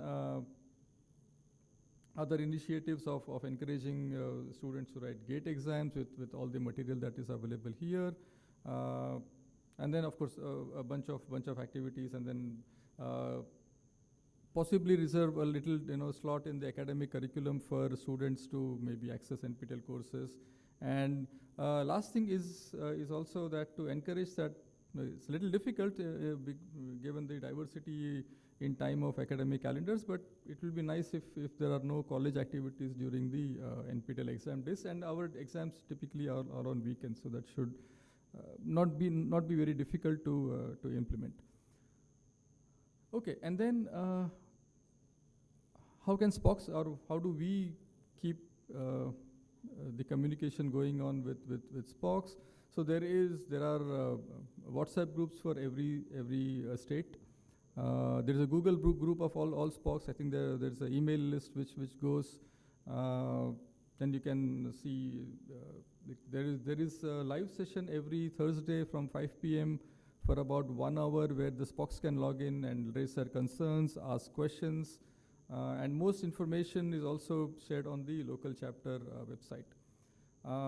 So this is like really important for people who kind of miss information, or some emails go here and there, but there is a system in place where you can log in every week and register your concerns.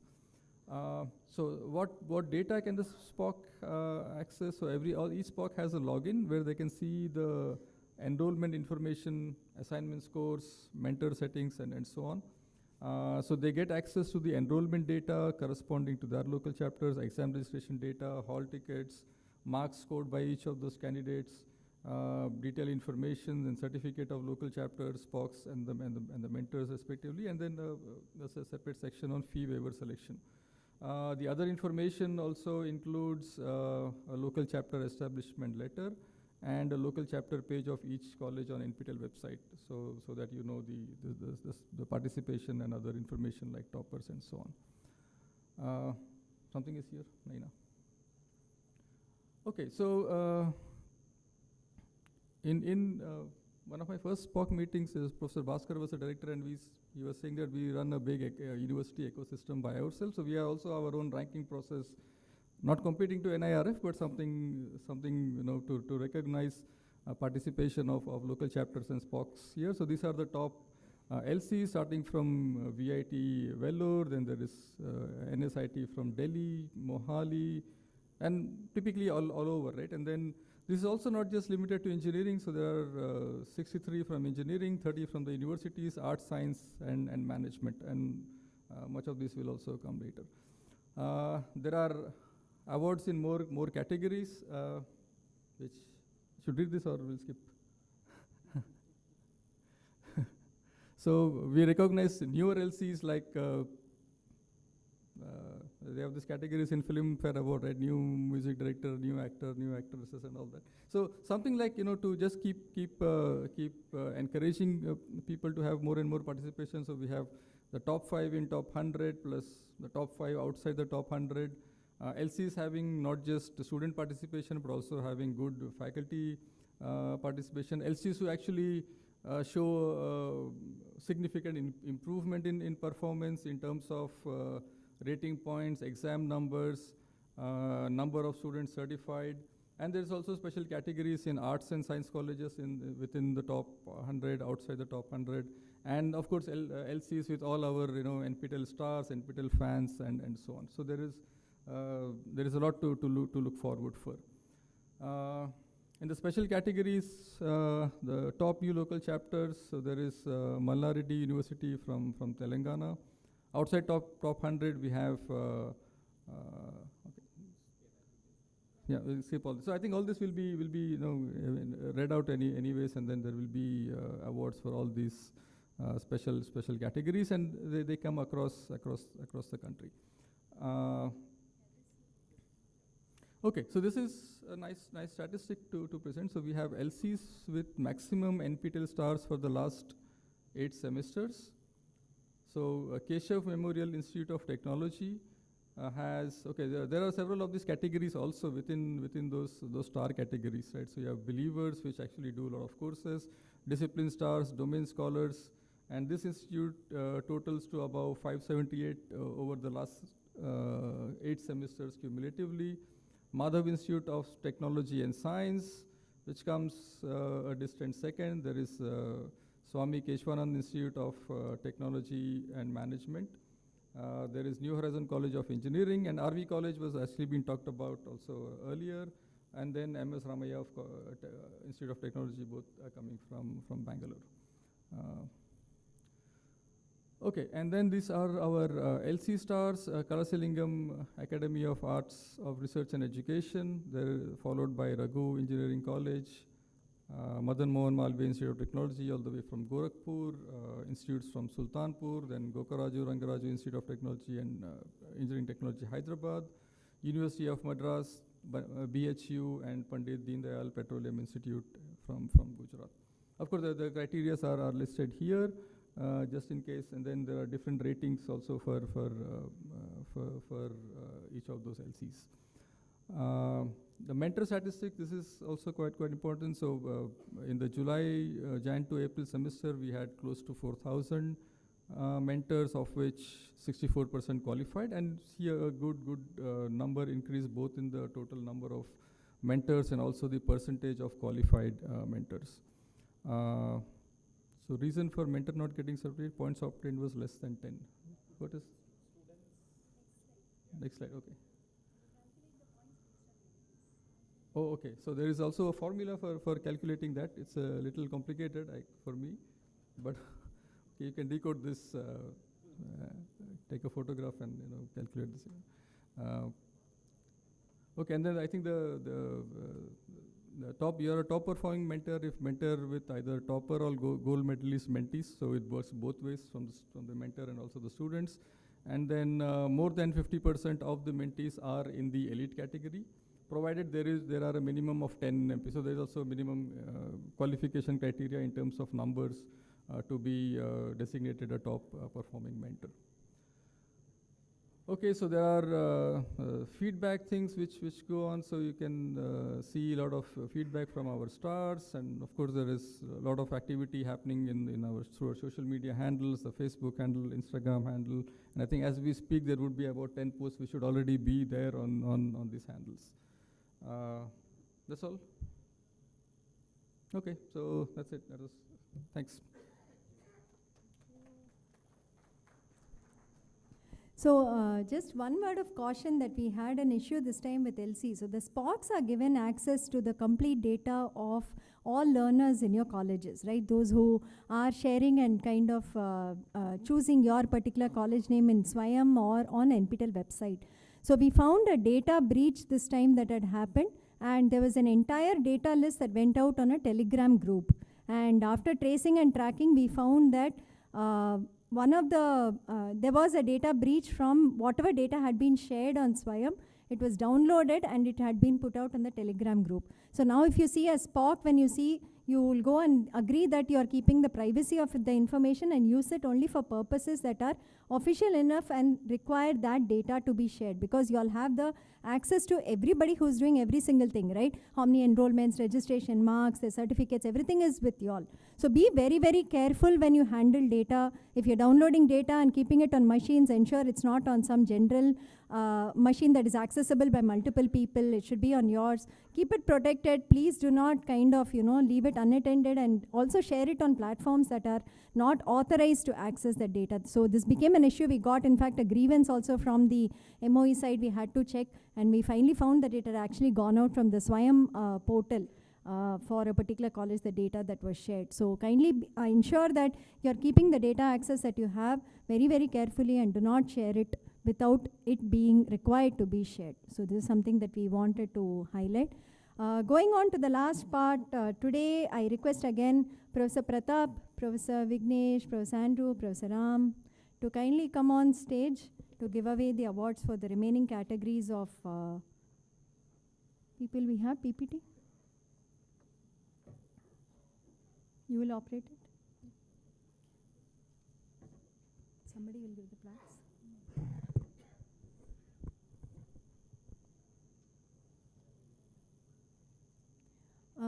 Karthik or some, இது கொஞ்சம் TV அவங்களுக்கு திருப்பி விட்டுறீங்களா?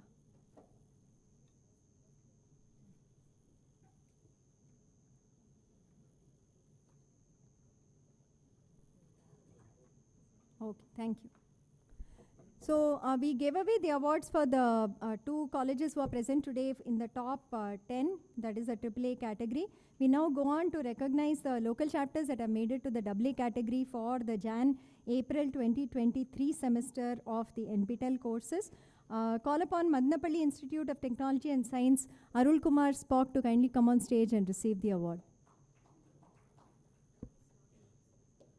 So Arul is not here. I think he has sent a SPOC change. Okay, we are yet to get familiar with you. I think we are so used to Arul that. So welcome to your first SPOC workshop.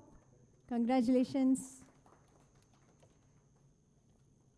Next we call upon PSG College of Arts and Science, Coimbatore, Mr. Shivakumar, to kindly come on stage to receive his award.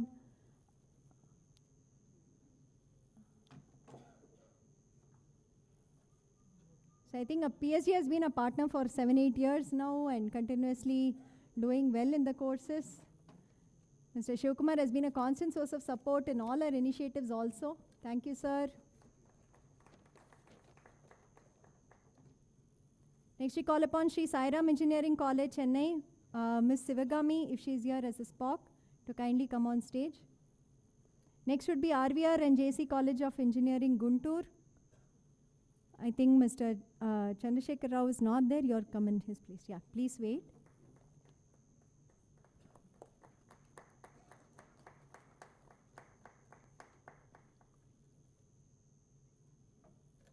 Yes, sir. You may kindly go. Then we call upon Gokaraju Rangaraju Institute of Engineering and Technology, Mr. Vijay Ramaraju, who has come in today.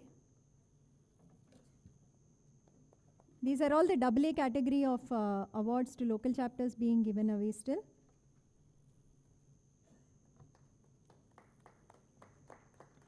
Lendi Institute of Engineering and Technology, Vizianagaram, Andhra Pradesh. Anji Reddy sir, kindly come on stage to collect the award.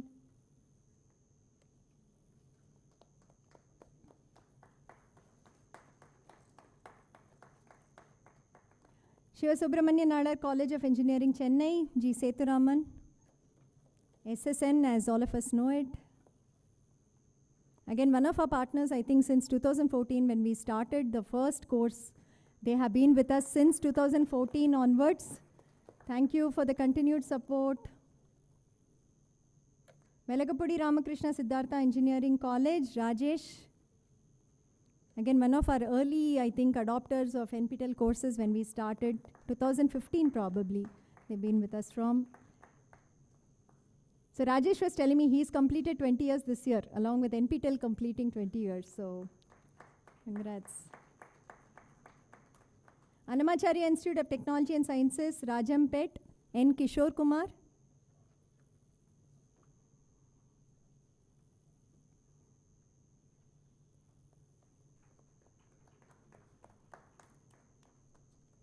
Next would be Vasavi College of Engineering, Hyderabad, Venkateshwar Rao.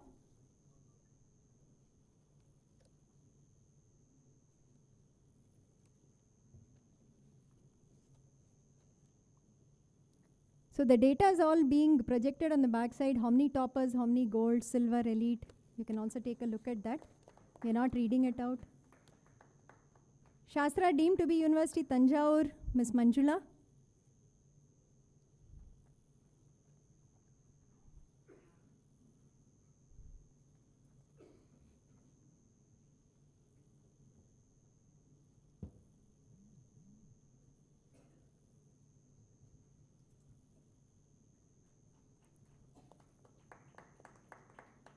Next we call upon Mallareddy University, Secunderabad, Telangana, Mr. Jogeshwar Rao.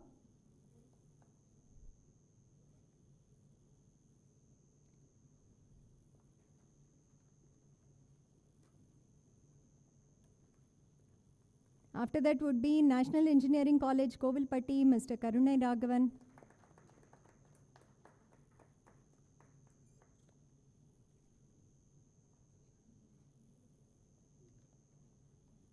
Again, NEC has been a partner since long. I think the very first workshop we ever did in 2015 was in NEC. So the series of workshops that we did over the last 8 years started with NEC, where we went. We had nothing to say except maybe 10 slides and said we are starting, and that's how our first workshop went. They've been partners since then. Thank you, sir. SRM University, Ramapuram, Mr. Madhavan. Again, one of our early adopters and partners, a constant source of support, familiar face. Yes, sir.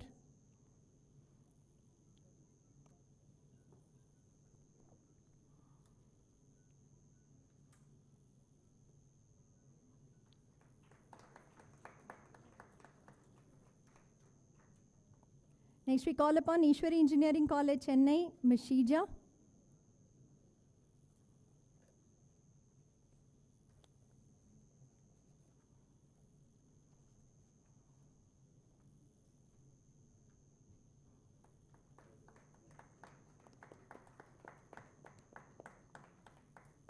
Next we start with the local chapters that have gotten a rating of A this time. Nitte Meenakshi Institute of Technology, Bangalore, Dilip Reddy.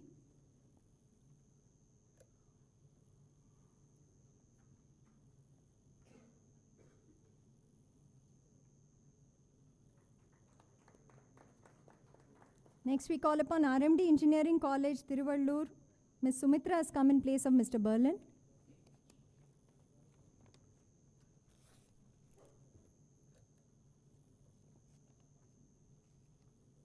The name is Berlin, but her photo. Yeah. What have you put? Check this. Make note of this. Rajalakshmi Engineering College, Mr. Devanathan in place of Mr. Bhaskar.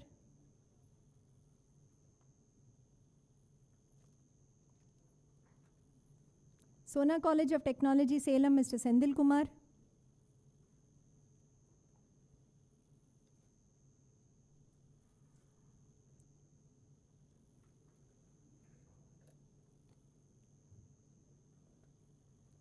Holy Cross College, Tiruchirappalli, Miss Senthamil Selvi.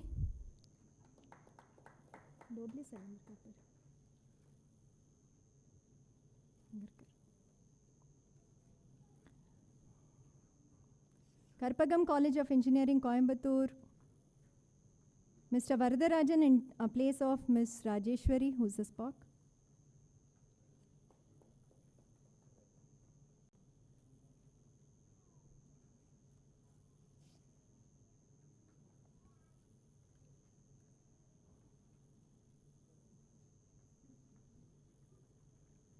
You flip and no, always you guys put this. Flip the photo. Laki Reddy, Bali Reddy College of Engineering, Mailavaram, Andhra Pradesh, Mr. Pavan Chand.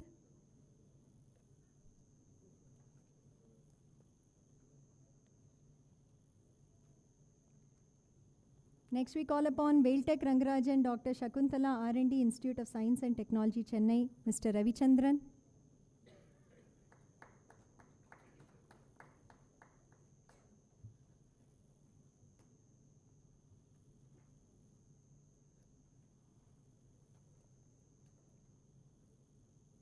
Reva University, Bangalore, K.S. Narayan Swami is the SPOC, but Mr. Deepak has come on his behalf.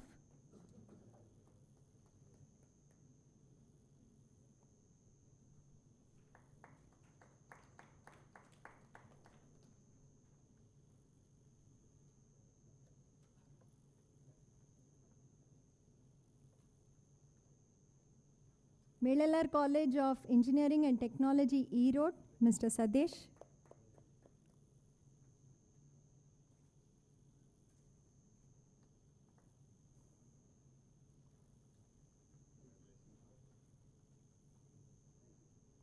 Next would be University of Madras, Chennai, Mr. Jagannathan.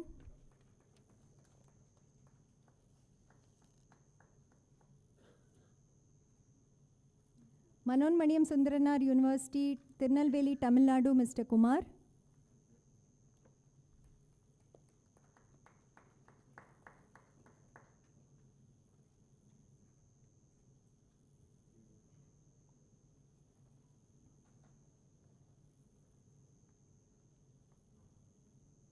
Next would be Sagi Ramakrishnam Raju, Engineering College, Bhimavaram, Mr. Gopala Krishnamurthy.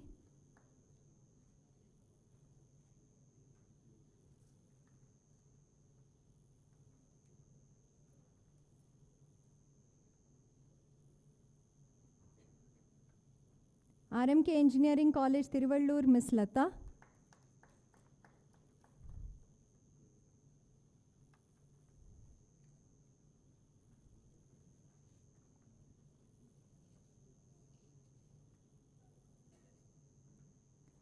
Next would be Indian Institute of Information Technology, D&M, Kanchipuram, Professor Venkata Timmaraju.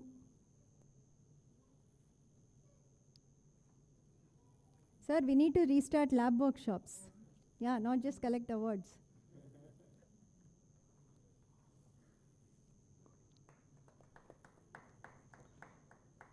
Raghu Engineering College, Vizag, Mr. Narsimhan.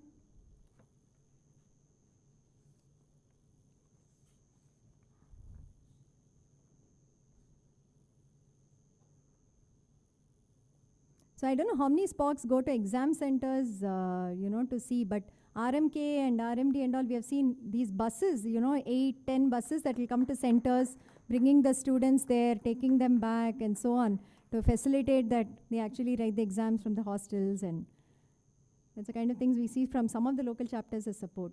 Coming down to the special category of awards. Okay, here. So we'll start with the Arts and Science top local chapters.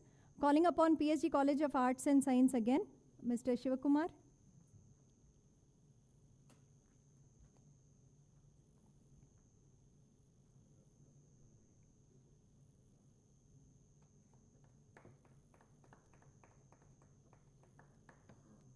Next would be Holy Cross College, Tiruchirappalli. Again coming as the top 3 in the Arts and Science category.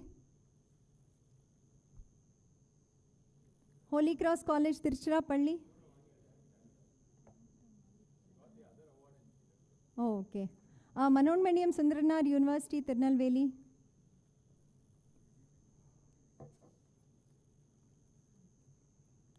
Next we call upon Loyola Academy, Hyderabad, Telangana, for again the top arts and science outside the top 100.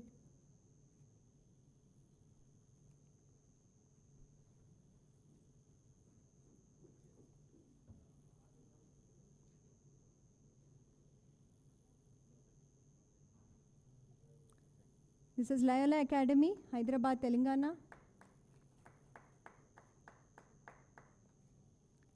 The next category is the best faculty performance, the set of colleges. Sona College of Technology, Salem, Mr. Sendil Kumar. SRM University, Ramapuram, Mr. Madhavan again. Vasavi College of Engineering, Hyderabad, Poturi Venkateshwar Rao. So I think all three of you also can wait so that we can get maybe group photos too. So that would be good. Sona College, SRM University, Ramapuram, Vasavi College of Engineering. There's one more.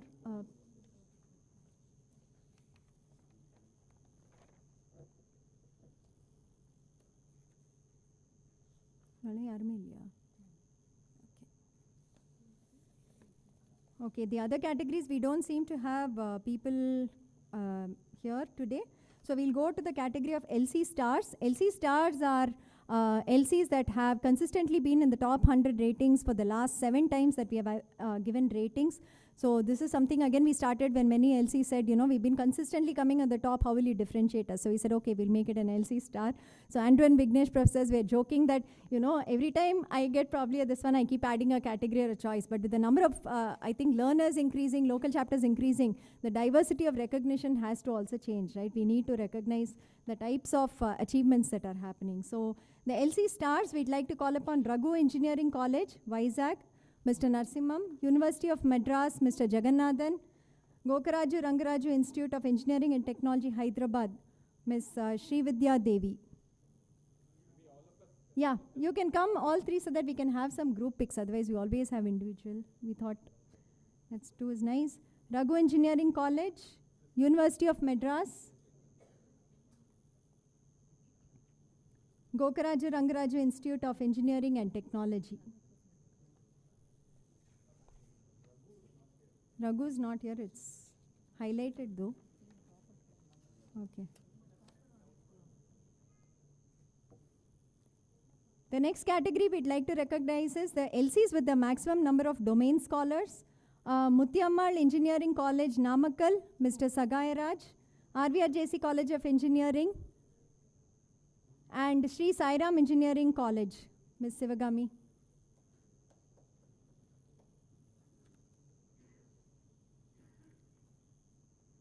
So these are the LCs being recognized for the maximum domain stars in the semester January to April 2023. Muthiammal Engineering College, Namakkal, RVRJC College, Guntur, Sri Sairam Engineering College, Chennai.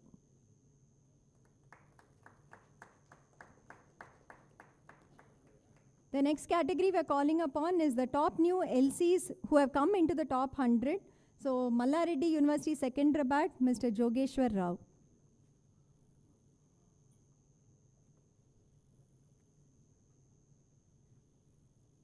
And the new LC that have performed very well outside the top 100 though, Annamacharya Institute of Technology and Sciences, Kadapa. Mr. Sheikh Muhammad Ali, are you here?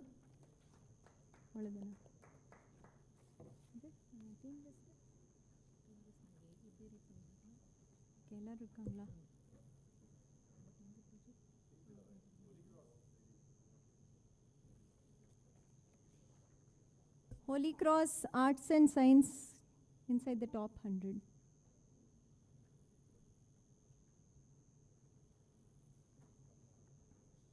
Engappa?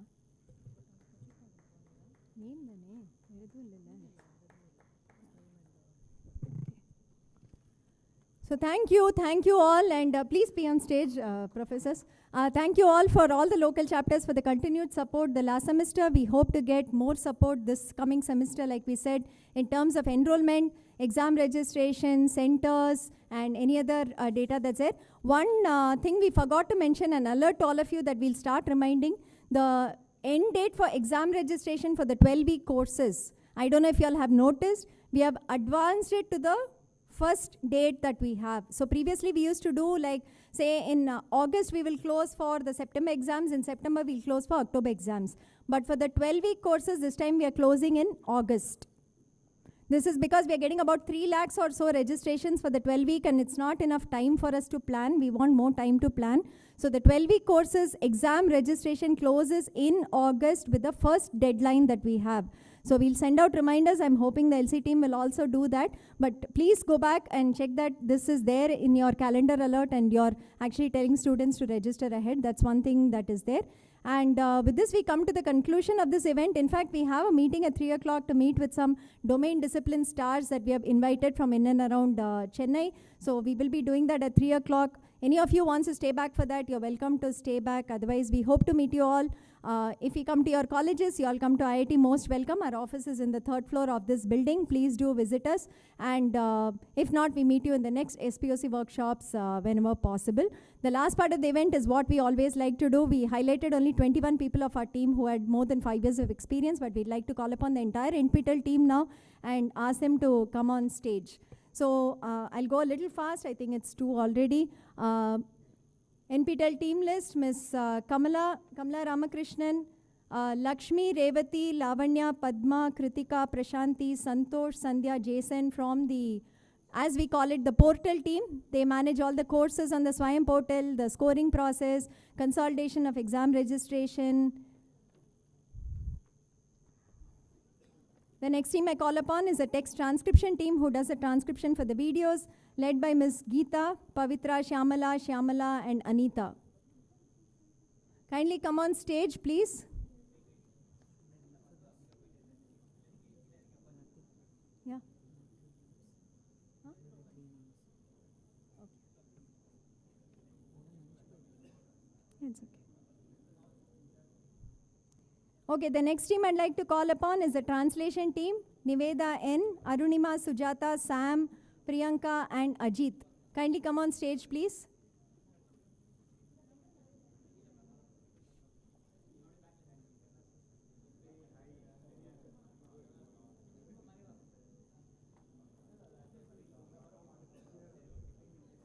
Andrew sir, one place in there for me, I will come in. The design team, Ramesh, Shivashaktivel, Chitra Devi, and our social media handling person, Vignesh Ganeshan, please come on stage. We can have 2 or 3 layers, one knelt down, one sitting. Otherwise, I think the team is too big now. Okay, the development team that maintains the website and does all the allied apps that we have. Niveda Rajan, Niveda S, Rudra, Chitra, Logeshwari, Satya. Kindly come on stage, please.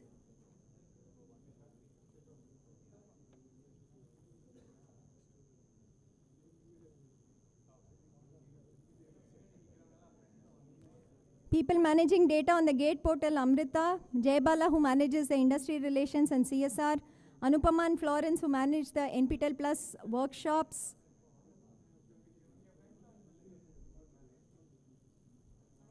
Accounts team, Murli Krishna, Sangeeta Surya, Santosh, Tanga Perumal, Divya Devi, Naveen Raj, Muttamil Arasan.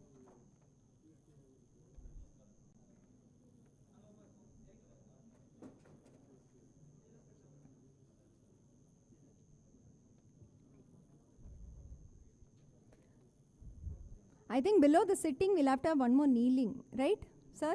Appadithaan varum illaya? Okay, QP team is going to kneel. Punishment. QP is padtharathukku. So next we come to the QP, the exam coordination team, who does it. Anita, Vinodini, Purnika, Maria, Purnima, Baby, Anupriya, Raghavi, Annie, Aishwarya, Sudha, Sheikh, Bhuvaneshwari. You all are in front.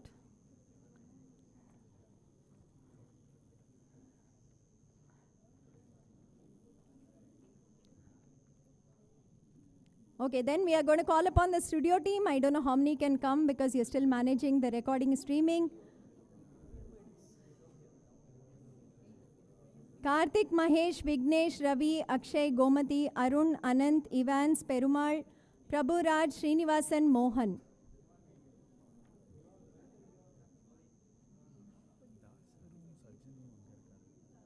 Yeah, names are here. It's coming.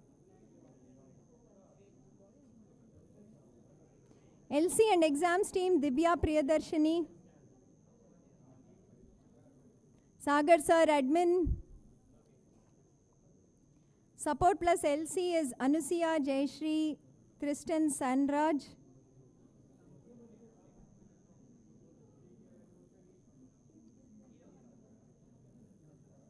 Dr. Jaykrishnan.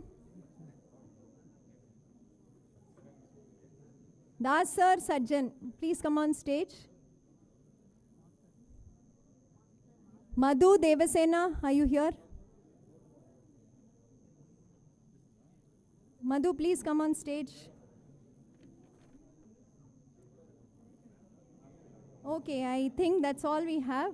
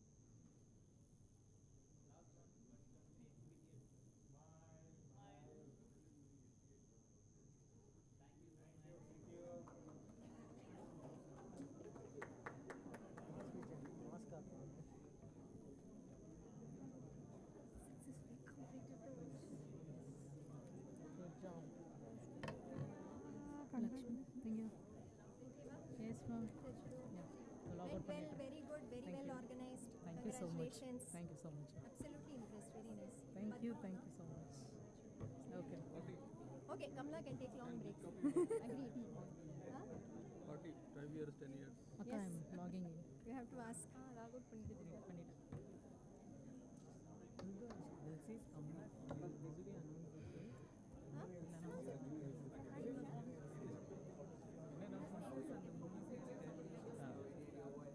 Oh, you have the other.